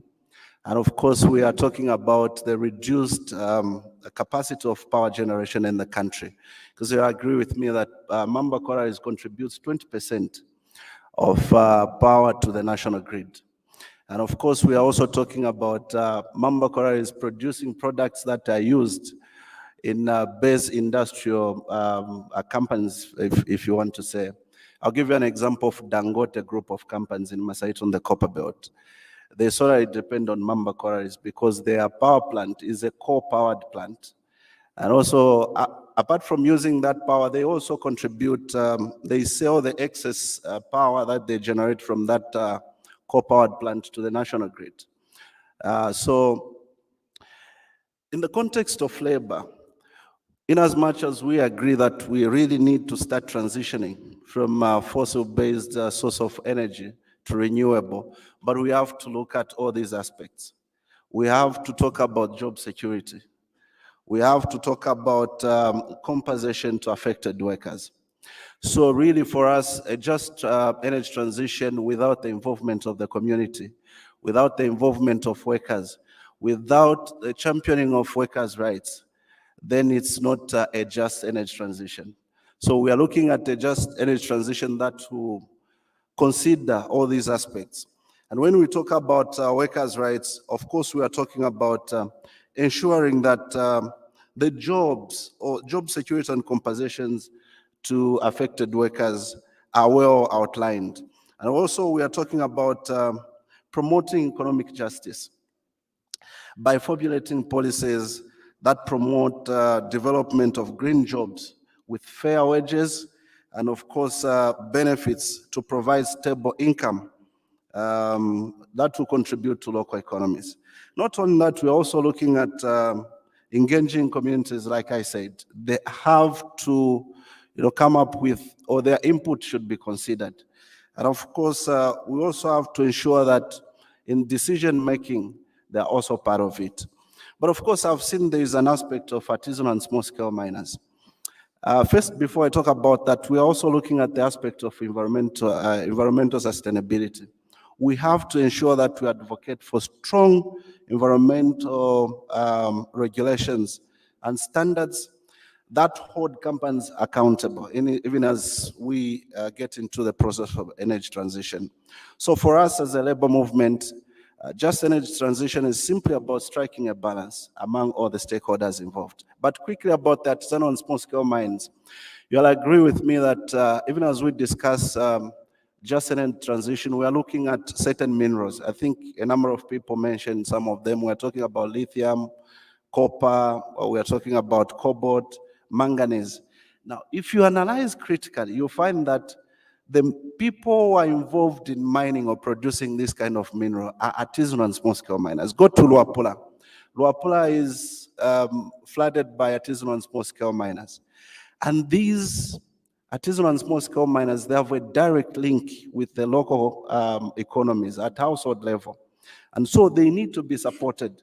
They need to be given proper information about marketing, about correct pricing.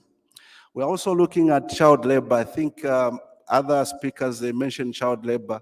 One time we visited Luapula, we found young boys and girls as young as 12, 10, also part of minors. And we are trying to discourage this because it is robbing away their opportunity of going to school, their opportunity of concentrating on other things.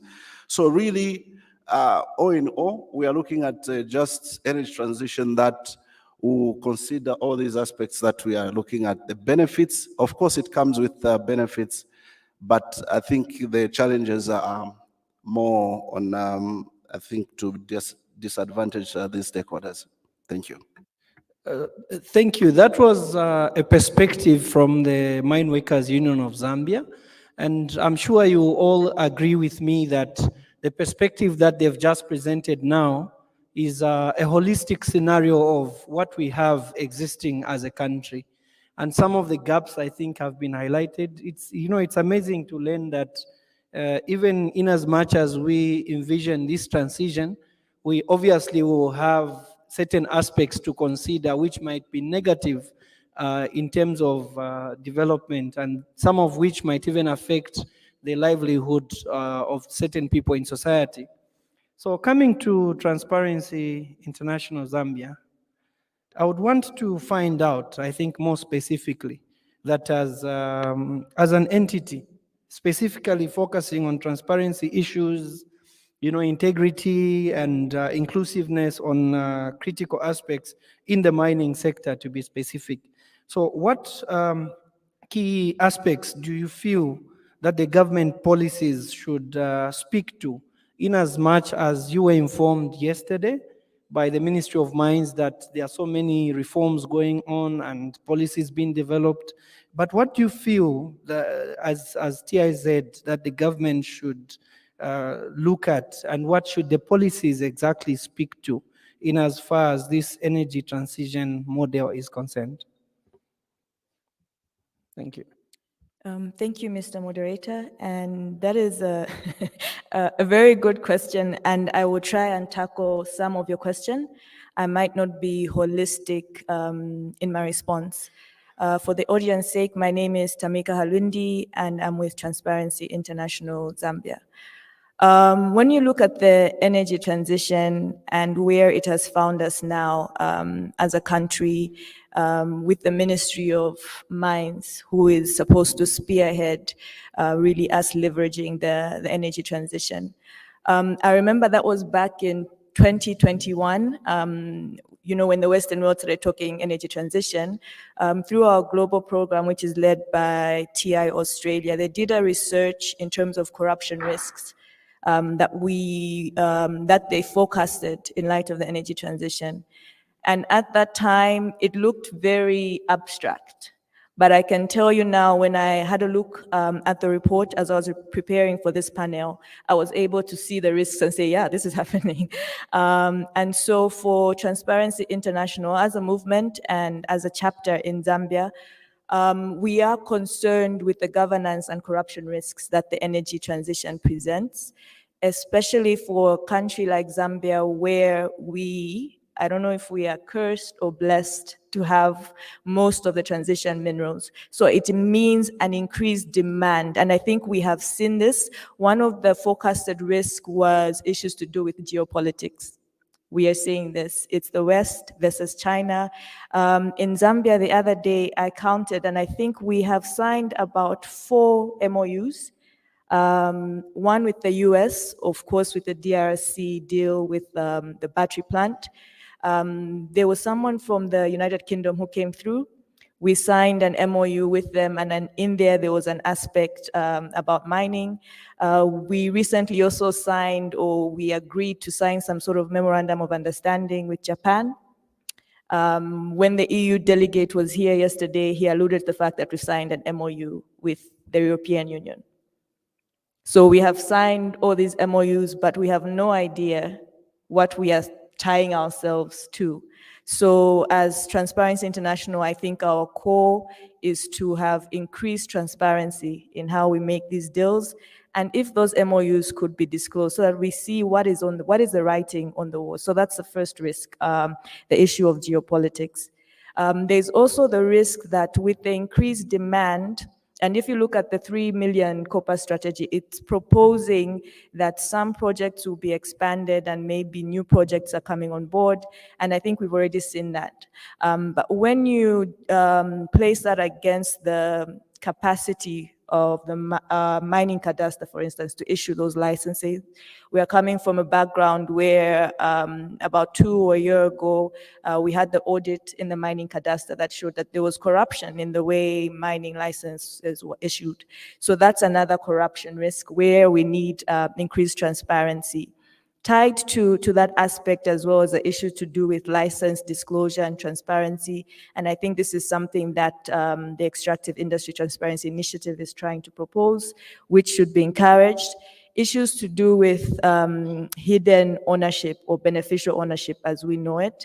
We know that the risks of politically exposed persons or prominently influential persons owning mining licenses is something that has happened. We've seen in the news where named party cadres feel that they should own a certain mine because they belong to a certain political party. So that in itself is a governance and corruption risk that the ministry has to deal with. And one of the ways it can deal with that is ensuring that there's some sort of integrity screening or screening of people who own mining licenses, even as they issue that.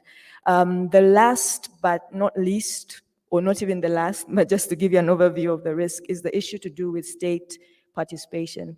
We are going to an era where we might see increased state participation, and that in itself has its own corruption and governance risks.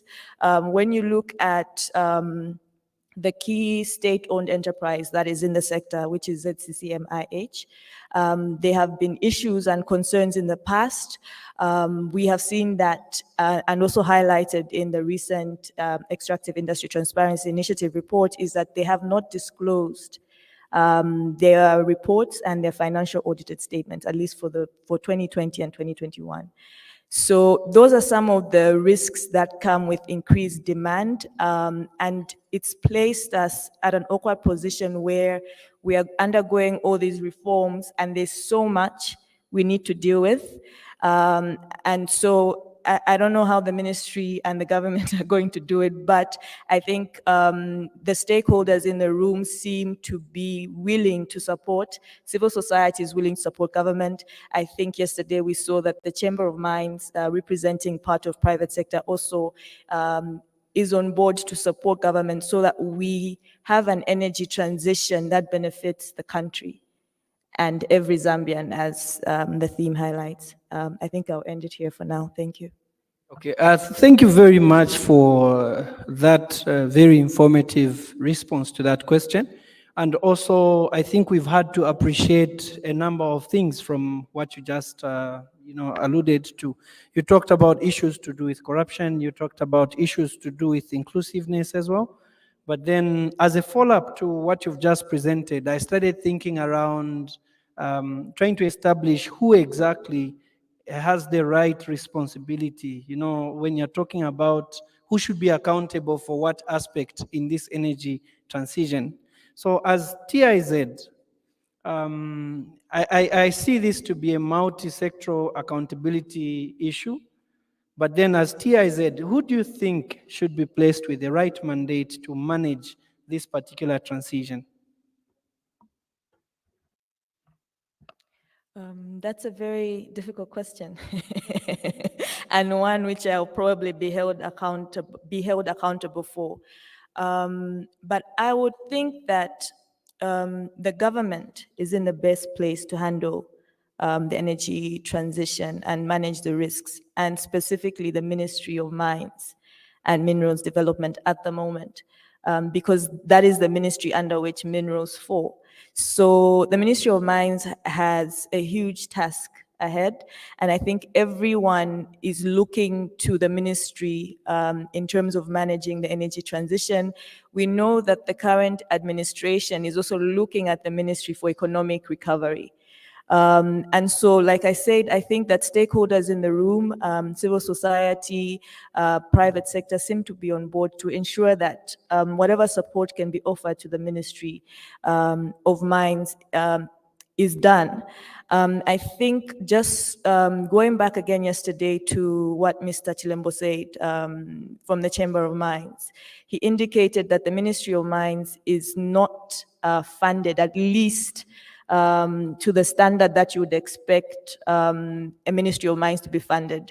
We say that the Ministry of Mines provides for this country over 70% of export earnings, but they receive about, if not less than 1% of budget allocation, and yet we're expecting them to do so much. So I think that we need to give the ministry a chance, and one of the ways we can do that, and is in my recommendations for later, is increased funding to the ministry to ensure that they have the capacity to do the geo mapping that they need to do, the capacity to be able to issue licenses in a manner that's transparent, and they have the systems in place, the digitization process that's going on, the capacity to monitor compliance. So I think throughout the value chain, they really need a lot of resources to achieve that.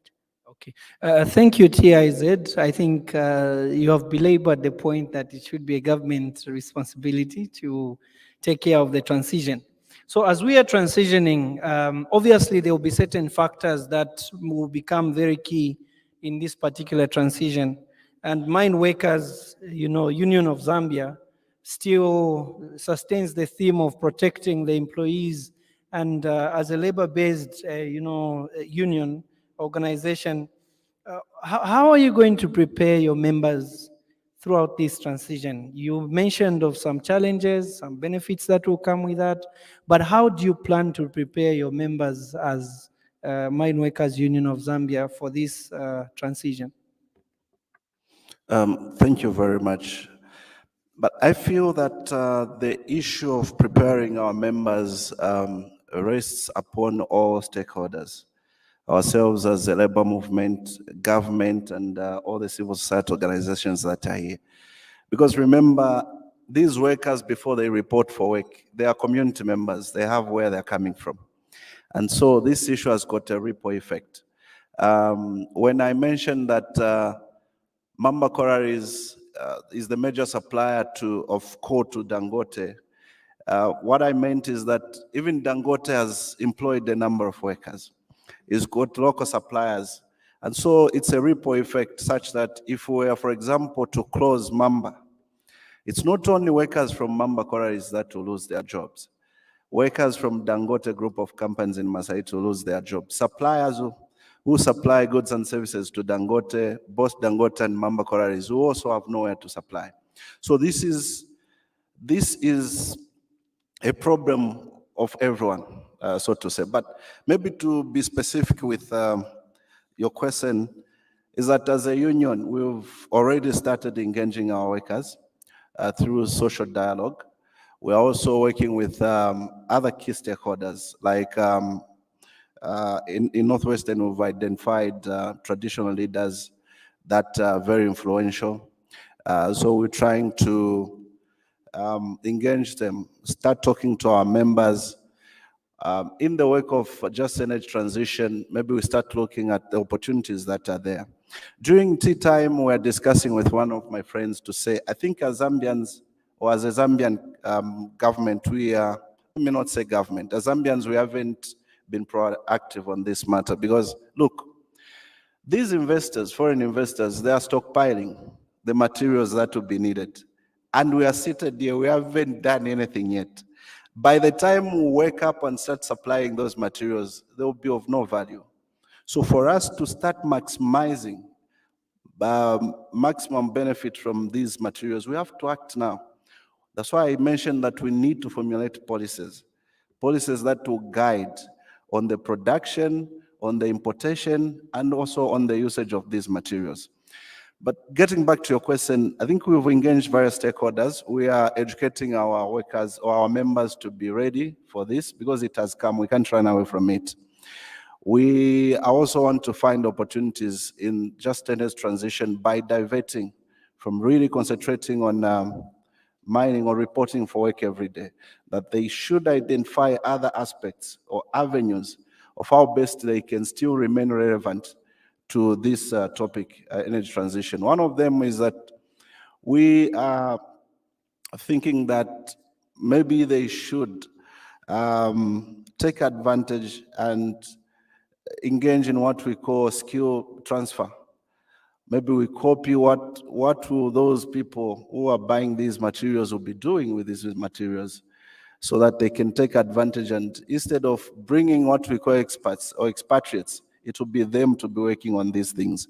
And the other thing is that we are encouraging them to engage into diversification so that once maybe they are offloaded from these companies, they can find something else to be doing apart from really depending on mines. So but it's something that is giving us headache at times, but it's something that we feel we can achieve together, working together collectively. Thank you very much for guiding us really on what you're doing as a union in as far as preparing your members towards this particular energy transition.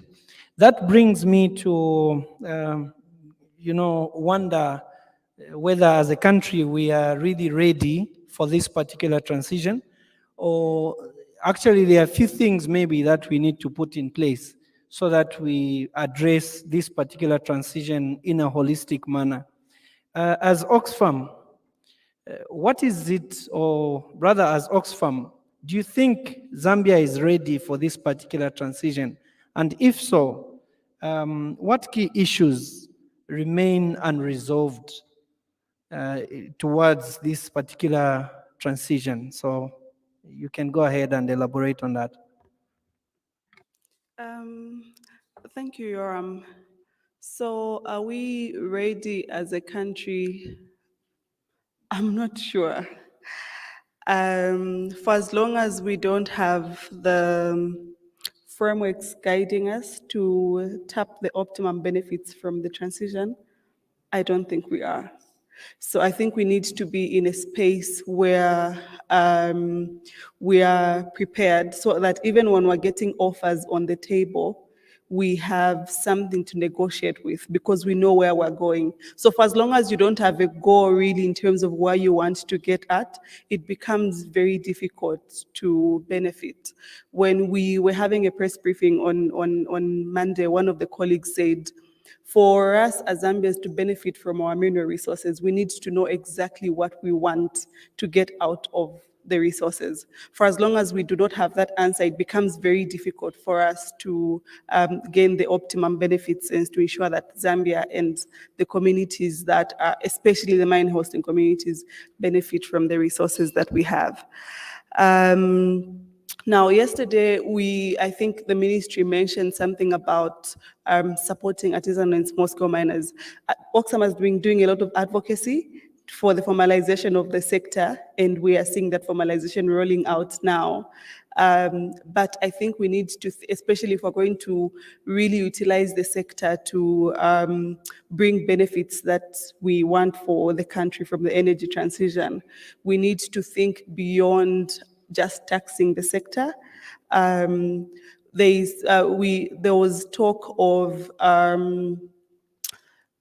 supporting the artisanal and small-scale miners with trainings or sensitization as and when they find them. But I think that has to be done in a very structured manner. So it literally has to be part of the formalization package where you are doing knowledge transfers, where you're doing skills building, where you're training these people, where you're ensuring safety and they're aware, where you are transferring modern technology and you give them access to financing so that mining is then done as a business, not as something as a by the way. On Facebook, every day we're seeing videos of a small-scale miner buried in the sand, in the shaft or whatever. What exactly are we doing? So I feel like the skills and knowledge transfer that the ministry is doing has to be a bit more structured. If we're a mining dependent country, then we might want to have structured courses for the artisan and small-scale miners. When they're forming cooperatives, there should be a system, a process that they go into. Even generally, when you join an institution, you get trainings based on the kind of work that you're going to be doing. So as they form cooperatives, there must be structured trainings to ensure that they understand mining as a business and they're able to get the optimum results that we're looking forward to, as well as access to modern technology. Another thing that we can think about, so and I keep referring to the New Minerals Act because I think it's something I've been reading very freshly. For example, we're talking about skills transfer, knowledge transfer in the Act, but it's not structured in terms of are they going to have targets? How are we going to monitor this? So those details might not necessarily be in the Act, but I think we need to have some level of detail. The bigger mines need to have some level of target in terms of, in even deadlines, to say after so many years you should have transferred knowledge to so many people, these many people should have been trained and have the technical know-how and those kinds of things, so that way we're building a buffer zone of other people that are actually able to run our mines and we benefit from them. I think the other thing that I wanted to speak to was how the knowledge and innovation that the ASM workers have, the traditional knowledge, by the way, not the modern one, can sort of be used because they've been extracting these minerals in a way traditionally. How do we harness all that information to ensure that we build onto that? Because this is the same knowledge that elsewhere they just modernize to see how can we do this in a more modern way, in a safer way, in a way that the environment is also safe, but in the way that the workers are also safe. So maybe that's something that we want to pay attention to ensure that the traditional knowledge that the artisan and small-scale miners possess and expertise that are related to mining and extraction techniques, as well as resource governance and structures, is harnessed in a way that's beneficial for us.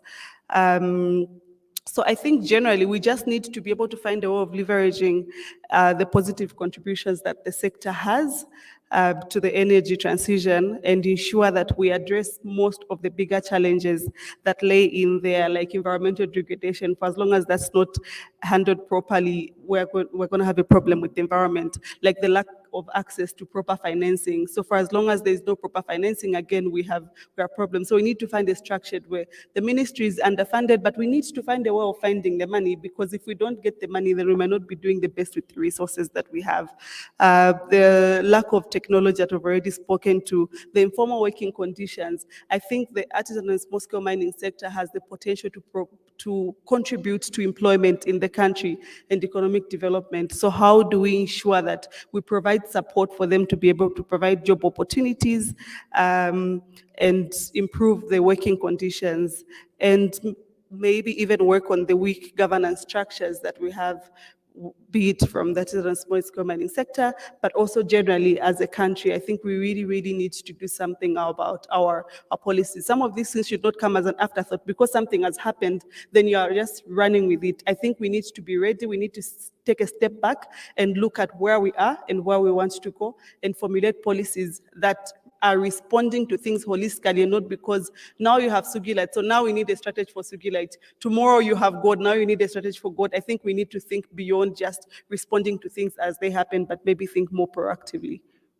Okay, thank you very much for that very valid response and also analytical approach towards the impending theme of transitioning in the energy sector. I would have loved to have the Ministry of Small and Medium Enterprise Development, because we know that as we transition as we have this energy transition, definitely we're going to have certain small scale and medium enterprises affected by that particular transition. In as far as, I think, establishment of the battery charging factories and many other changes that are coming on board will definitely present a challenge to the existing enterprise in as far as knowledge on how to perform certain business or how to harness certain business opportunities will be concerned. I would have also loved to have the Association of Small Scale Miners, so that in this particular panel discussion, they would have brought out the key issues as well as challenges, and be able to identify themselves properly for this particular transition. The inevitable fact is that this transition is taking place, and we just have to own up to the mantle and be able to address the key issues that have been mentioned. I'm sure from the panelists, you've gotten the different thematic responses that they've given towards this energy transition. So I'll open the floor for questions. I'm not sure my director of programs, how many minutes we have, and how many questions you can allow me to take. Okay, so we'll go for the first round. That will be 3 questions. I'm sure the questions are directed to the panel that is here. So may I have hands for the questions that have to be asked regarding the topic? Should I take it there are no questions? Or some reaction or feedback? Okay, you are saved by the bell. All right, so I just want to take this opportunity to thank the panelists for having been very elaborate in addressing this particular topic. I think it's very interesting to also, learn the different views and the different roles that the different institutions have to play in this particular transition. So thank you very much, and I still hope that it will not be just on this panel, but outside the panel, we can also still engage each other to also address the commitments that we have made before the gathering today. So thank you very much. A round of applause to our panelists.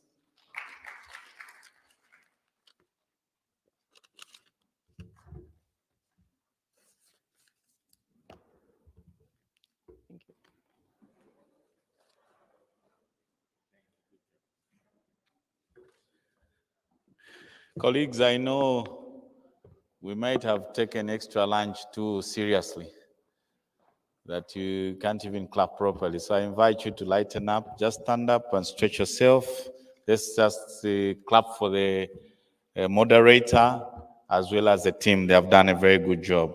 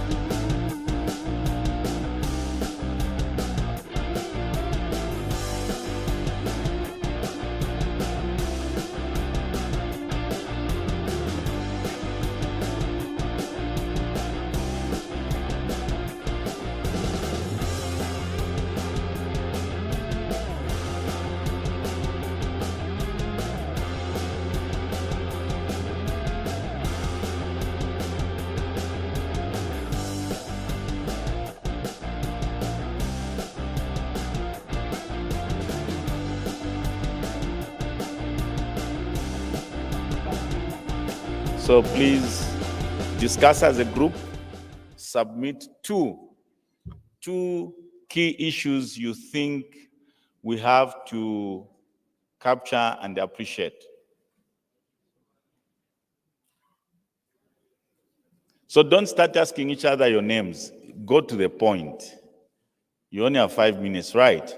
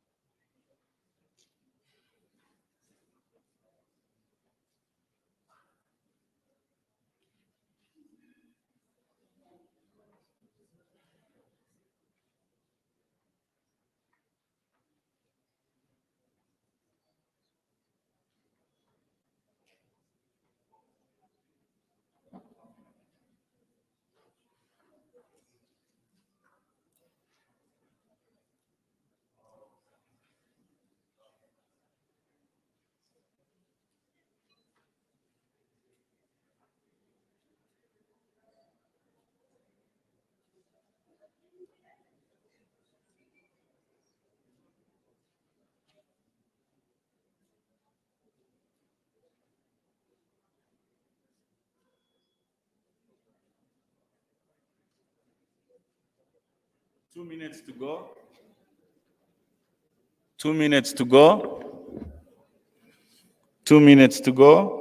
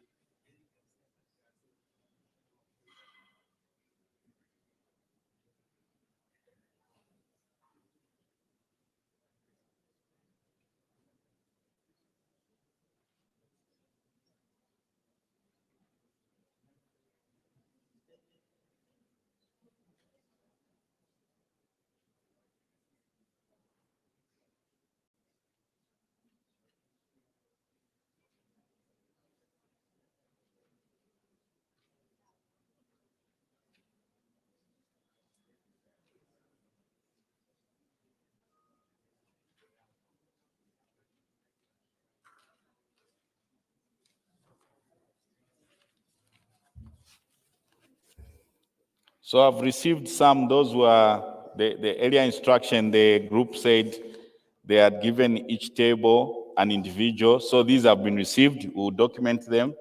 But I'm just waiting for the group ones. When you are ready, just lift up your hand. But also follow instructions, just write two.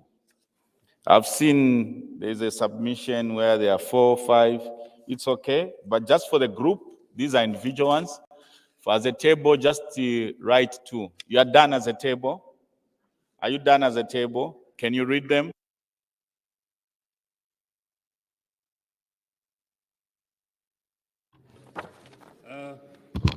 Good afternoon.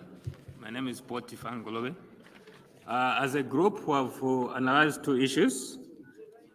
Two issues in regard to transition of energy in light. Sorry, just speak louder. Good afternoon. As a group, we have discussed two issues on the exploration licenses which are given to artisanal, small mining licenses, and also large mining licenses.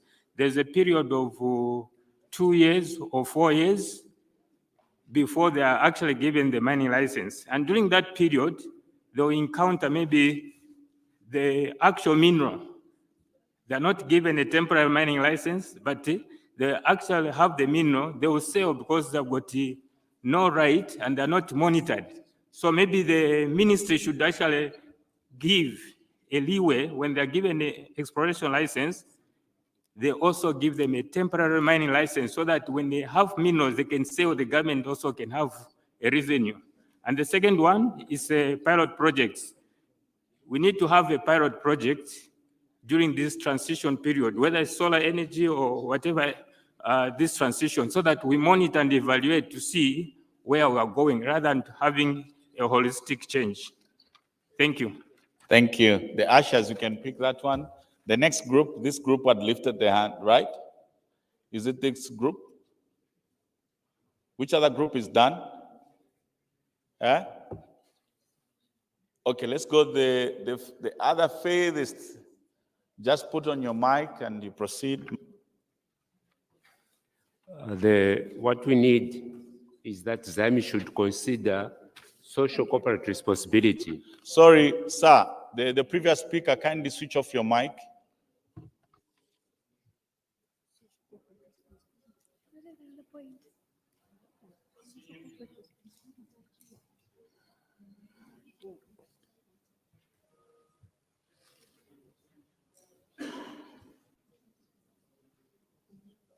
You can go ahead, sir. Okay, it's a sum up.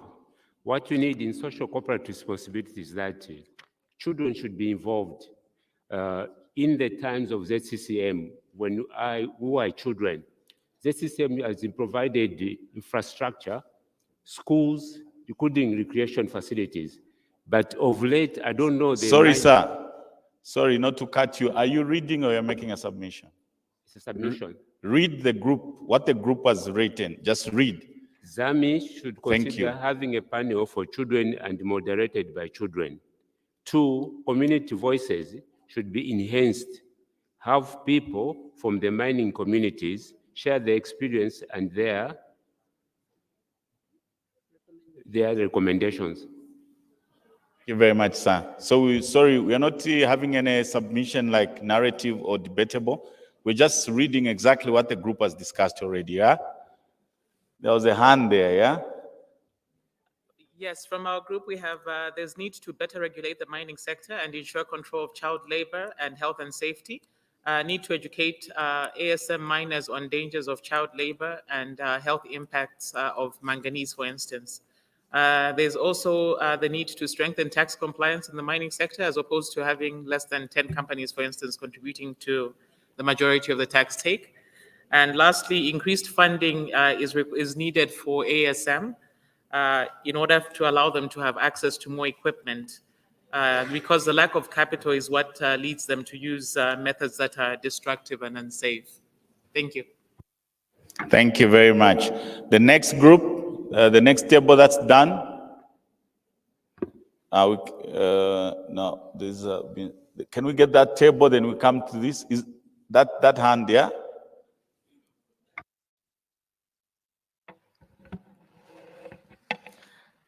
Thank you so much. Our first point is there is little community and child participation, especially voices from communities that are affected, and also no proper representation from people living with disabilities. And then the second one is more time should be allocated to questions and answers, dialogue with the participants, and less on discussion from panelists. Thank you. Thank you. The next table, that table there? Yeah, this table here. Our submission is regarding the possibility to tap into the diaspora networks in order to harness the skills that have been talked about, especially in mining. We can have the possibility to have joint ventures, and that's, I think, where we can see the real tapping into the potential of what the diaspora can offer. I'm sorry to mention that I live in Italy, and I do development cooperation. This is something that I feel should be tapped into. We had an expo recently, the Friday and Saturday, organized by us diaspora, and we saw that there's great need for the country to tap into the skills and maybe the network that we have abroad. Thank you. And the last one, we talked about the joint ventures should benefit the locals. So maybe there's need to to have the 52% of the shares by the locals, and then the 48 can be for who's coming to work together. To do what? Huh? Sorry, thank you. Thank you. The next table.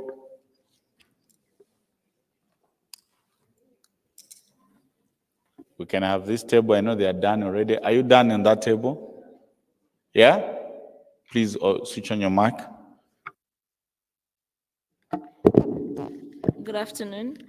The first issue would be the need for sensitization on uranium mining and exploration with the local communities.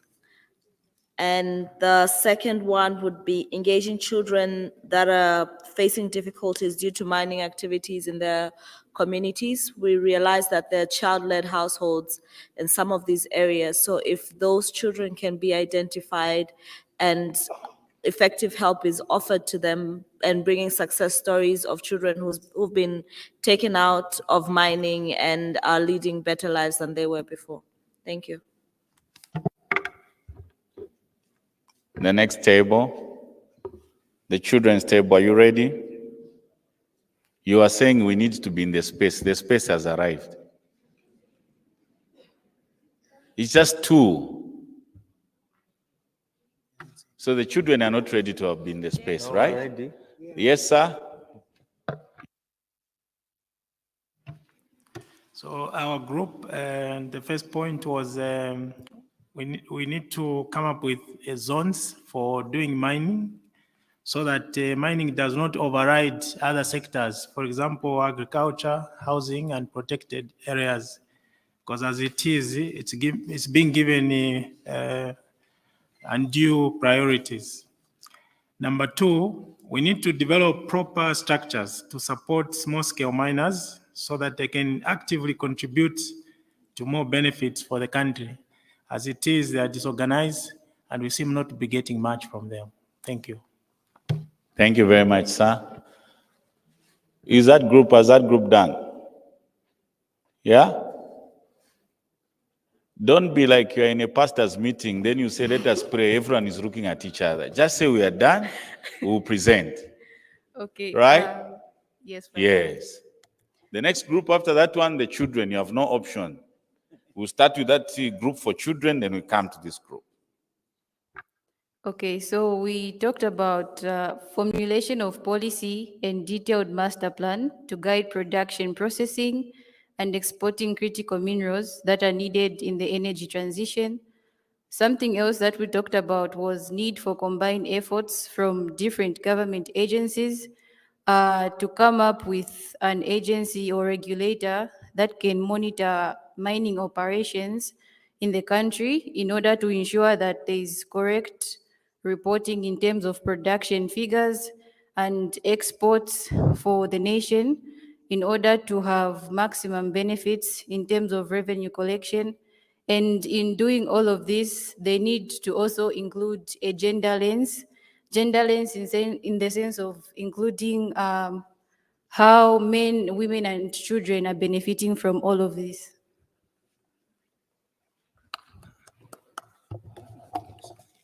Thank you. Then we have that group. Is that group that raised the hand, yeah? Yes. Yeah? Yes. Okay. Is it the children's group? Yes, it is. Okay. Okay, we are grateful that children are being involved in such meetings, but we would love it if children who are the victims also take part so that they can give us their voices and so that we can know how they are deeply affected. That's the first point. Then the second one is the government should put up strict laws in all mining industries to ensure that no child is involved in mining activities.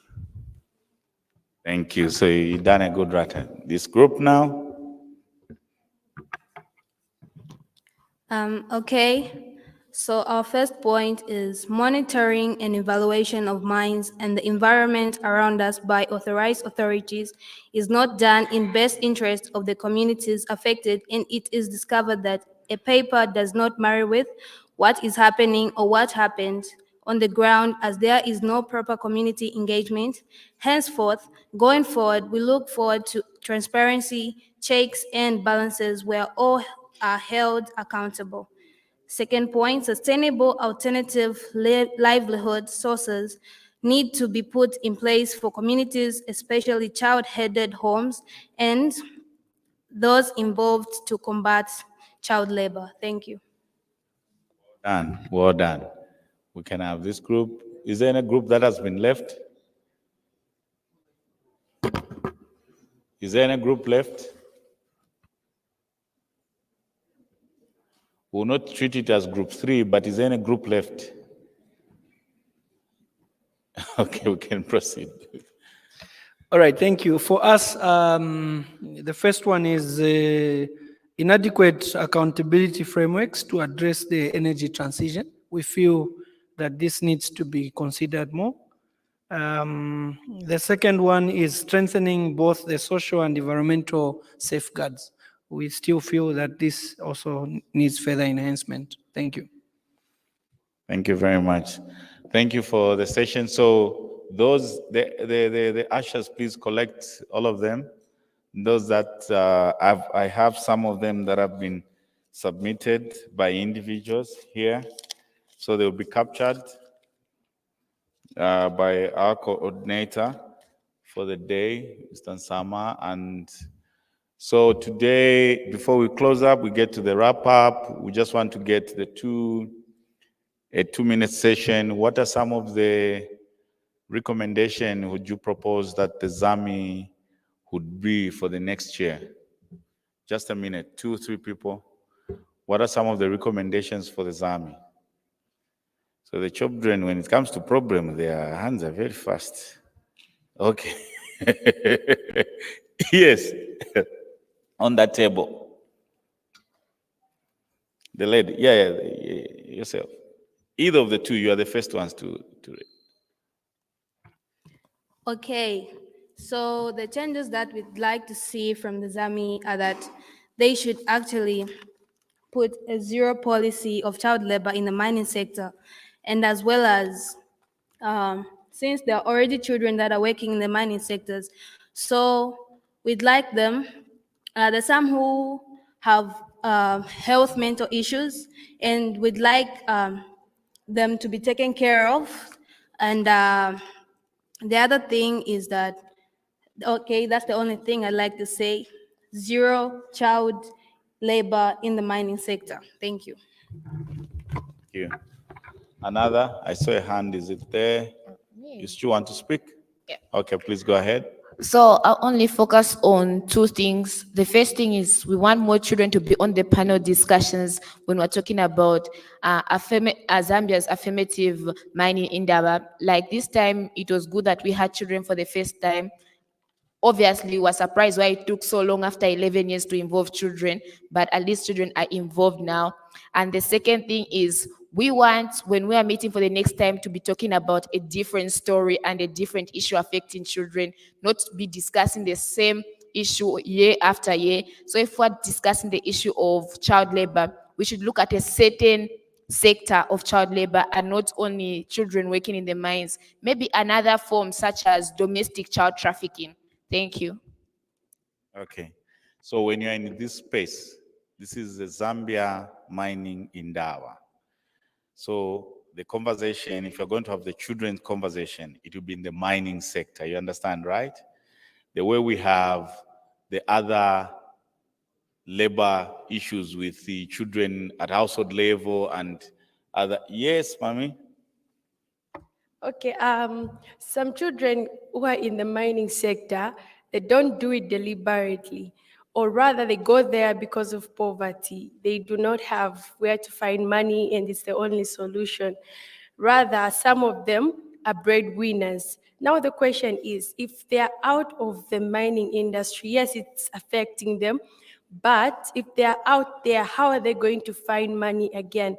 Maybe, I think a suggestion is there should be child funds at some point. I don't know how it's going to be, but how to handle it, because maybe some others, it's a source of employment to them. Thank you.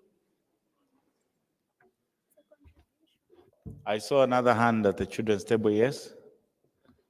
It's just a After that, we'll come contribution. this side. It's just a contribution to what she said. Yeah, some children don't do it because they are forced, but rather they do it willingly because they have no other choice. So I think it's best if solutions to their problems can be made so that even though those strict laws are enforced, they don't go back to the mining sectors willingly. Thank you. Okay, thank you. I saw a hand there, sir. Yeah, just to support what the children are saying, I think we may not, first of all, even talk about child labor in the mines when these things even happen outside the mines. I'll give an example. Take a drive along, is it Chongwe Road? You find children, young people are the ones, breaking those stones. I don't know whether for building or what. They are the ones selling. So maybe what I would say in support of what they're saying, next time or next year, we have to ensure that we also consider the local authorities to be part of, in as much as we bring government officials from that higher level, but we also look at the local government, the councils, the mayors, council chairpersons, town clerks should be part of this gathering. So at some of these issues, even before we point fingers at the mines, we start addressing these issues from even our homes. Yeah. So we start at the lowest structure, right? Okay, because you're a child, I'll give you the last one. All right, thank you very much. I would like to say that, first of all, I think if we'll be having such an event next time, it would be wise that before we have such a main event, we should have a side event first for the children so that they can gather their thoughts together, that even if they are coming to present, their thoughts are well organized instead of like approaching the main event and they're blank. As you can see, like we came here since like it was yesterday, and we haven't participated that much because we are not yet equipped with the knowledge which we need adequately. Thank you.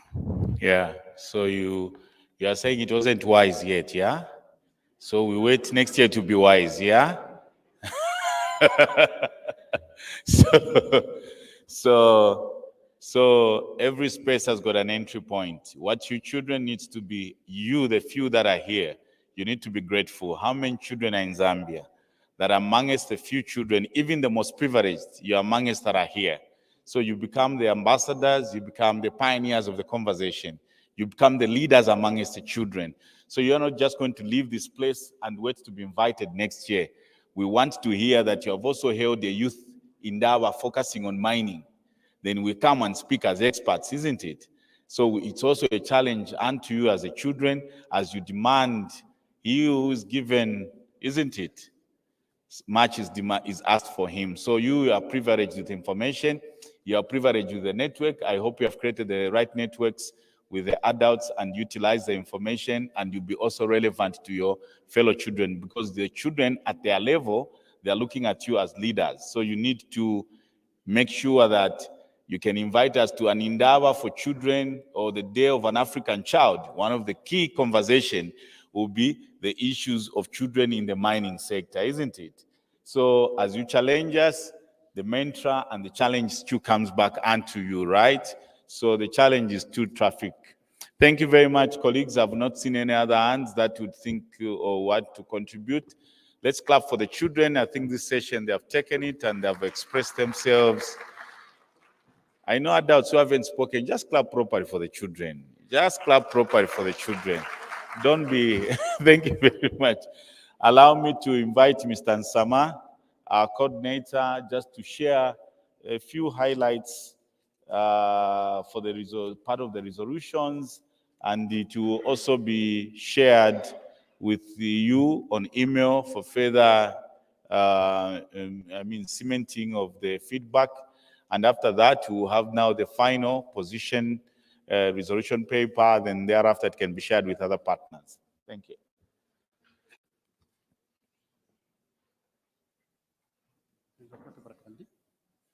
My papers.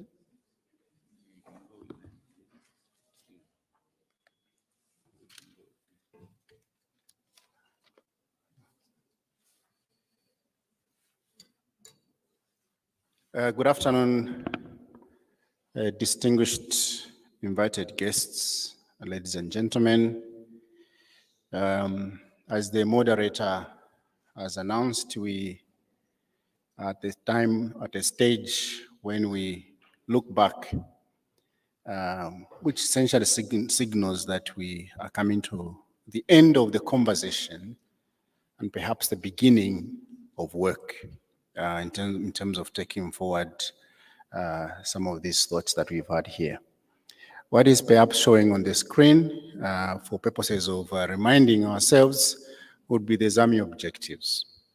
And maybe before I even speak to the ZAMI objectives, I'd just like to maybe respond to one or two issues, particularly the aspect on community voices. When we started the ZAMI in 2012, there was a very significant number of community representatives. I think around about 2014, the provincial and district level spaces were created. They are all multi-stakeholder spaces. And the reason was to avail as many people as possible from the communities, the voice. When we resumed after COVID, during COVID, the ZAMI was in the fridge, as it were, and last year we resumed. And agreed that maybe for the last couple of years, 10 years or 9, we were just complaining. Which time we met, we were crying and sort of pointing fingers in the other direction. So we resolved last year that we are going to be progressive and begin to focus on what are those possible solutions to the problems or the challenges that we confront ourselves with. Therefore, the ZAMI last year took a different approach with a focus more on the solutions. Those of you who were there, we were not disengaging. We were combatant. We always did a march past protest. But you see, we now believe in dialogue. We believe every voice matters. So that's why we are sitting. We have the government in this space. We have the private sector in this space. We have the civil society in this space and the representatives of communities, so that together we can resolve some of the nagging issues that are affecting the sector. And ultimately, delaying, if not derailing the national development. So I thought I could just mention that we will always have community representatives, but the numbers will, unfortunately, may not be as they used to be. On the other hand, at the district and the provincial level of the same space is where we have a lot of community voices, so that we're giving them a space. And secondly, it's the funding. I know we don't want to talk about money, but money always is a limiting factor. And for those of us that have been working in the background to come to this point, it has not been the easiest of things to do. Not that we expect it to be easy, but just to share that it took a lot of work to get ourselves to here. And very, very grateful to the about 10 organizations that, less than 10 actually, organizations that came through to provide the financial resources to make us gather the last two days. We are hoping to increase our resource mobilization. But until then, we are really extremely constrained. This is not to underplay. Some of you have sponsored yourselves to this space, and we really appreciate that. So we continue raising resources so that these dialogues sort of continue. But as I mentioned when I just stood here, for us, this is the beginning of more work. And I say this because some of you have been around for as long as I have been. Some of the issues that we're discussing are not as new. Our commitment going forward is not to just, at the end of today, to go back to our various places. Yes, many will go, but that is why you have a secretariat to continue coordinating implementation of some of the decisions and actions that will arise from this space. So that when we meet, God allowing, in the coming year, we can report on some of the actions that we resolved needed to be taken. Even if we don't make progress, we want to come back and say, well, you said 1, 2, 3. We did 3. Okay, maybe we attempted all the 3. These are the issues that we faced in trying to execute that mandate. I thought I could just share those reflections to give a bit more perspective to our convening. Having said that, on the screen I'm looking at is quite small. I hope yours is bigger to read the ZAMI objectives as a way of recap. So essentially, we wanted to discuss the policy, legislative, and institutional frameworks, as well as mechanisms for preparedness for the energy transition in the vis-a-vis the critical minerals. Policy, legal, as well as institutional mechanisms and frameworks that will enable us maximize, get maximum benefits from some of the minerals that will be needed in the energy transition. Those minerals that we know are already being mined, or we haven't just started extracting them from the ground. Secondly, we also wanted to strengthen multi-stakeholder dialogue. I think I already spoke to this, that the civil society that started this space in 2012 at the then Cresta Golf View for, I think, 3 or 4 years. We are always running to government complex. We wanted to talk. So part of the objective is this conversation, that let's continue engaging each other. I mentioned yesterday in my very brief comments that we believe there is only one Zambia, and to which all of us want to contribute. And part of our contribution is creating this multi-stakeholder space for engagement. And the critical energy, critical minerals that are needed in the green transition are here. But are we going to help others transition, or we too will transition?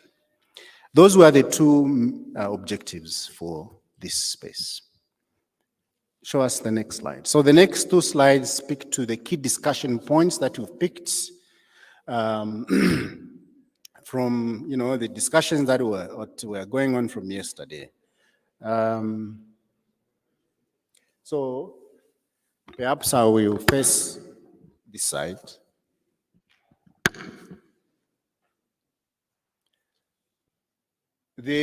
Among the things that we talked about was the need to increase collaboration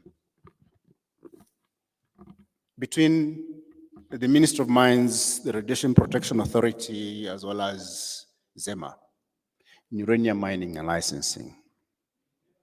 There was a conversation on the need to sensitize the nation and communities on issues to do with uranium mining, as well as the technology involved in there. Civil society to work with policymakers and mining companies to ensure transparency around issues to do with uranium mining.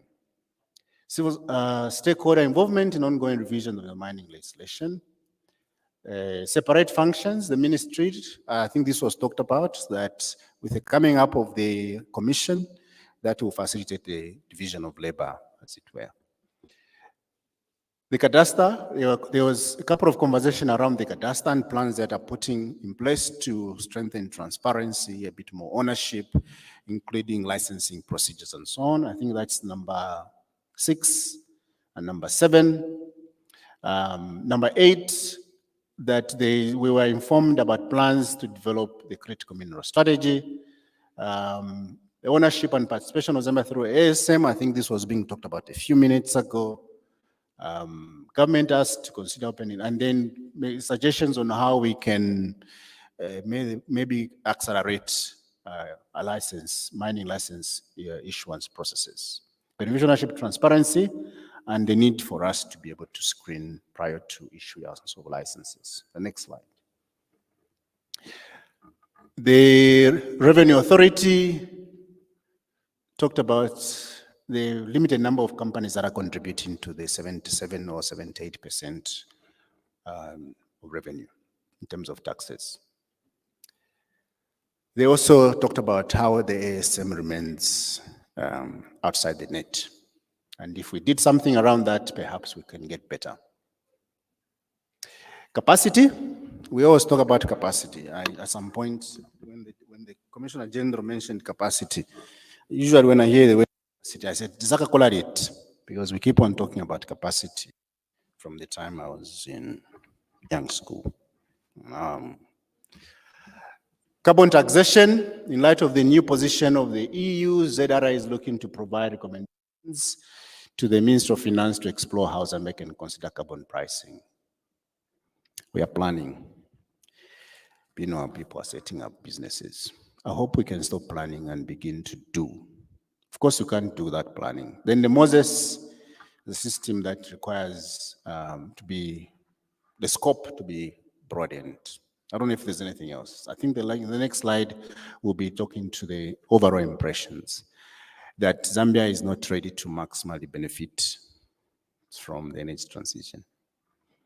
From the legal point of view, we don't have a legal framework. We are talking about a strategy. In Europe, they have a CRIMA, Critical Raw Minerals Act. The Chinese are developing something. The Americans are developing something. They're not developing strategies. They're putting up frameworks that will facilitate. Maybe when you develop the strategy and then you come up with a law and then hopefully. Secondly, stable and predictable tax regime is needed. Mineral resource strategy, we talked about that. Third, the regulatory regime that we need to tailor this to what is particularly happening. There's a lot of focus on copper when we have so many other minerals or natural resources. The PPP, I think there's legislation coming up to hopefully create some guidance.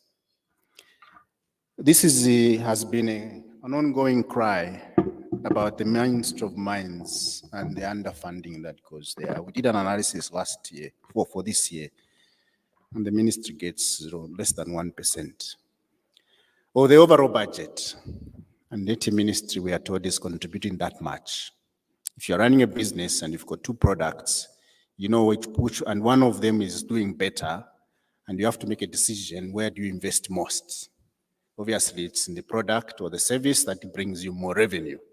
I'm not sure what model is being used, but we are hopeful that when the budget is presented in the next couple of weeks, we will see significant shifts in terms of amount of money allocated to the Ministry of Mines. We do actually believe, some of you already know that civil society's position, the colleague mentioned here earlier, that we didn't need to borrow. We didn't need the IMF. If we put our act together, we have what it takes, but the mindset is not yet ready to believe that actually we can self-finance. It's very painful for us working in NGOs when we go to look for money to fund our own development. We can actually raise our own money, but our mind as a population hasn't yet gotten to that level to believe that actually we have what it takes. And especially for us believers in God the Almighty, that actually we are gifted. We are children of the most high, richest God. Is there anything else apart from this? So, ladies and gentlemen, that would be a capture or a reflection of some of the conversations that took place. We will add, we shall include some of the thoughts that are here. And as I mentioned, our role going forward is to engage the various stakeholders on how we can effectively begin to be practical and not just talk. Every year we meet to talk. Moderator, over to you. Thank you.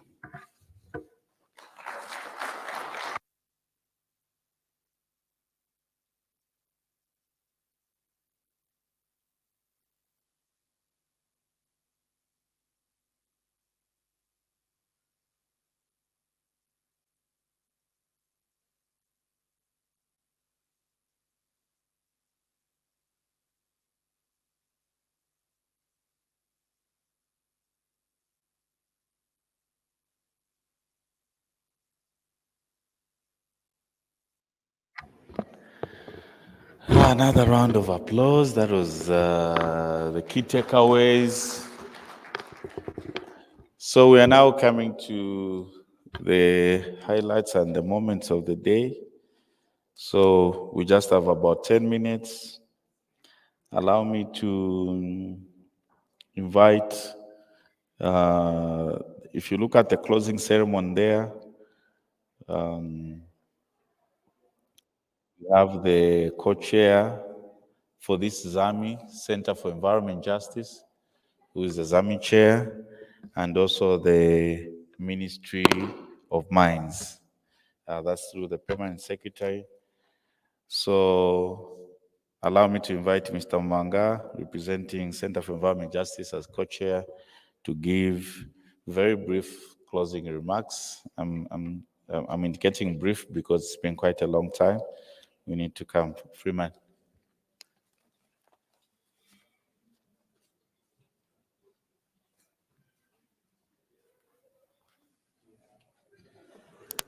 Good afternoon, everyone. I hope we have enjoyed the discussions. Before I can even say anything further, I just wanted to take our attention to a number of individuals within this room. You see, putting up a well-compelling dialogue like the one that we've had takes time, effort, and sometimes it can be frustrating. Sometimes you feel left alone. But ultimately, it's these small sacrifices that our colleagues within the ZAMI coordinating team, led by Nsama Chikwanka and Tamika Halwindi, and the rest of the team they represent, I think we need to give these individuals a very warm round of applause, because these things take time and indeed effort. I think we can just clap for them. It's commendable that we do that, and they are still working. But at the same time, I just want to thank all the convening partners that have either shared their resource in terms of finance or even human resource attached to the ZAMI. You understand that some of the banners that we are seeing here represent some of these key institutions. I cannot afford to mention them one by one. There are some whose banners may not reflect here, but you bear with me that their contributions have facilitated, the knowledge that we are sharing in this room. And it then comes down to each and every one of us from our respective institutions, be it government or be it from the civil society, that we are representing the nation. And the efforts to achieve sustainable development cause that each and every one of us must feel indebted to the cause, because there was a set of experts that have left this space, and we've inherited this space. Even us will leave it, but what sort of a mark do we intend to leave? The energy transition is indeed here, and in other countries it's progressing quite fast. We have seen how much developed countries are pumping into the need to extract more transition minerals. The conversation this afternoon with a colleague during lunch was saying, during the main mining Indaba in South Africa, we saw countries from the north coming with a lot of numbers of staff that they sent to represent those countries, because now all the developed countries are trying to stockpile the transition minerals.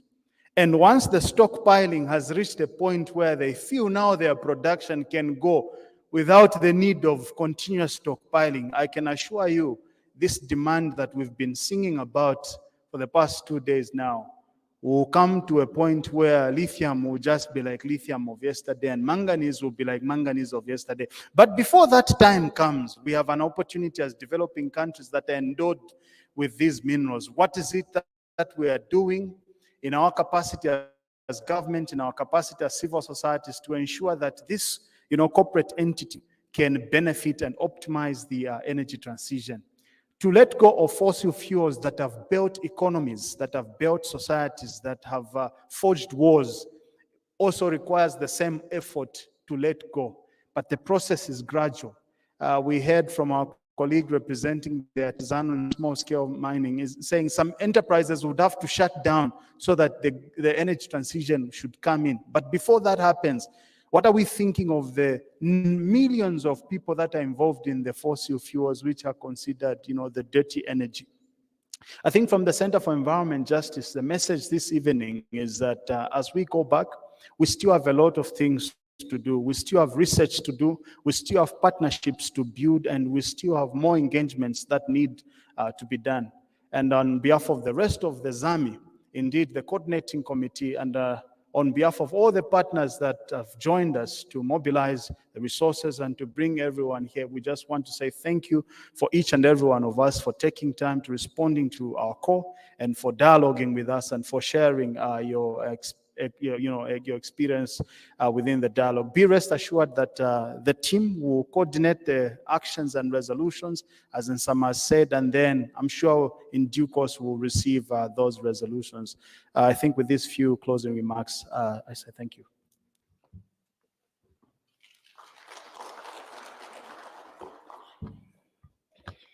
Yeah, colleagues, one time I was attending, what's this, Smooth Talk, yeah? I was part of the guests at Smooth Talk. So there was a point where the cameraman was trying to tell people that now it's time to clap, isn't it?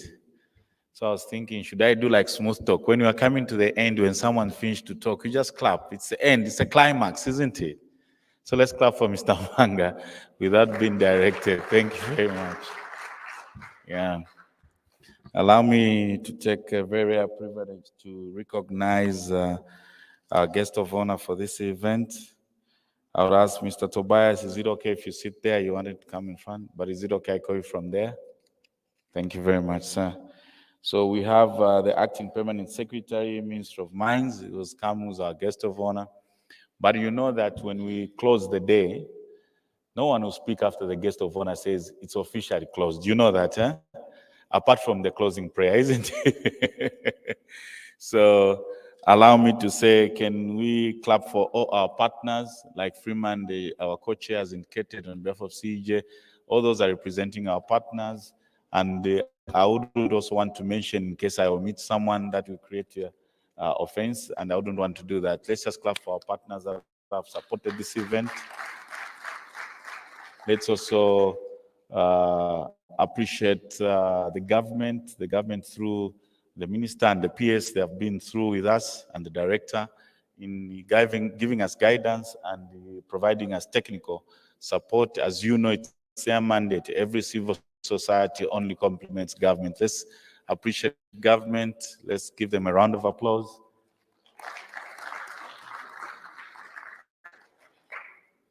Not the least, but also the delegates. This Indaba is nothing without you. Doesn't do anything without you. So a round of applause to yourself. And I hope this will be the loudest because you are just clapping for yourself. The other we don't want to forget is also the cooperating partners, the United Nations, the EU, and other cooperating partners that have been with us. The Finnish government, I think they've supported a lot of extractive industries, quite a lot of them. And the USAID, the Chinese and the Japanese, and I mean, quite a wide, the Danish through the Diaconia, as you can see. So most of them, they have been with us. They may not be here physically, but they have supported extractive projects, initiative, and processes. So let's give them a round of applause that they invest their time and their resources of their taxpayers. Lastly, but not the least, let's give a round of applause. You know, to us, the moderators, we have done a good job. You know, I was with my colleague, Shaban. Unfortunately, he had another commitment. He couldn't finish with us, but he says he was happy to be with you, and as I was. So give us the loudest. If you are not happy, that's your problem. Me, I had a good time with you. So, yeah. Thank you. Thank you very much. Guest of honor, we have done a good job, sir. If people are not happy, those are their problems. But that's we're happy with the people. And Shaban assured me that he had a great time. And also, as you left the last session, we had the line ministries that came, ZEMA and the Ministry of Mines itself and the Chamber of Mines, who have, especially Chamber of Mines has been an all-weather partner in supporting and participating in these processes, in ensuring that the views of the extractive industries are put to the table and their interests. And it is quite, we don't take it for granted as a sector. So we're grateful to you for the leadership that you have provided. So, colleagues, we are coming to the climax. Allow me to invite Insama, who will in turn invite our guest of honor. Sama is a coordinator for Publish What You Pay as protocol demands. Has that rare privilege of also inviting the guest of honor to give the closing remarks. Mr. Sama, sir.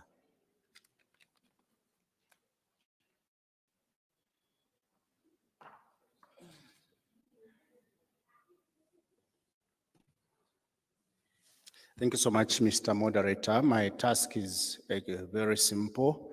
It is for me to just execute my very singular privilege and honor to invite the acting permanent secretary in the Ministry of Mines and Minerals Development, Mr. Tobias Musonda, who are also the co-hosts for this ZAMI. Mr. Musonda, sir. Thank you.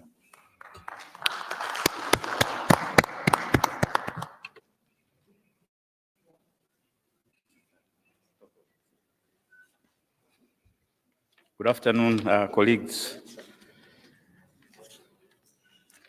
The mood is that of closing, isn't it? Yeah, so thank you so much, colleagues. The representatives from civil society organizations that are present here,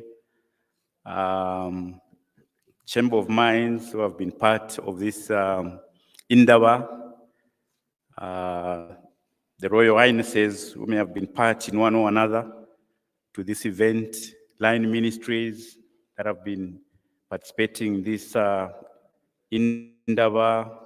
I know that there are government institutions like ZEMA, ZRA, ZAMI Revenue Authority, civil society organizations, representatives that have been part of this organization and also that have participated in this Indaba. May I simply say all distinguished ladies and gentlemen who have been part of this auspicious event. Like a popular saying goes, what goes up must come down. Similarly, in our 2 days of heightened deliberations on various topics ranging from environmental protection, issues of taxation, mining, as it were, environmental protection, and general management and development of mineral resources. This event also has come to an end. Once again, I wish to sincerely thank you all for finding time to be part of this occasion.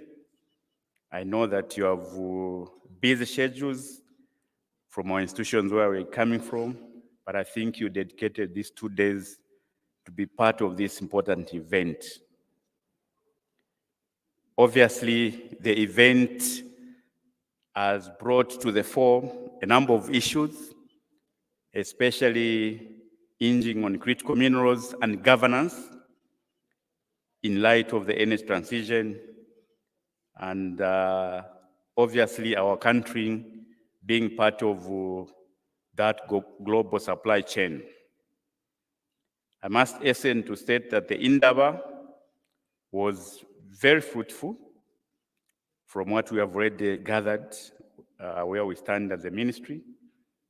And its success certainly attributed to all of you for your valuable contributions on the various topics discussed.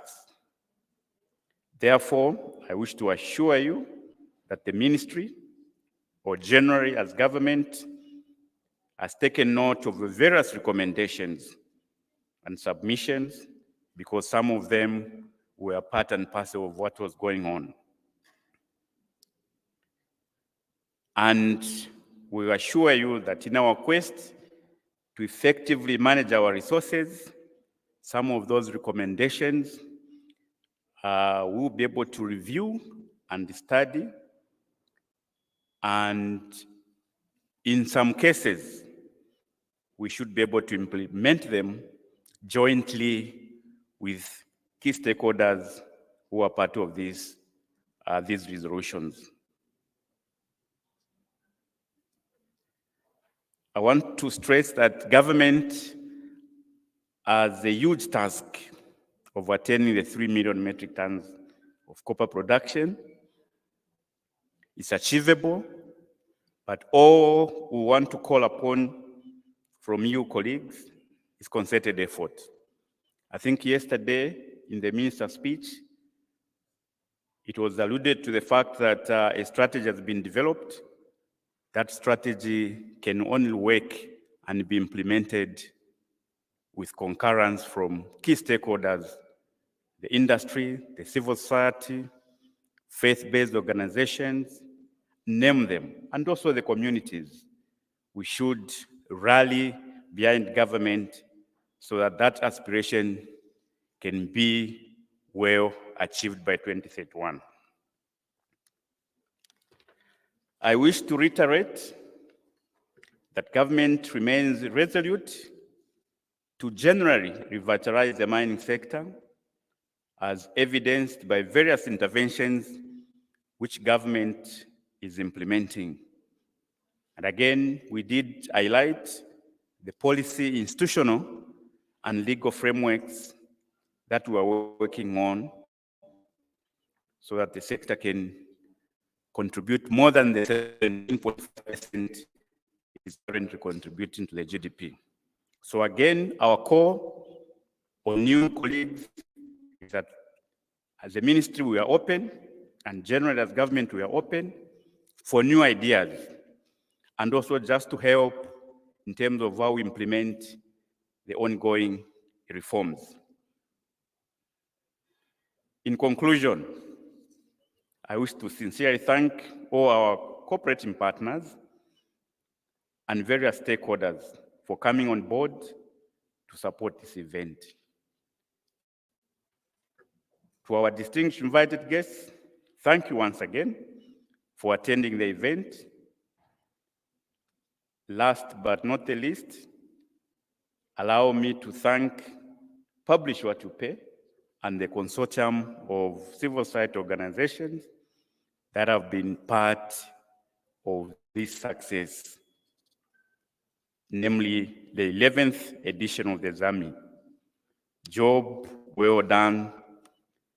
With those few remarks, I wish to declare the ZAMI 2023 officially closed. I thank you.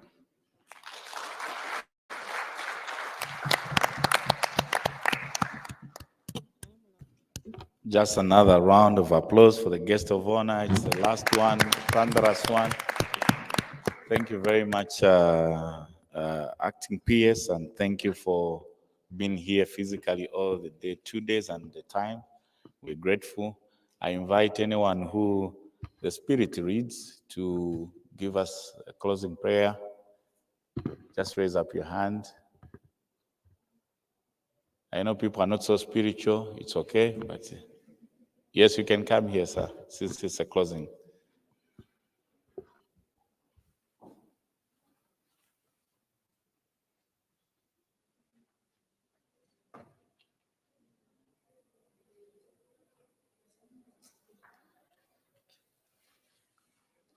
Let us pray.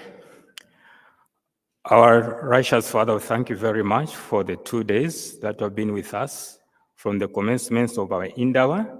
It's our prayer, Almighty Father, that all the discussions that we had had for the past 2 days, we believe God will be able to implement as you give wisdom to all stakeholders who are involved to do one or two things.